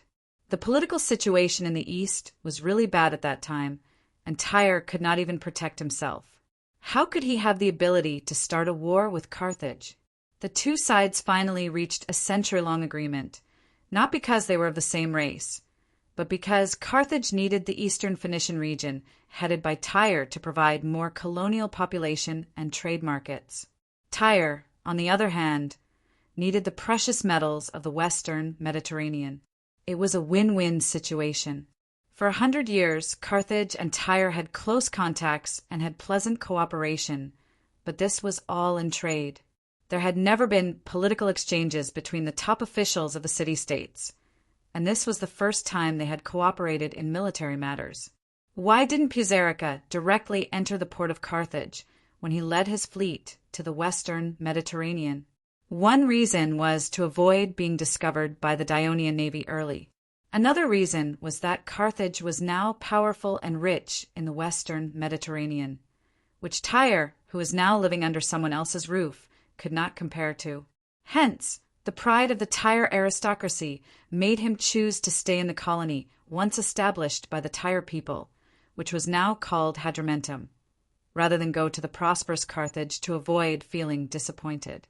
At the same time, Puzerica also wanted to use victory after victory to show the people of Carthage that Tyre and the eastern Phoenician region were still the most powerful support for Carthage, who knew that the first ambush that he had meticulously planned would be reversed by the Daunians, even though he had an obvious advantage. Furthermore, many of his crew members had been captured. Puzerica led the remaining warships back to Hadrumetum and immediately sent someone to inform the Carthage Senate, hoping that they could ransom the captured Phoenician crew members. However, a few days later, the Senate responded. Daionia agreed to exchange the captives, but only agreed to a 1-to-1 exchange. Since the number of East Phoenician crew members was higher, a small number of them might not be able to be exchanged. Although Therica was angry, there was nothing she could do. Daonia's attitude was firm and persisted in not accepting the ransom. In the end, some of the East Phoenician captives could not be rescued. This made Therica afraid to lead the remaining warships back to the eastern Mediterranean, for fear of being questioned by the people. At the same time, the strength of the Daonian navy made him feel afraid. He refused to go to sea for Carthage on the grounds that the fleet was seriously damaged and needed a long time to recuperate. He stayed in Hadrumetum for a few months, hoping that Carthage and Daionia would finally decide the winner and reach a truce so that he could redeem his compatriots and return home. However, according to what he learned during this time, Therica felt that although the Carthage navy was at a disadvantage, it was impossible to stop the war in a short period of time. However, the crew members stayed in the city of Hadrumetum every day and inevitably missed home after a long time. They asked him many times to return to the eastern Mediterranean, and every time he persuaded them, he had to use a lot of persuasion. Now, even he himself was wavering. Should he return to the eastern Mediterranean first, wait for the war to end, and ask Carthage to help him redeem his compatriots? For the past few days, he had been struggling with this problem. He could not eat or sleep well. He only fell asleep late last night and was still asleep this morning. Suddenly, he was woken up by someone. "General, Dionia has entered the city." "Are you kidding me? This is Africa, not Sicily." Therica scolded his men loudly, but then he heard the deafening screams and cries outside. His face suddenly changed, and he hurriedly said, "Quick, go to the port. Drive our warships away from here." Therica did not know that one of the main purposes of the Sicilian fleet attacking the city of Hadrumetum was to destroy the East Phoenician coalition fleet, because it was far away from Carthage, and the port of Hadrumetum where it was anchored was not very strong. It was very easy to succeed. The Sicilian fleet docked directly on the beach south of Hadrumetum. 7,000 fleet infantrymen quickly jumped off the Raven warship, carried the prepared ladder, and went straight to the city of Hadrumetum, not far away. It was almost noon. The people of Hadrumetum, who lived a comfortable life, had just finished their breakfast. Some people were strolling out of the city, preparing to go to the farms outside the city to supervise the Namibian slaves to prepare for the winter's sowing. However, they ran into the Diolinian soldiers, rushing toward them like wolves and tigers. The people of Hadrumetum, who had been living for a long time, were suddenly frightened and ran toward the city in panic. The few sentries on the city wall encountered such a crisis for the first time in their lives. After a moment of panic, they remembered to close the city gate. But at this time, the city gate could not be closed because the people who had fled back had blocked the entire gate. The infantry of the Dionysian fleet did not even use the ladder and easily killed their way into the city. While they created chaos in the city, their main force went straight to the port. Therica rushed to the port, and as soon as he boarded the warship, the infantry of the Dionysian fleet arrived and killed many of the East Phoenician crew who had not yet boarded the warship. The unarmed East Phoenicians were brutally slaughtered. Therica saw this and hurriedly ordered the warship to leave the port. Little did he know that the warship of the Dionysian fleet was just outside the port. As soon as it left the port, it was hit and sunk. The other warships and merchant ships hurriedly turned back, colliding with each other and creating a mess. On this day, Carthage's elders were anxiously discussing the matter of the Dionia occupying the port of Santa Iberia and Saros. Everyone discussed for a long time, but they did not come up with any effective suggestions. It was because Carthage had now concentrated almost all the land and navy in the direction of Sicily, and there was no extra military power to support Sardinia. Only then did they realize that Carthage was not much stronger than Dionia, and up to this point in the battle, Carthage was at a clear disadvantage. Pretacuba suggested, carry out another war mobilization with Carthage and the Phoenician allies, recruit 20,000 to 30,000 troops, and let Lord Morbar lead the fleet to Calaris in Sardinia. Wait for an opportunity to recapture Saros and Santa Iberia, which have been occupied by the Dionia, and restore the normal order of Sardinia. Egerton sneered at this and said mockingly, recruit another 20,000 to 30,000 people? Does Lord Pretacuba think that we, Carthage, are Persia, that we can have an endless source of soldiers? Let me tell you, since the beginning of this war, Carthage has recruited nearly 50,000 soldiers. This includes naval personnel, and they are the majority. So far, nearly 20,000 people have been killed or injured. Do you think that Carthage has more soldiers? If the people are sent to fight, then who will farm and provide food for the army? Who will do business and provide gold and silver for the treasury? Pretacuba was speechless for a moment. We can recruit only a small number of citizens in the city of Carthage as team officers, and most of the soldiers will be provided by the allies. A Magonid elder quickly added, the situation of the allies is not much better than ours. Egerton sneered. They have also been recruited twice. How can there be extra soldiers? Like before, we can recruit more Namibians. Another Maganid elder made another suggestion. The East and West Namibia have been conscripted with 70,000 people, and they have suffered the most casualties. The Namibian tribes won't be stupid enough to agree to our conscription request. Our constant recruitment will only threaten the survival of the Namibian tribes. We have to be careful not to provoke them. Hanno warned sternly. That's right. Hanno's words moved the elders. Yes, the people of Carthage were used to the Namibians' deference. But this deference was created by the people of Carthage through decades of political and military conquest. In fact, the population of the whole of Namibia was several times larger than that of Carthage. Now that Carthage was fully focused on the war in Sicily, its domestic forces were empty. It was indeed necessary to ensure stability and avoid instability. Tipenrako stood up again and said loudly, "In fact, the problem of Sardinia is very easy to solve. As long as Lord Maganid leads the army in Sicily to defeat the main force of Dionia and regain the advantage in Sicily, he can take part of the army to solve the problem of Sardinia. But now, Lord Maganid, who is regarded as a hero by the people of Carthage and controls the 100,000 troops that we have painstakingly recruited, seems to have suddenly lost his courage. So far, there has not been a single battle with the main force of Dionia. Is it really because the king of Dionia has frightened him?" The elders of the Maganid faction were very angry when they heard this and were about to stand up to refute. At this time, the door of the meeting was suddenly pushed open. "My lords, bad news. Hadrumetum is being attacked by the people of Dionia." The senators were shocked, and many of them immediately expressed their doubts, for the area under the influence of Carthage of Africa had been peaceful for 100 years, and there had never been an incident of invasion.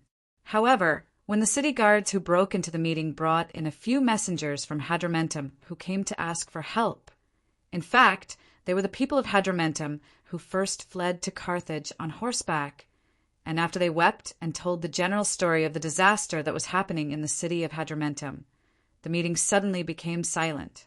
Everyone had a terrible thought in their mind. The flames of war had spread to the land where they lived.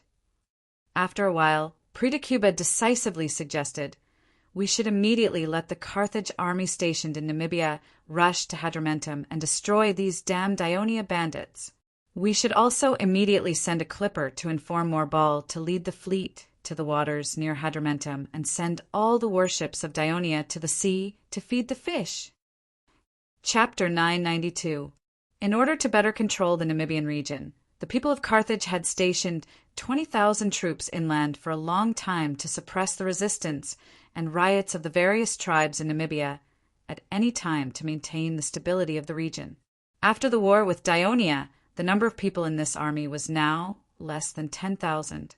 Since there are 5,000 or 6,000 Dionia soldiers attacking the city of Hadrumetum, I'm afraid that the army in Namibia alone is not enough to repel the enemy. We should immediately carry out an emergency mobilization in the city and its nearby allies. I believe that the people will participate as much as possible in order to protect their homeland. We should form a sufficient number of troops to meet with the army in Namibia and go forward to repel the enemy.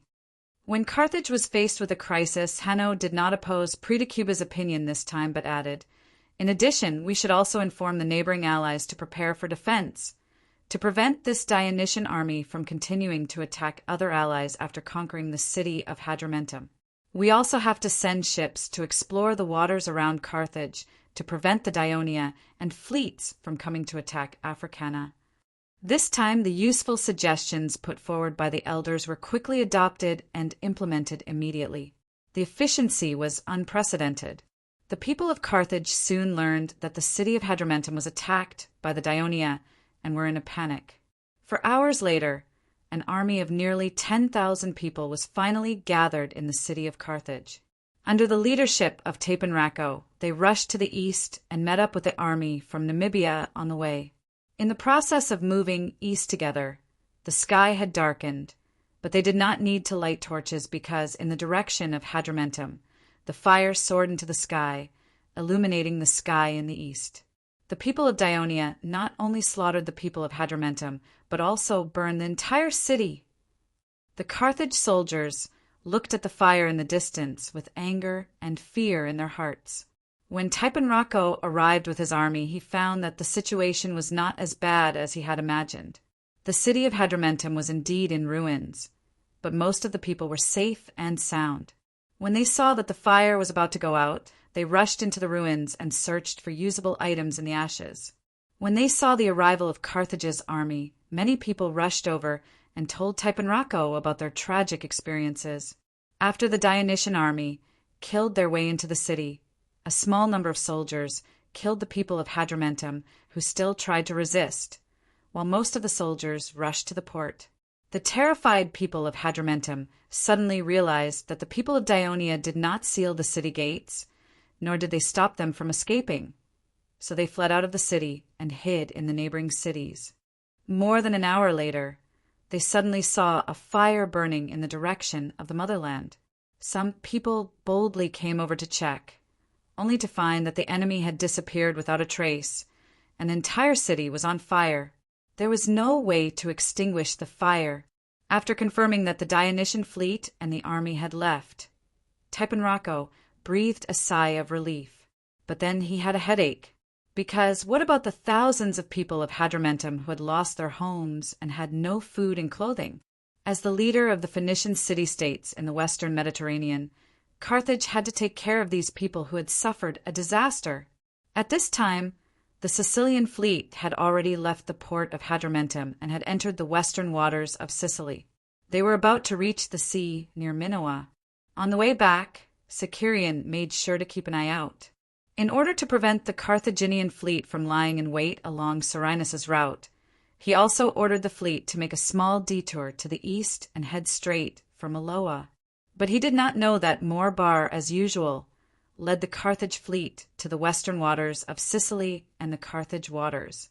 On the one hand, it was to explore the movement of the cruising Dionysian fleet and look for fighters.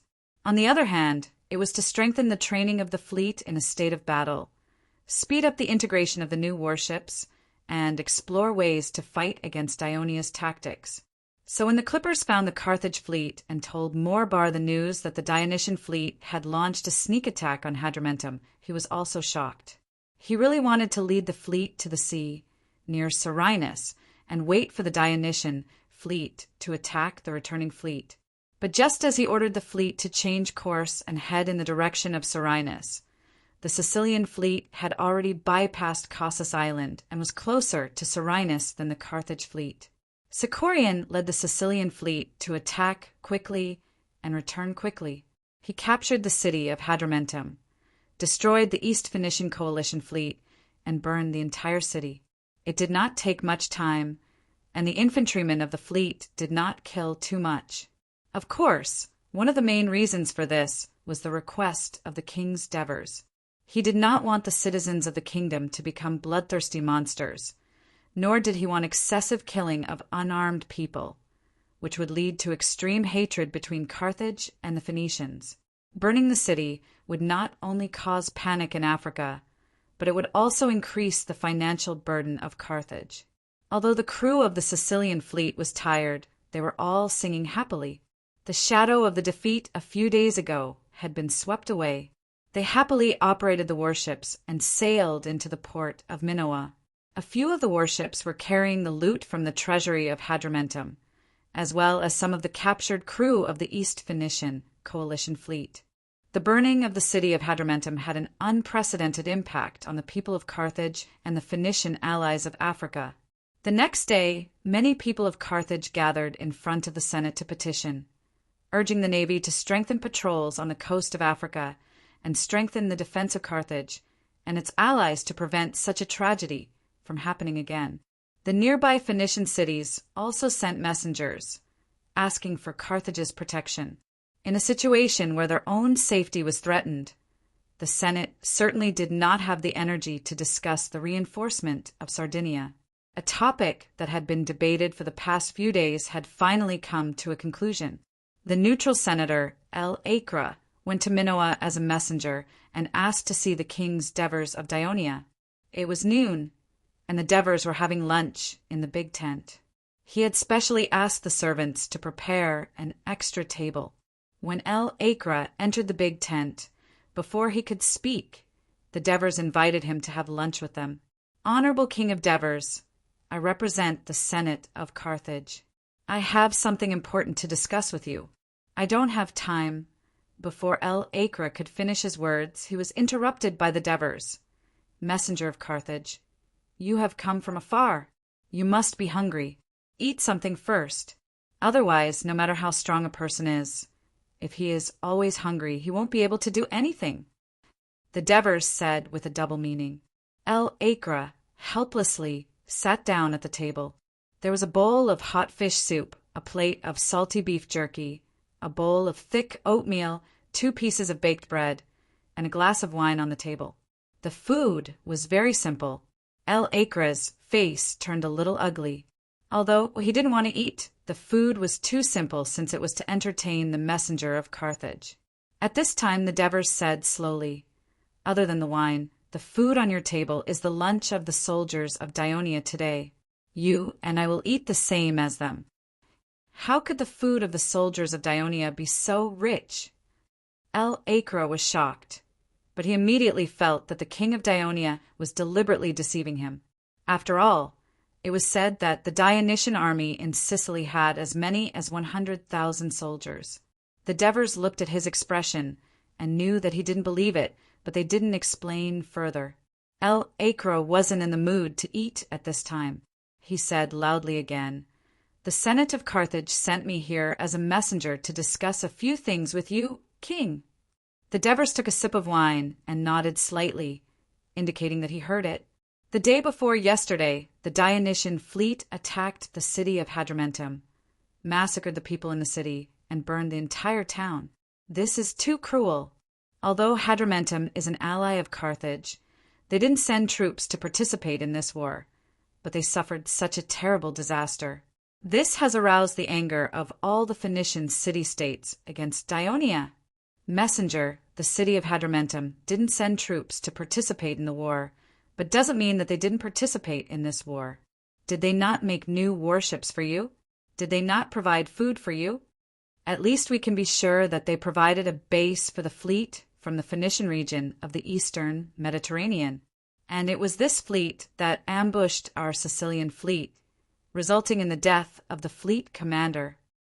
Henoborus retorted bluntly, "The Carthage army can ruthlessly destroy Minoa, Agrigento, Gela, and other city-states that maintain friendly relations with Dionia. Can't we burn down Hadrumetum? And Hadrumetum is not enough to comfort the people of the friendly city-states who lost their homes." El-Akra heard the threat in Henoborus' words. He forcibly suppressed the urge to refute, grabbed the wine glass on the table, and took a big gulp of wine. As a result, he choked and coughed. After a while, he said in a deep voice, "You just mentioned the fleet from the Phoenician region stationed in Hadrumetum. In fact, Carthage didn't invite them to participate in the war. Instead, after they learned that we were at war with you and encountered difficulties, they obtained the consent of the king of Persia and took the initiative to send their fleet to help us. I know that you have captured many crew members of this fleet. The Carthaginian Senate hopes that you can release them and let them safely return to the eastern Mediterranean Sea. This is to prevent Tyre, Sidon, and the other city-states in the Phoenician region from making another request to the Persian king under the strong request of these captives' relatives, which will lead to the further expansion of the war. This was a threat from Carthage." Henoborus frowned slightly and subconsciously looked at the Devers. Literature Hall. Chapter 993. The Devers said sternly, "Dionia and the eastern Phoenician region have never had any enmity, but they sent a fleet to attack Dionia's fleet from thousands of miles away. They deserve to be destroyed. If they send another army, I welcome it. We have recently acquired a lot of mines and are short of slaves." El-Akra's heart skipped a beat, But he had to continue on this topic because the East Phoenician coalition fleet had been completely annihilated in the Carthaginian sphere of influence. If the Carthaginians did not remedy the situation, they would be too ashamed to see their Phoenician compatriots in the eastern Mediterranean Sea who had provided great assistance to the Carthaginians. If we want to redeem these Phoenician sailors from the eastern Mediterranean who have been captured by you, what do we have to pay? El Acra's tone softened. The Devers looked at him and said with slight sarcasm, "When your army occupied Agrigento, Ecceum, and Gela, you originally had the opportunity to redeem them by exchanging prisoners, but the army led by Margo killed all the people in the city." El Acra was silent for a moment, then said softly, "What if Carthage wants a truce with Dionia?" The Devers was a little surprised when he suddenly heard this. He blinked and said mockingly, "Did I hear it wrong? Carthage, the overlord of the western Mediterranean, actually wants to stop this costly war for these prisoners." El Acra used the excuse of being a captive to say these words with great difficulty. He ignored divers' ridicule and continued, "You are right, my king. This is indeed a war that will consume a lot of resources for both sides. I mean, if we both make a truce, will these prisoners be released?" This time, the Devers did not joke any more, but said with a serious expression, "Since we have reached a truce, of course we will release the prisoners. However, it was you who tore up the covenant. It was you who provoked this war. Now, it is you who want to end the war. If you want to start a war, we can't control it, but if you want to end it, it won't be so easy. Then, what conditions do you need for a truce?" El Acra asked with a stern expression. Devers did not answer directly. He said calmly, "The armistice negotiation is a very important matter for both of us. Of course, it needs to be negotiated and decided by both of us. Just like in business, it needs a long process of bargaining. But as the noblest person in the kingdom of Dionia, you must have your own requests for a truce, right?" Acra pressed on, unwilling to give up. "To be honest, I've been running around since the war broke out. I've never thought about stopping the war. After you mentioned this just now, I have a question now," Devers said and paused intentionally. "What doubts?" El Acra asked subconsciously. If the Senate of Carthage wants to negotiate a truce with us, will your military commander, Margo, agree?" El Acra hesitated for a moment, then immediately replied, "Of course, Sir Margo will agree. Carthage is different from Dionia. We don't have a king, but we have a senate. The important affairs of the city-state are decided by the Senate." Devers immediately smiled, raised his glass, and said, "War is indeed a headache. It's a good thing for the people of both sides to be able to have peace. Welcome to your arrival today. Come, let's have a toast." El Acra thought he understood the meaning of Devers's words, so he quickly raised his glass and drank with them. After that, he tactfully stopped asking any more questions. After sending El Acra away, Henoboris asked eagerly, "Your Majesty, are you really going to negotiate with Carthage?" Devers smiled slightly. "I want to negotiate with Carthage, but I'm afraid it will be difficult for them to agree to my conditions." "What conditions?" Henoboris asked directly without any hesitation. This time, Devers did not avoid answering. "At least Sicily, Corsica, and Sardinia must belong to the kingdom, and they must hand over part or all of their southern Iberia territories." Henoboris listened and unconsciously widened his eyes. After a while, he reluctantly said, "I'm afraid it will be difficult for Carthage to agree to your conditions." Devers glanced at him and said leisurely, "I didn't say these conditions to the emissary because I was afraid of arousing the vigilance of Carthage. In fact, I don't want to make a truce with Carthage at this time because it's not easy to create a favorable situation where we can close the door and beat the dog. How can we waste this excellent opportunity to open the door again and let the dog escape again, unless we wait until the dog is completely killed? Perhaps that's the time for me to put forward these conditions."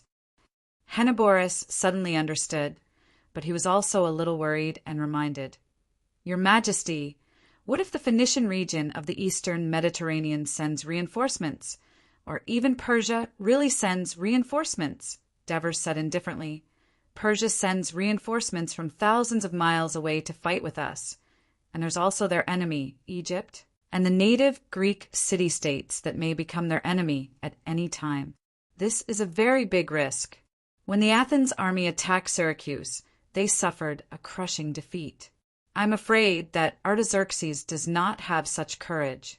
And according to the information we received, the Persia is still preparing to attack Egypt again. In addition, the Dukia people have rioted in the hinterland of Persia. Now Persia neither has the ability nor is it possible to send troops thousands of miles away to help a foreign city-state that has no close relationship with them. As for the Eastern Phoenicians, as far as I know, their strength is much weaker than Carthage. The only thing worth mentioning is the navy, and they were all wiped out by us. There's nothing to worry about. After listening to these words, Hannibal was relieved. By the way, the Sicilian fleet captured a lot of Phoenician sailors from the eastern Mediterranean yesterday. Ask Marcius to bring me a few captives who can speak Greek. I want to ask them about the situation in Persia. Yes, Your Majesty. Hannibal muttered to himself as he walked out. In fact, the 8th Legion also captured a lot of Namibians in the previous Minoan War, but Carthage's people never mentioned them when they came several times to discuss the ransom. It's as if they've completely forgotten about them. A thought flashed in Devers's mind, and he immediately said, "Herney, where are those Namibian captives now?" "Your Majesty, they're doing hard labor in Kadani." Only then did Devers remember that Prososus had reported to him at that time, but he had just landed at that time and had a lot of things to do, so he did not pay much attention to it. Send someone back to Kadani and inform Cyprosus to send these Namibian captives to Minoan. Hannibal's heart skipped a beat, and he hurriedly asked, "Your Majesty, you're going to—" The corners of Devers's mouth curled up slightly. "Since Carthage doesn't treat the Namibians as humans, let us take care of these poor Namibians." El Acre left Minoan, but he did not return directly to Carthage. Instead, he took a ship to Mazara, and then arrived at the Carthage camp outside the city of Serenus to see Carthage's military commander, Margo. "You didn't come here just to see me, did you?" Margo asked directly as soon as they met. As soon as El Acre left as the envoy of Carthage, Prodicubus sent a clipper to Sicily to inform him. "Does Lord Margo know that the city of Hadrumetum was raided and burned by the Dionian navy?" El Acre asked rhetorically. "Yes, I just heard about it," Margo said calmly. "Dionysia is a powerful nation. It's inevitable that something like this will happen when we fight them. The Senate probably won't blame Morbard, right? I just think that he's much stronger than Onoba. He solved the problem of food transportation for this army not long after he took office, and he even won a naval battle. This old man is really something." But he proposed to the Senate to negotiate peace with Dionia. "Lord Margo, what do you think?" El Acre looked straight at him and asked this important question. Margo raised his eyebrows and said in a deep voice, "Morbar has just joined this war and knows too little about the overall situation. He only knows that we are not as good as Dionia in terms of navy, but in terms of land, we are stronger than Dionia. I firmly believe that Carthage will eventually win this war. Since we are stronger than Dionia in terms of land warfare, why doesn't Lord Margo launch an attack on Dionia? The news we heard in Carthage is that you are leading your army to retreat. Isn't this because you are afraid of Dionia's attack?" El Acre questioned bluntly. "Afraid of Dionia?" Margo laughed in disdain, then said helplessly, "Hasdrubal defeated the Dionysian army in the Battle of Gela, which had the same number of soldiers as him. We don't need to be afraid of the Dionysian army in a field battle, but the navy of Dionia controls the coast of Sicily, and we are facing a shortage of food supplies. In order to prevent the soldiers from starving, I had to retreat to the west, hoping to defeat the main force of Dionia through a battle. But the king of Dionia obviously knows that he is not as good as us in terms of land warfare, so he refused to fight and led his army to defend Mount Minoia. Of course, I will not lead my army to attack the enemy on the mountain.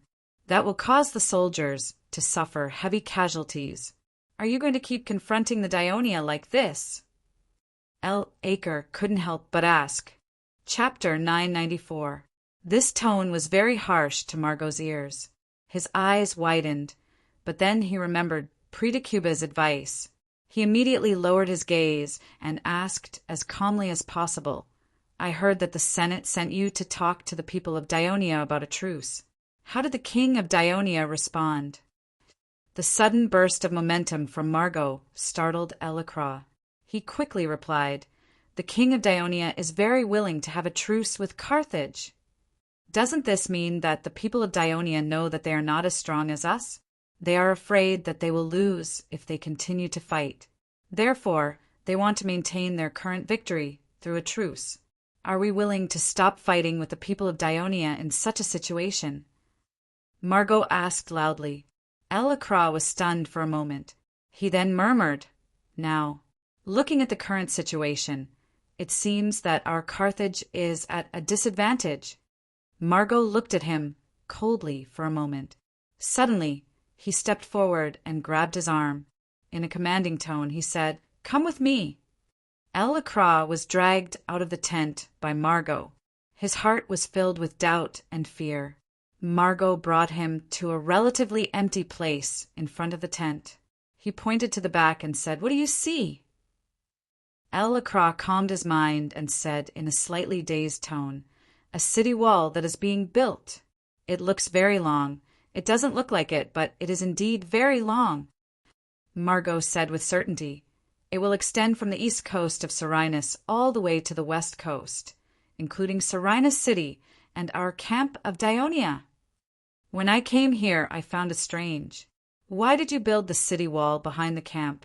El-Akra raised his doubts. Since the people of Dionia dare not fight with us, then we can only take the initiative to attack. Margot looked forward and said in a deep voice, Our target is Serenus.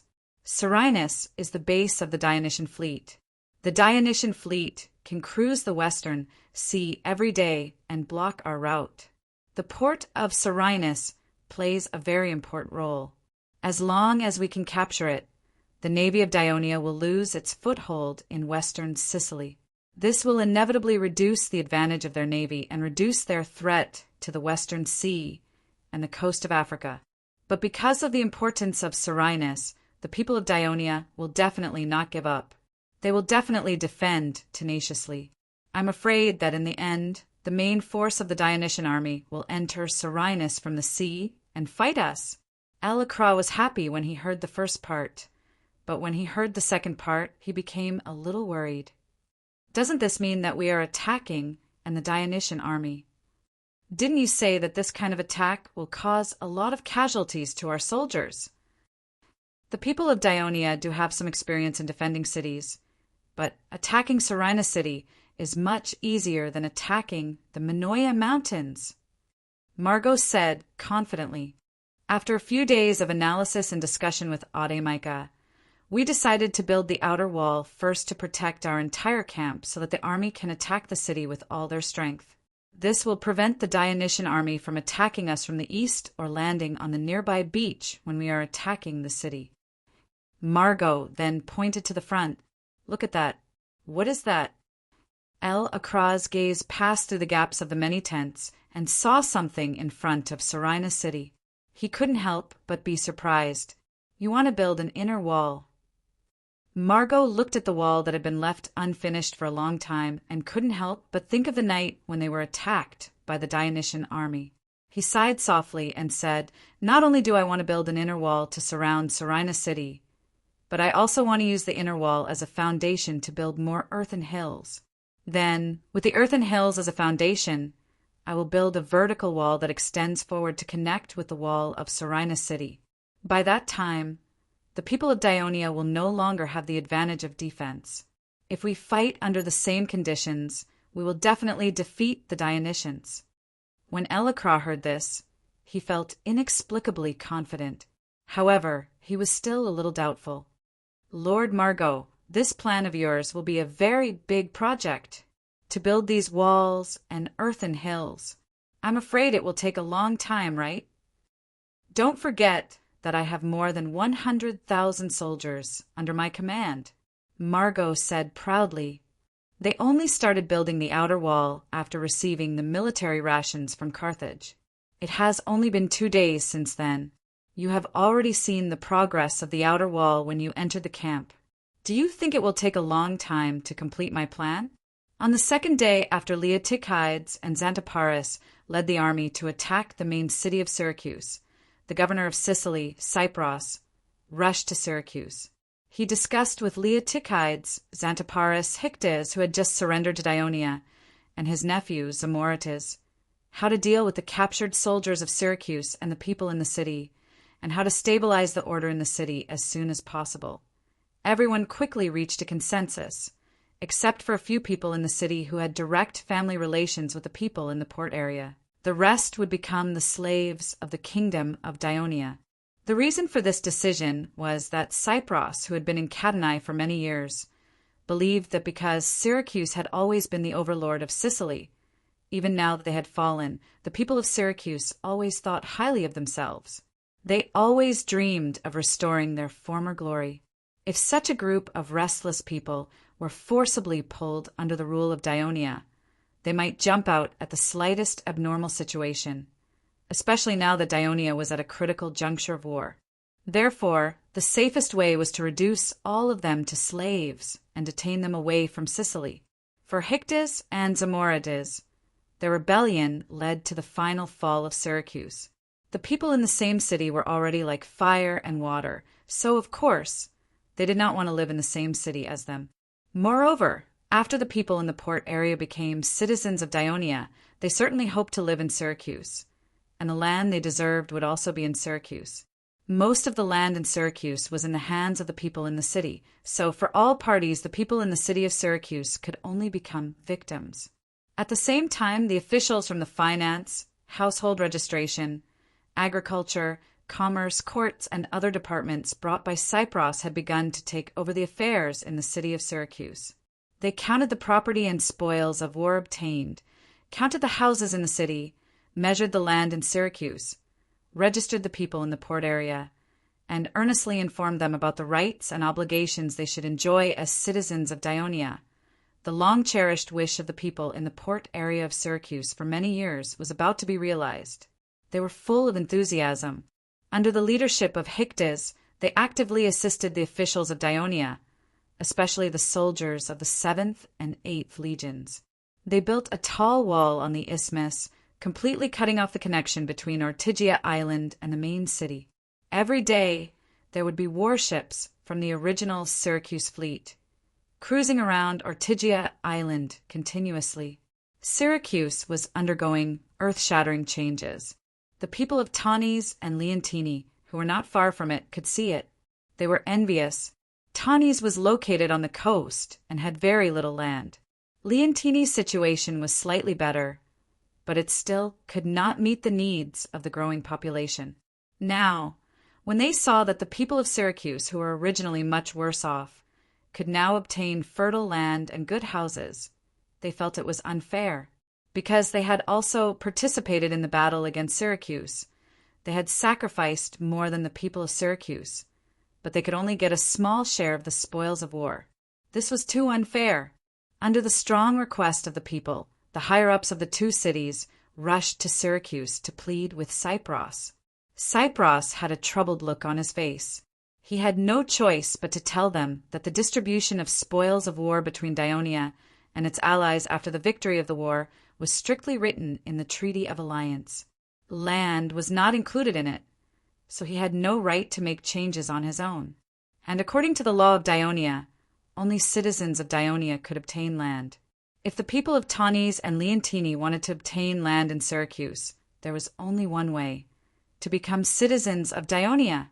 The higher-ups of the two city-states returned empty-handed, but Cypnos's words were quickly spread in the two city-states under the push of some people with ulterior motives. Moreover, there were also some opinions that quickly spread among the people of the two cities. For example, even after the distribution of land in Syracuse to the people of the port area, there would still be a lot of land left, but the Senate of Dionia would use this situation to allocate the landless citizens of other regions of Dionia to Syracuse, and by then there would be no more land left. Another example was that becoming a citizen of Dionia was far better than becoming a citizen of Tanis, Leontini. Not only did you not have to worry about having no land, nor did you have to worry about being invaded by powerful enemies, you would also have the pride of being a citizen of a powerful kingdom. More than 10 years ago, when Tanis, Leontini, and Catanai became independent from the rule of Syracuse at the same time, the people of these two cities had witnessed how the people of Catanai, who were treated as slaves by Dionysius, began to rebuild their homes, gradually became rich, and gained a lofty status that the people of Dionia could not help but show respect. More than 10 years had passed quietly, and the seed of wanting to become a citizen of Dionia had long been planted in their hearts, and the impact of the attack on Syracuse this time was only to finally cause the seed in their hearts to blossom and bear fruit. Library of Literature. Chapter 995. The citizens of Tanis gathered and collectively proposed to the council that the entire city should be annexed to the kingdom of Dionia, and that the citizens of Tanis should become citizens of Dionia.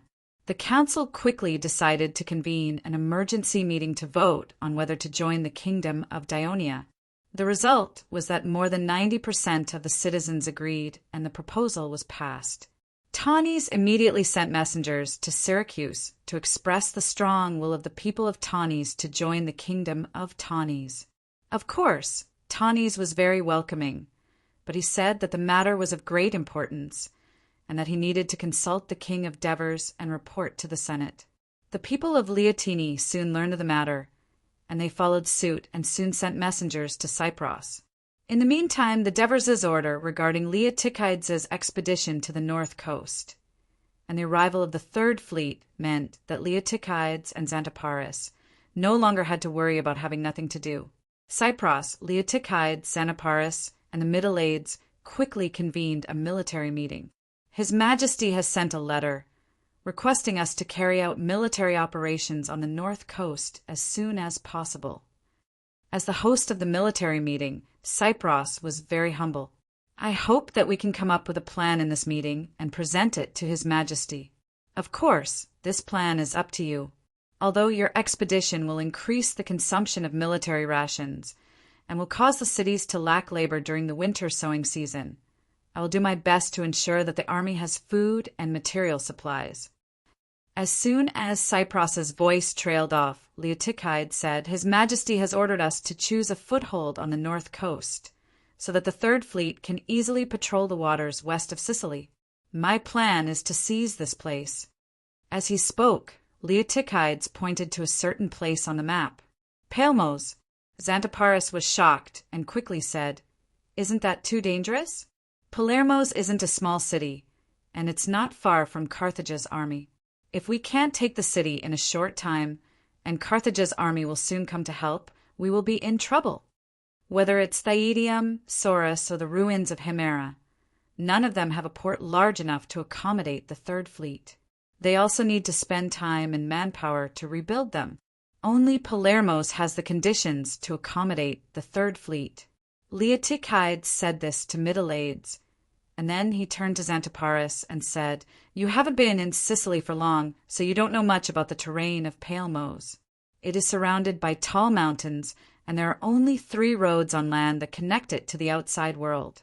A long and narrow mountain road connects it to the south, a rugged coastal road connects it to Lux, and a coastal road to the east leads to Sauros. As long as we block the southern mountain pass and the coastal path, we can easily block Carthage's reinforcements. As for Sauros, if he sends reinforcements, we can annihilate them and then take down Sauros as well. I heard you say that there are some native warriors in Carthage's army who can cross mountains, Xanthoparis reminded. Yes, these natives are from Iberia. They once crossed the mountains during Carthage's attack on Thyedium and attacked the rear of Thyedium's garrison, causing the fall of this friendly city. But as long as we raise our guard, Carthage's sudden attack will not happen. Also, the mountains around Palermo's are more than 500 or 600 meters high, so it's not that easy to cross. Even if those Iberian natives can come over, I believe they will be exhausted. We can wait for them to be exhausted and defeat them, Leotychides said confidently. Persosus, you've convinced me, Xanthoparis said seriously. The reason why he asked so many questions just now was because he wanted to remind Leotychides of these problems. Although they were both mercenary generals in the expedition to Persia, he was very different from Amyntas.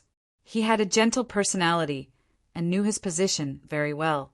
He did not refuse to follow the young commander's orders just because Leotychides was less experienced than him. On the contrary, during the attack on Syracuse, he had always tried his best to carry out Leotychides' orders and seriously assisted him in the battle. As a retired general, he was already very satisfied to be promoted to the commander of the Legion of Dionysia. I also agree with Sir Persosus's plan, Xanthoparis said seriously. Middle-Aides nodded. To be able to get the port of Palermos to dock the Third Fleet, of course, he could not ask for more. He looked at Leotychides and then at Xanthoparis. He was a little curious. He had never worked with Leotychides before, but he had heard some things about this young commander. Today he had seen him in person. Just as the rumors said, Leotychides had no respect for his superiors and liked to do things his own way. Fortunately, Middle-Aides was a navy. If you want to attack Palermos, I agree, but don't take all the soldiers away. Don't forget that there are still enemies on Ortygia. The main city of Syracuse has just been occupied, and it's not very stable yet. There are still thousands of captives in the city. Cypros reminded. I'll take the 7th and 8th legions to the north coast. Leotychides said simply. Only 2 legions. You're taking all the regular troops of the Sicilian territory. Cypros thought to himself. Fortunately, he knew Leotychides and was already prepared. Can you keep the injured soldiers in the 2 legions?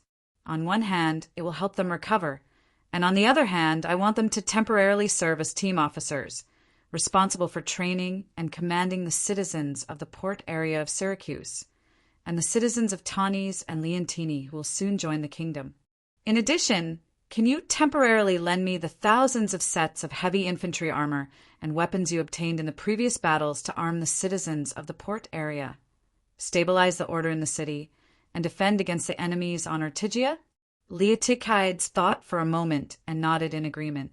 At this time, Middle-Aides said, Lord Cypros, regarding the captives in Syracuse, I have a suggestion. The 9th Legion has occupied the city of Saros on Sardinia Island, and His Majesty hopes that we can control the production and trade of precious metals on Sardinia Island as soon as possible. This will require a lot of manpower. Can you transport all the captives in Syracuse to Saros?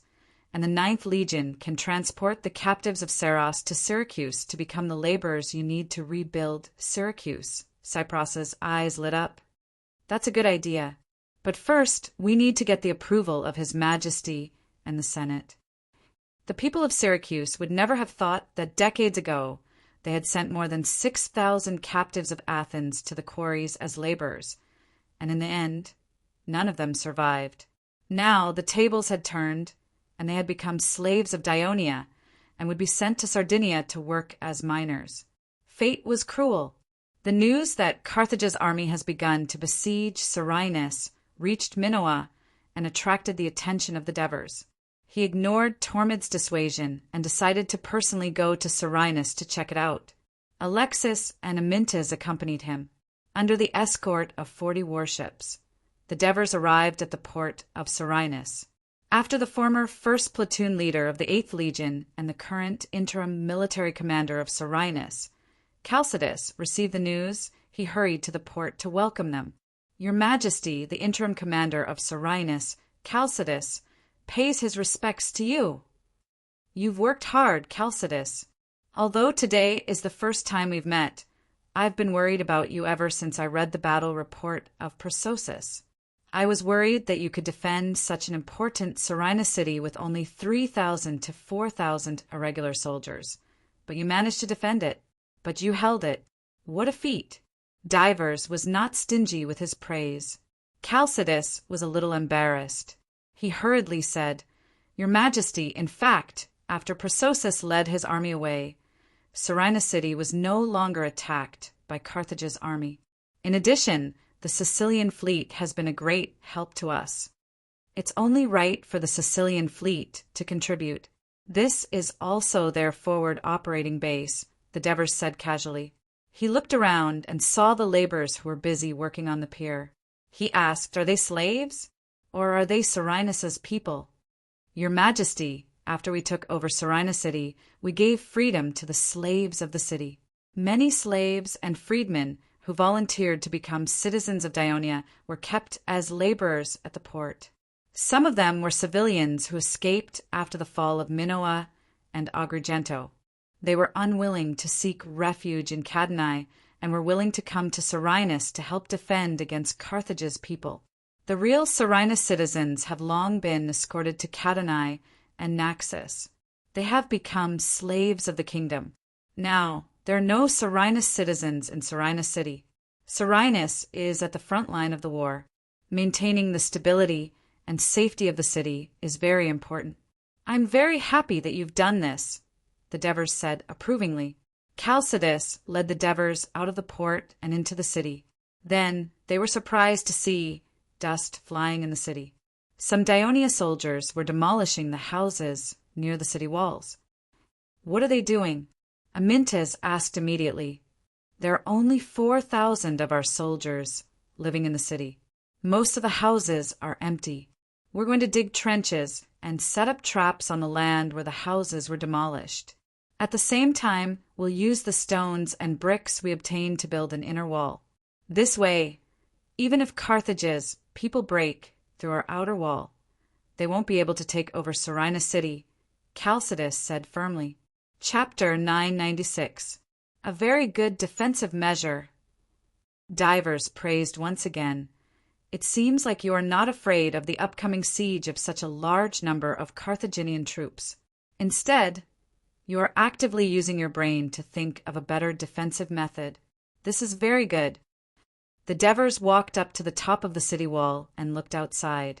In his field of vision, not only was there a thick layer of dust, but there was also a hubbub of voices. Through the haze of dust, he could see countless silhouettes 100 meters away from the city like diligent ants.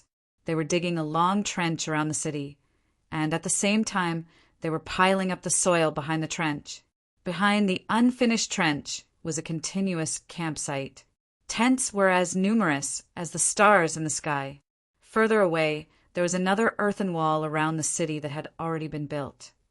The Devers stared for a while, and his expression became serious. "It seems that the Carthage army is serious this time. They are really preparing to attack Selinus.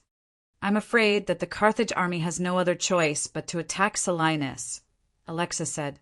The Devers nodded and did not say anything. When he walked down the city wall, he observed the patrolling soldiers. They all looked nervous, and their muscles were tense. After arriving at the mayor's mansion, the Devers immediately called for a military meeting. "The situation in Selinus is grim. The Carthage army's attack is imminent. What do you think?" The Devers went straight to the point. "Your Majesty, we must immediately send reinforcements to Selinus. I am willing to lead the First Legion to defend Selinus." Amintas volunteered. After staying in Minoa for a while, he could see that the Devers did not plan to fight with the Carthage army for the time being. Selinus would definitely become the focus of the next battle. "I agree with Amintas. Selinus must receive reinforcements." Alexis also said, "But 1 legion is still too little. We need at least 2 legions as reinforcements. This way, we can ensure that while we finish our defense, we still have the manpower to attack and disrupt Carthage's attack." Just now, Chalcidas gave me a great inspiration. In the past, we were used to setting up multiple obstacles outside the city and camp in order to obstruct and kill our enemies. Now that Carthage's army is here, it's impossible to set up detailed defenses outside the city. However, we can set up defenses inside the city. Why not build a few more inner walls and set up more traps? After all, our main focus is to protect the port. There are no longer any residents in the city. We can use it as a battlefield to kill a large number of Carthage's soldiers and deal a heavy blow to them. However, to demolish the residences in the city, build the city walls, traps, and other facilities in a short period of time, it will require a lot of manpower. Devers listened attentively while thinking. Then he said to Amyntas, "Did you hear all of Alexis's suggestions? What do you think?" Amyntas said impatiently, "Alexis's suggestions are very good. However, those can only be done after the enemy has started attacking the city. If I were the commander of Salina City, I would ask His Majesty to assign me a cavalry division. Carthage's army is building the city walls at such a close distance. In fact, it's actually an obstacle to their cavalry. I will send a cavalry division to attack them from time to time. In addition, I would like to ask His Majesty to assign me all the ballistae and crossbows. I will place them at the top of the city walls and have them accurately attack the Carthage's army, constantly killing and injuring Carthage's soldiers." After listening, Devers pondered for a moment and said decisively, "Amyntas, I appoint you as the commander of Selinus City. You will lead the 1st Legion, Legio 6, the 1st Cavalry Division, and the defenders of Selinus, a total of 22,000 people. Defend Selinus City. If we lose it, don't come back to see me." Devers naturally had his own reasons for choosing Amyntas as the commander of Selinus City. Although Amyntas sometimes lost his cool due to his belligerence during attacks, he was much calmer when it came to defense. This allowed him to make full use of his rich experience, which was very obvious during the defense of Ostia. "Rest assured, Your Majesty, I will make Selinus the underworld of Carthage's people." Amyntas said excitedly, "I will inform Sicorian and ask him to transfer some of his crew to assist your troops in completing the construction of Selinus City's defensive facilities as soon as possible." Devers finished speaking and looked at Chalcidas. "Chalcidas, you will still be in command of the original 4,000 soldiers.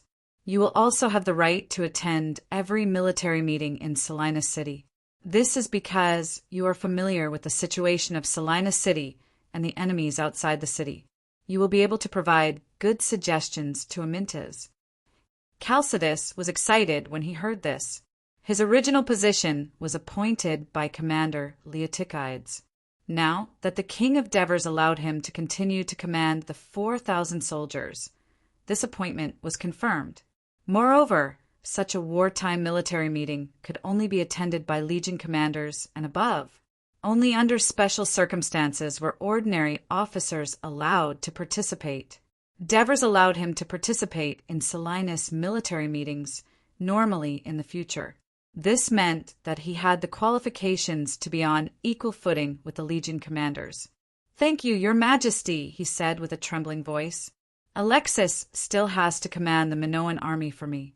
I can't do without you." Devers said, half jokingly and half seriously, "Your Majesty, I am very happy to be of service."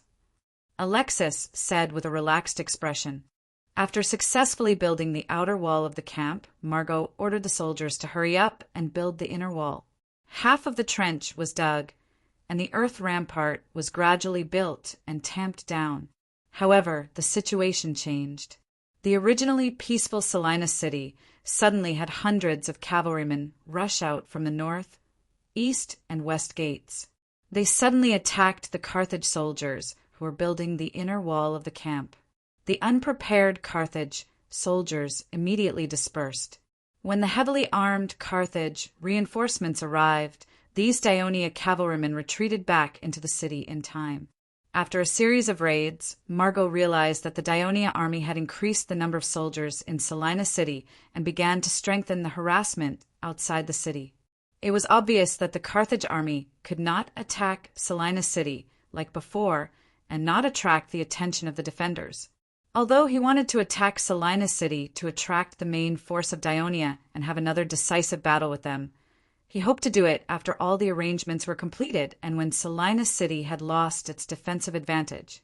So he ordered the troops to step up the construction of the inner wall of the camp and at the same time he arranged heavily armed soldiers behind the soldiers who were building the inner wall to guard against them. At the same time, he also mobilized thousands of cavalrymen to patrol the outside of the inner wall of the camp, keeping a close eye on the movements of the several gates of Salina city. Unexpectedly, the ballistae at the top of the city wall and the abdomen bow were fired at the same time, concentrating on the place where the Carthage cavalry and infantry were gathered 100 meters away, causing some casualties and forcing Margot to hurriedly withdraw the defensive troops. Of course, he did not stop the construction of the inner wall. Instead, he sent more soldiers to speed up the construction. At the same time, he also brought the ballistae to attack the top of Salina city under the cover of the earth rampart. While Margot was racking his brains to deal with the surprise attack in the city, he received a request for help from a messenger from Paleros. There was a Dionysian army of tens of thousands landing on the beach near Paleros city. Margot was taken aback. The Dionia army was either on the south coast or in the central mountains. How could there be an army of tens of thousands of soldiers? Could it be that the Dionia army had recruited them from Greece? Margot never thought that it might be the Dionysian army that attacked Syracuse, mainly because he had seen the city of Syracuse with his own eyes. He did not think that the Dionysian army could conquer Syracuse in such a short time. Although he was a little worried about the military potential of Dionia, Margot did not have time to think about the origin of this Dionysian army. He realized that because of the calm on the north coast, he had begun to neglect this Phoenician city-state, which was a little far from the core area of western Sicily. Instead, he had sent some citizens of Paleros to build the city wall. Now that Paleros was under attack, if it fell, it meant that the coastline available to the Carthage army would be further shortened, which would be more conducive to the blockade of the Dionysian fleet. He scolded himself for his negligence and immediately sent messengers to the north to inform Hasdrubal, who was stationed near Segesta, to immediately lead his troops to rescue Paleros. After receiving the order, Hasdrubal quickly led 30,000 soldiers to Paleros. However, he did not know that after Leotyzides led the 7th and 8th legions to land on the coast, he did not directly attack Palmos, nor did he begin to build a camp.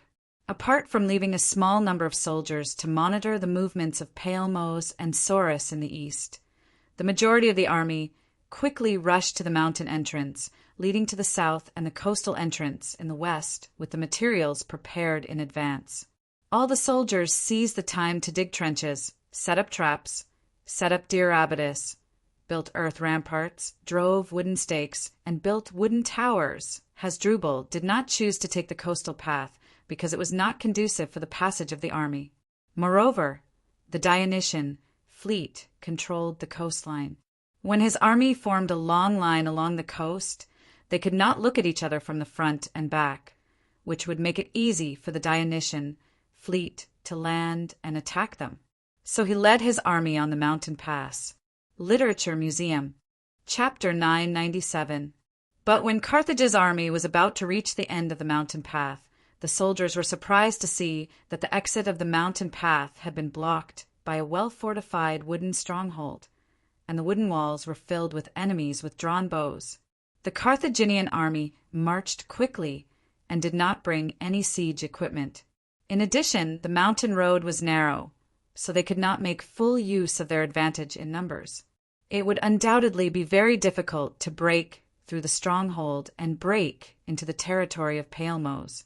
Unwilling to give up, Hasdrubal ordered his army to launch a tentative attack, but they were quickly repelled by a rain of arrows fired from the wooden walls, leaving only a few dozen corpses in front of the trench. Hasdrubal had to lead his army to retreat. At this time, Leotychides was commanding some of the soldiers to start building a camp. He planned to start the camp from the wooden stronghold at the entrance of the mountain path, then head north all the way to the sea, thus cutting off Palermo's contact with the outside world on land. The supply camps of the 7th and 8th legions were busy on the beach, laboriously moving supplies from the cargo ships to the coast. The 3rd Fleet was guarding the ships, transporting soldiers, and supplies near Palmos. Although the Ionia navy had a clear advantage in the western waters of Sicily, this was enemy territory after all. All the crew members of the Third Fleet were on high alert, because when they first arrived in Sicily, they had heard that the Sicilian fleet had been tricked and ambushed by Carthage's fleet. Enemies spotted in the southwest, 2 yellow flags. The lookout on the flagships, mainmast suddenly shouted. Hearing that the incoming fleet was the Carthage fleet, which had about the same number as his own fleet, Middle-Aids looked calm and immediately ordered, "Blow the bugle and raise the Starry Sky flag!" At the same time, inform the fleet behind to immediately approach the beach. The incoming fleet was the Carthage fleet, led by Morbar. Ever since the city of Hegemon was burned down, he had hired dozens of small cargo ships, manned by experienced Phoenician captains, to scout the coast of the Western Sea to better understand the Dionysian fleet's movements. Therefore, when the huge Dionia fleet docked on the coast near Pailmos, Morbar, who was training the fleet between the Carthage Sea and the Western Sea and waiting for the opportunity to attack, received the news. He knew that the Dionia fleet was still cruising on the sea near Lilybe, and it was impossible for them to suddenly appear near Pailmos. This must be another Dionysian fleet. Another Dionysian fleet was added to the waters near Sicily Island. This news doubled the pressure on Morbail, but he still decided to lead his team to Pailmos to meet this new Dionysian fleet. Perhaps it was because they knew that they were not as difficult to deal with as the previous fleet, so it was easier for them to take the bait. When the Carthage fleet arrived, the Third Fleet of Dionia was already waiting on the surface of the sea. Morbar was not prepared to fight head-on with the Dionysian fleet. He moved forward at a normal speed in a loose formation. When he was about a mile away from the enemy, the Carthage warships that had already learned of Morbar's plan in advance turned back one after another, luring the enemy ships to chase after them. The warships of the Third Fleet were indeed trying their best to chase after them at first, but when the Carthage fleet wanted to lead them to the open sea, the Middle-Aids immediately became vigilant. Although the Third Fleet had won the final victory in the previous Battle of Sardinia, the risks they experienced were still fresh in his memory. He was a person who was good at learning from his mistakes and did not want to make the same mistake again. Therefore, he gave the order to stop chasing, quickly gathered the warships, and returned to their original defensive position. After that, the Carthage fleet went forward a few more times to lure the enemy ships. The Third Fleet no longer acted rashly, but waited to see what would happen. Morbar then split up some of the warships in an attempt to bypass the Third Fleet and attack the Dionia's transport fleet. However, most of the ships had already docked at the beach after receiving the warning from the Third Fleet. There was not much to be gained. Moreover, Middle-Aids had ordered the subfleets at the rear to follow and monitor them, but they always kept a close distance from the main fleet. The Third Fleet's cautiousness and the unity of the entire fleet made it impossible for Morbar to find any opportunities to exploit. Instead, it consumed a lot of the strength of the Carthage's crew. Such a well-trained Dionysian fleet would definitely not be weak in combat. Morbar didn't dare to launch an attack from the front because he wasn't confident that he could defeat his opponent. Moreover, he was very clear that even if he won, the Carthaginian fleet would definitely suffer great losses. To the Carthaginian navy that was at a complete disadvantage, the gains would not make up for the losses. The Carthaginian navy, which was in a difficult situation, needed the existence of such a complete fleet to deter the Dionian navy so that they wouldn't dare to be too arrogant. In the end, the Carthage fleet retreated. Middle-Aids did not order a pursuit. He no longer had the impetuous mentality of wanting to prove himself in the first place. The affirmation and praise of his achievements in the letters written to him by the Devers made him more confident and calm. He also knew very well that for the Third Fleet, which had just arrived and was not familiar with the surrounding waters, what they needed now was caution, not more military achievements. At this time, the lookout on the main mast shouted again, "News from the clippers in the east. There's a fleet coming from the front. It's our fleet." Middle-Aids' heart skipped a beat. "Thurian is here." The Sicilian fleet cruised to the sea near Pailmos and met with the Third Fleet. This was the first time in more than 10 years since the war in southern Italy that the entire Ionian navy had gathered together. The Sicilian fleet had previously merged with the First, Second, and Fourth Fleets.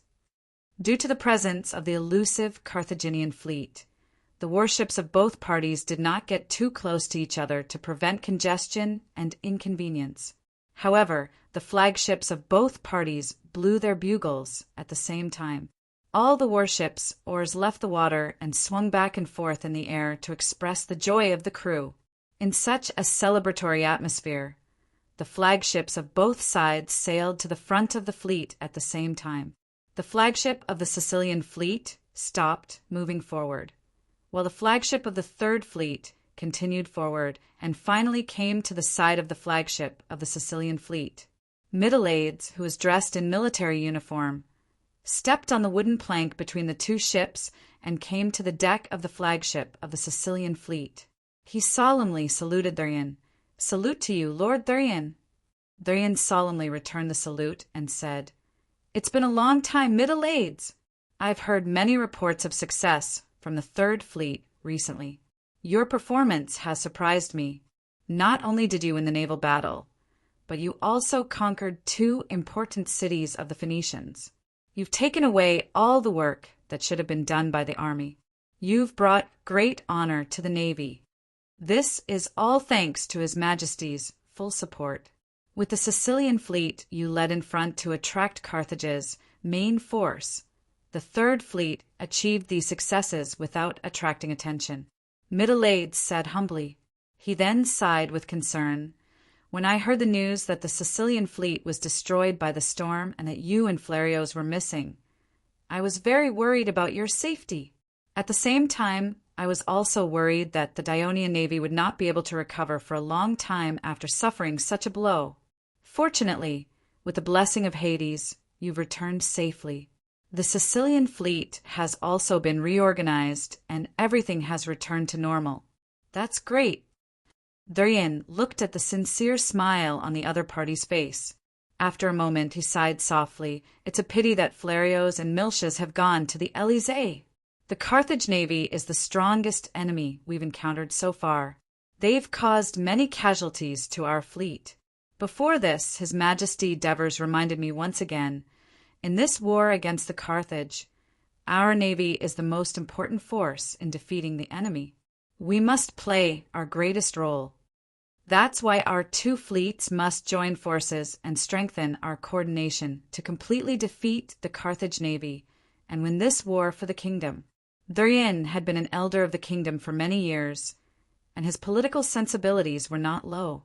When he learned that the Third Fleet had been transferred to Sicily and was not part of the Sicilian fleet, but stationed alone on the north coast to take charge of the war alongside the Sicilian fleet, he understood that the King of Devers and the Ministry of Military Affairs were not too satisfied with the recent performance of the Sicilian fleet.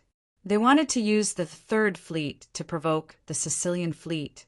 At the same time, he also realized that the consecutive victories of the Third Fleet had caused Middle-Aids to no longer be the commander of the fleet that he could order around as he pleased. In particular, there was a knot in his heart. He had always felt that Miltia's death had something to do with him. If he had not forcefully snatched away Miltia's command of the fleet the moment he appeared, Miltias would not have listened to his advice, which ultimately led to his defeat. Since then, he had begun to consciously restrain his temper. Moreover, Middle-Aids had taken the initiative to meet him on the flagship today, and his attitude was rather humble. This satisfied Thurian, so his tone had also become gentler. At this moment, Middle-Aids smiled and said, "Lord Thurian is right. The Sicilian fleet and the Third Fleet are both the kingdom's armies and should fight together. As long as you have a good plan, I am willing to lead the Third Fleet to cooperate fully." Thurian frowned slightly. He could hear the meaning behind Middle-Aids' words, but he quickly relaxed and said confidently, "I do have a good plan, and I was just about to discuss it with you." Middle-Aids was stunned for a moment, but he immediately agreed. Hence, the two sent away the surrounding crew members and began discussing on the flagship's deck. About half an hour later, both of them had smiles on their faces. Chapter 998. On this day, The Dionysian army that landed on the territory of Palermos was busy with the defense of the southern mountain road and the coastal trail. They were busy building camps and transporting the supplies transported by the cargo ships until evening. The night was uneventful. The next day, Leotychides did not rush to attack the city of Palermos. Instead, he continued to let the more than 10,000 soldiers build the camp. The third fleet, which had been guarding the nearby fleet yesterday, did not appear again. The lively camp did not return to peace until evening. However, the mountains to the south of the Dionysian army's camp were not peaceful. Carthage's army was blocked on the mountain road leading to the territory of Palermos. A forceful attack would not necessarily succeed, and instead they would suffer heavy casualties. But Hasdrubal did not give up. He knew that once the Dionia occupied Palermos, it would further reduce the space for Carthage's army to move. Moreover, he was not a person who easily bowed in the face of difficulties. Now that time was very tight, he was worried that the people of Palermos would not be able to hold on for a few days due to the lack of soldiers. So he repeated his old trick and sent 4,000 Lusitanian warriors over the mountains to support Palermos and repel the Dionysian army. The Iberian army, led by Hasdrubal, had been stationed in Palermos for a few months, so he was more familiar with the terrain there. From the southern entrance of the mountain road to the east, after crossing several tall mountains, the streams on the surrounding mountains converged into a small lake. The lake flowed to the low-lying land in the east, gradually forming a small river. After flowing east for 10 miles, the river turned north and flowed into the sea. The place where it flowed formed a narrow valley. Although it was difficult to walk, it allowed one to enter the territory of Palermos. The Lusitanian warriors spent the whole day trekking through the mountains and valleys. It was not until dusk that they saw the river flowing out of the mountains and into the flat territory of Palermos. This place was located to the east of Palermos, more than 10 miles away from the city. The Lusitanian warriors stopped advancing and hid in the dense forest. After eating their rations, they lay on the grass to rest and recover the strength they had expended during the day. Late at night, the warriors who were still sleeping got up reluctantly under the urging of their leaders and walked out of the mountain in a daze. As they marched eastward, they gradually regained their senses, especially when they saw the vague silhouette of the Dionia camp in the distance with the help of the moonlight. Many of the warriors began to get excited. In this expedition to Sicily, they first followed Hasdrubal to capture Thyedium, then slaughtered Agrigento, Iconium, and Gela, looted a lot of trophies, enjoyed Greek women, and killed many Greek men. But they did not suffer many casualties, mainly because Hasdrubal never asked them to participate in difficult siege battles. For example, when attacking Enna and Paragonia, they just stood by and watched. They only participated in a frontal battle once, and it was against the soldiers of the Greek city-states on the south coast, so they did not feel much pressure, although Hasdrubal once said, "The Dionysian army is a strong enemy." On the contrary, they were eager to defeat the Dionysian army and cut off the heads of the Dionia soldiers to prove their strength, and now was the opportunity. The so-called civilized people of Carthage and the Greeks were afraid of the night, but they were not. On the contrary, they liked to use the night to cover their tracks, quietly approach the enemy, and then launch a deadly attack. In Iberia, this was how they dealt with the Carthaginians, and in the end, they forced the Carthaginians to sign a peace treaty. Now, they were going to use this tried-and-true method of attack on the pitiful Dionians. Thinking about how they were about to taste the blood of the Dionians, the Lusitanian warriors gripped their daggers tightly and quickened their pace. But during the march, almost no one made a sound except for the sound of their footsteps. Just like that, for 1,000 people quietly approached the Dionia camp. The huge Dionia camp was also very quiet. There was a burning torch erected at every section of the wooden fence, illuminating the surroundings, but there were no sentries patrolling. Sentries could be seen on the towering sentry towers behind the wooden fence, but they were all in a deep sleep. The Dionia people thought that since they had blocked the mountain road, they could boldly attack the city of Palemos. There would be no more enemies to threaten them, and they could boldly attack the city of Palemos. That was why the security of the camp was so lax. After discovering that the situation in front of them was advantageous to them, the Lusitanian leaders were very happy. They led the soldiers to no longer hide and approach the camp in a loose formation. Due to the lack of time, the Dionia people had not set up traps around the camp, so the Lusitanians easily came to the trench at the east gate of the camp. Then, some soldiers carefully climbed over the trench and came under the wooden fence. Some of them piled on top of each other and climbed up. Some took out lassos, threw them onto the wooden wall, and accurately hooked onto the wooden stake at the top. Then they grabbed the rope and climbed up. In a short while, more than a dozen soldiers climbed over the wooden fence and quickly opened the camp gate. The Lusitanian soldiers who were waiting outside the camp rushed into the camp eagerly. They let out a deafening roar and killed their way into the tents. But the soldiers who rushed into the tents found that there was no one in the tents. Just as they were feeling surprised, a loud bugle suddenly sounded in the camp. Darkness surged in front of them, and countless Dionia soldiers appeared in the passage between the tents, holding long shields and spears. They lined up in a dense formation, forming a shield wall, and approached the Lusitanian soldiers. The first reaction of the Lusitanians was not to go forward to fight, but to realize that they had been tricked. If the sneak attack fails, retreat immediately and try again next time, was their traditional tactic. So, the Lusitanian leaders immediately shouted, "Retreat! Let's retreat!" The soldiers turned around and wanted to run out of the camp gate. However, the bugle earlier was not only to let the Dionia soldiers stop the sneak attack inside the camp, but also to inform the troops lying in ambush outside the camp to take action. So, when the Lusitanian soldiers rushed out, they found that there were also countless Dionia soldiers outside the camp gate, completely blocking their way out. At the same time, there were also soldiers coming from the passage inside the wooden fence, cutting off their last way out. "Lord Commander, we have completely surrounded the enemy." Tigru, who was standing on a sentry tower in the camp, said excitedly as he observed the situation inside the camp. Although Leotychides did not say anything, he looked a little more relaxed. He and Xanthoparis had long expected that Carthage might send the mountain tribes to support them. So he and Xanthoparis had sent out the mountain reconnaissance team of the two legions to closely observe the abnormalities in the surrounding mountains.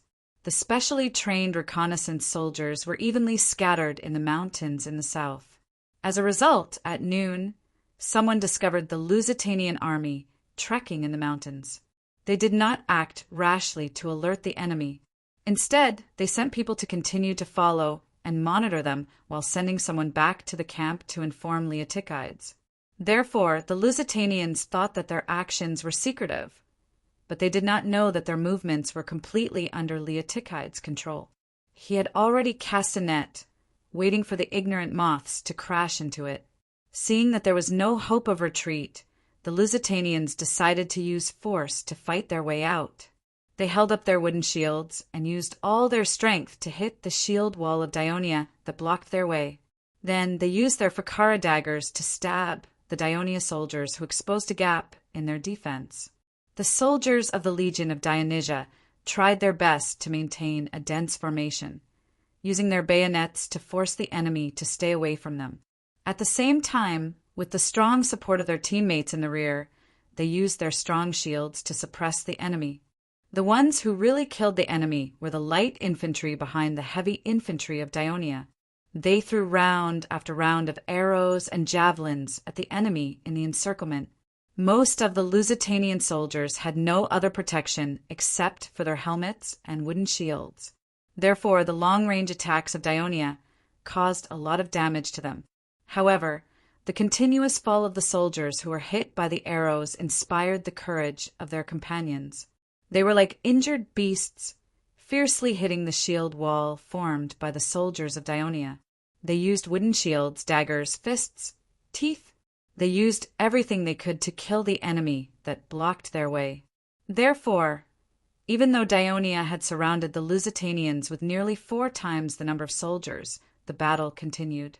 The people of Palermos were awakened by the movement outside the city. They went up to the top of the city wall to take a look. They saw that the camp of Dionia was brightly lit and the sound of killing was loud. They were excited about the arrival of the reinforcements, but at the same time they were worried about their safety.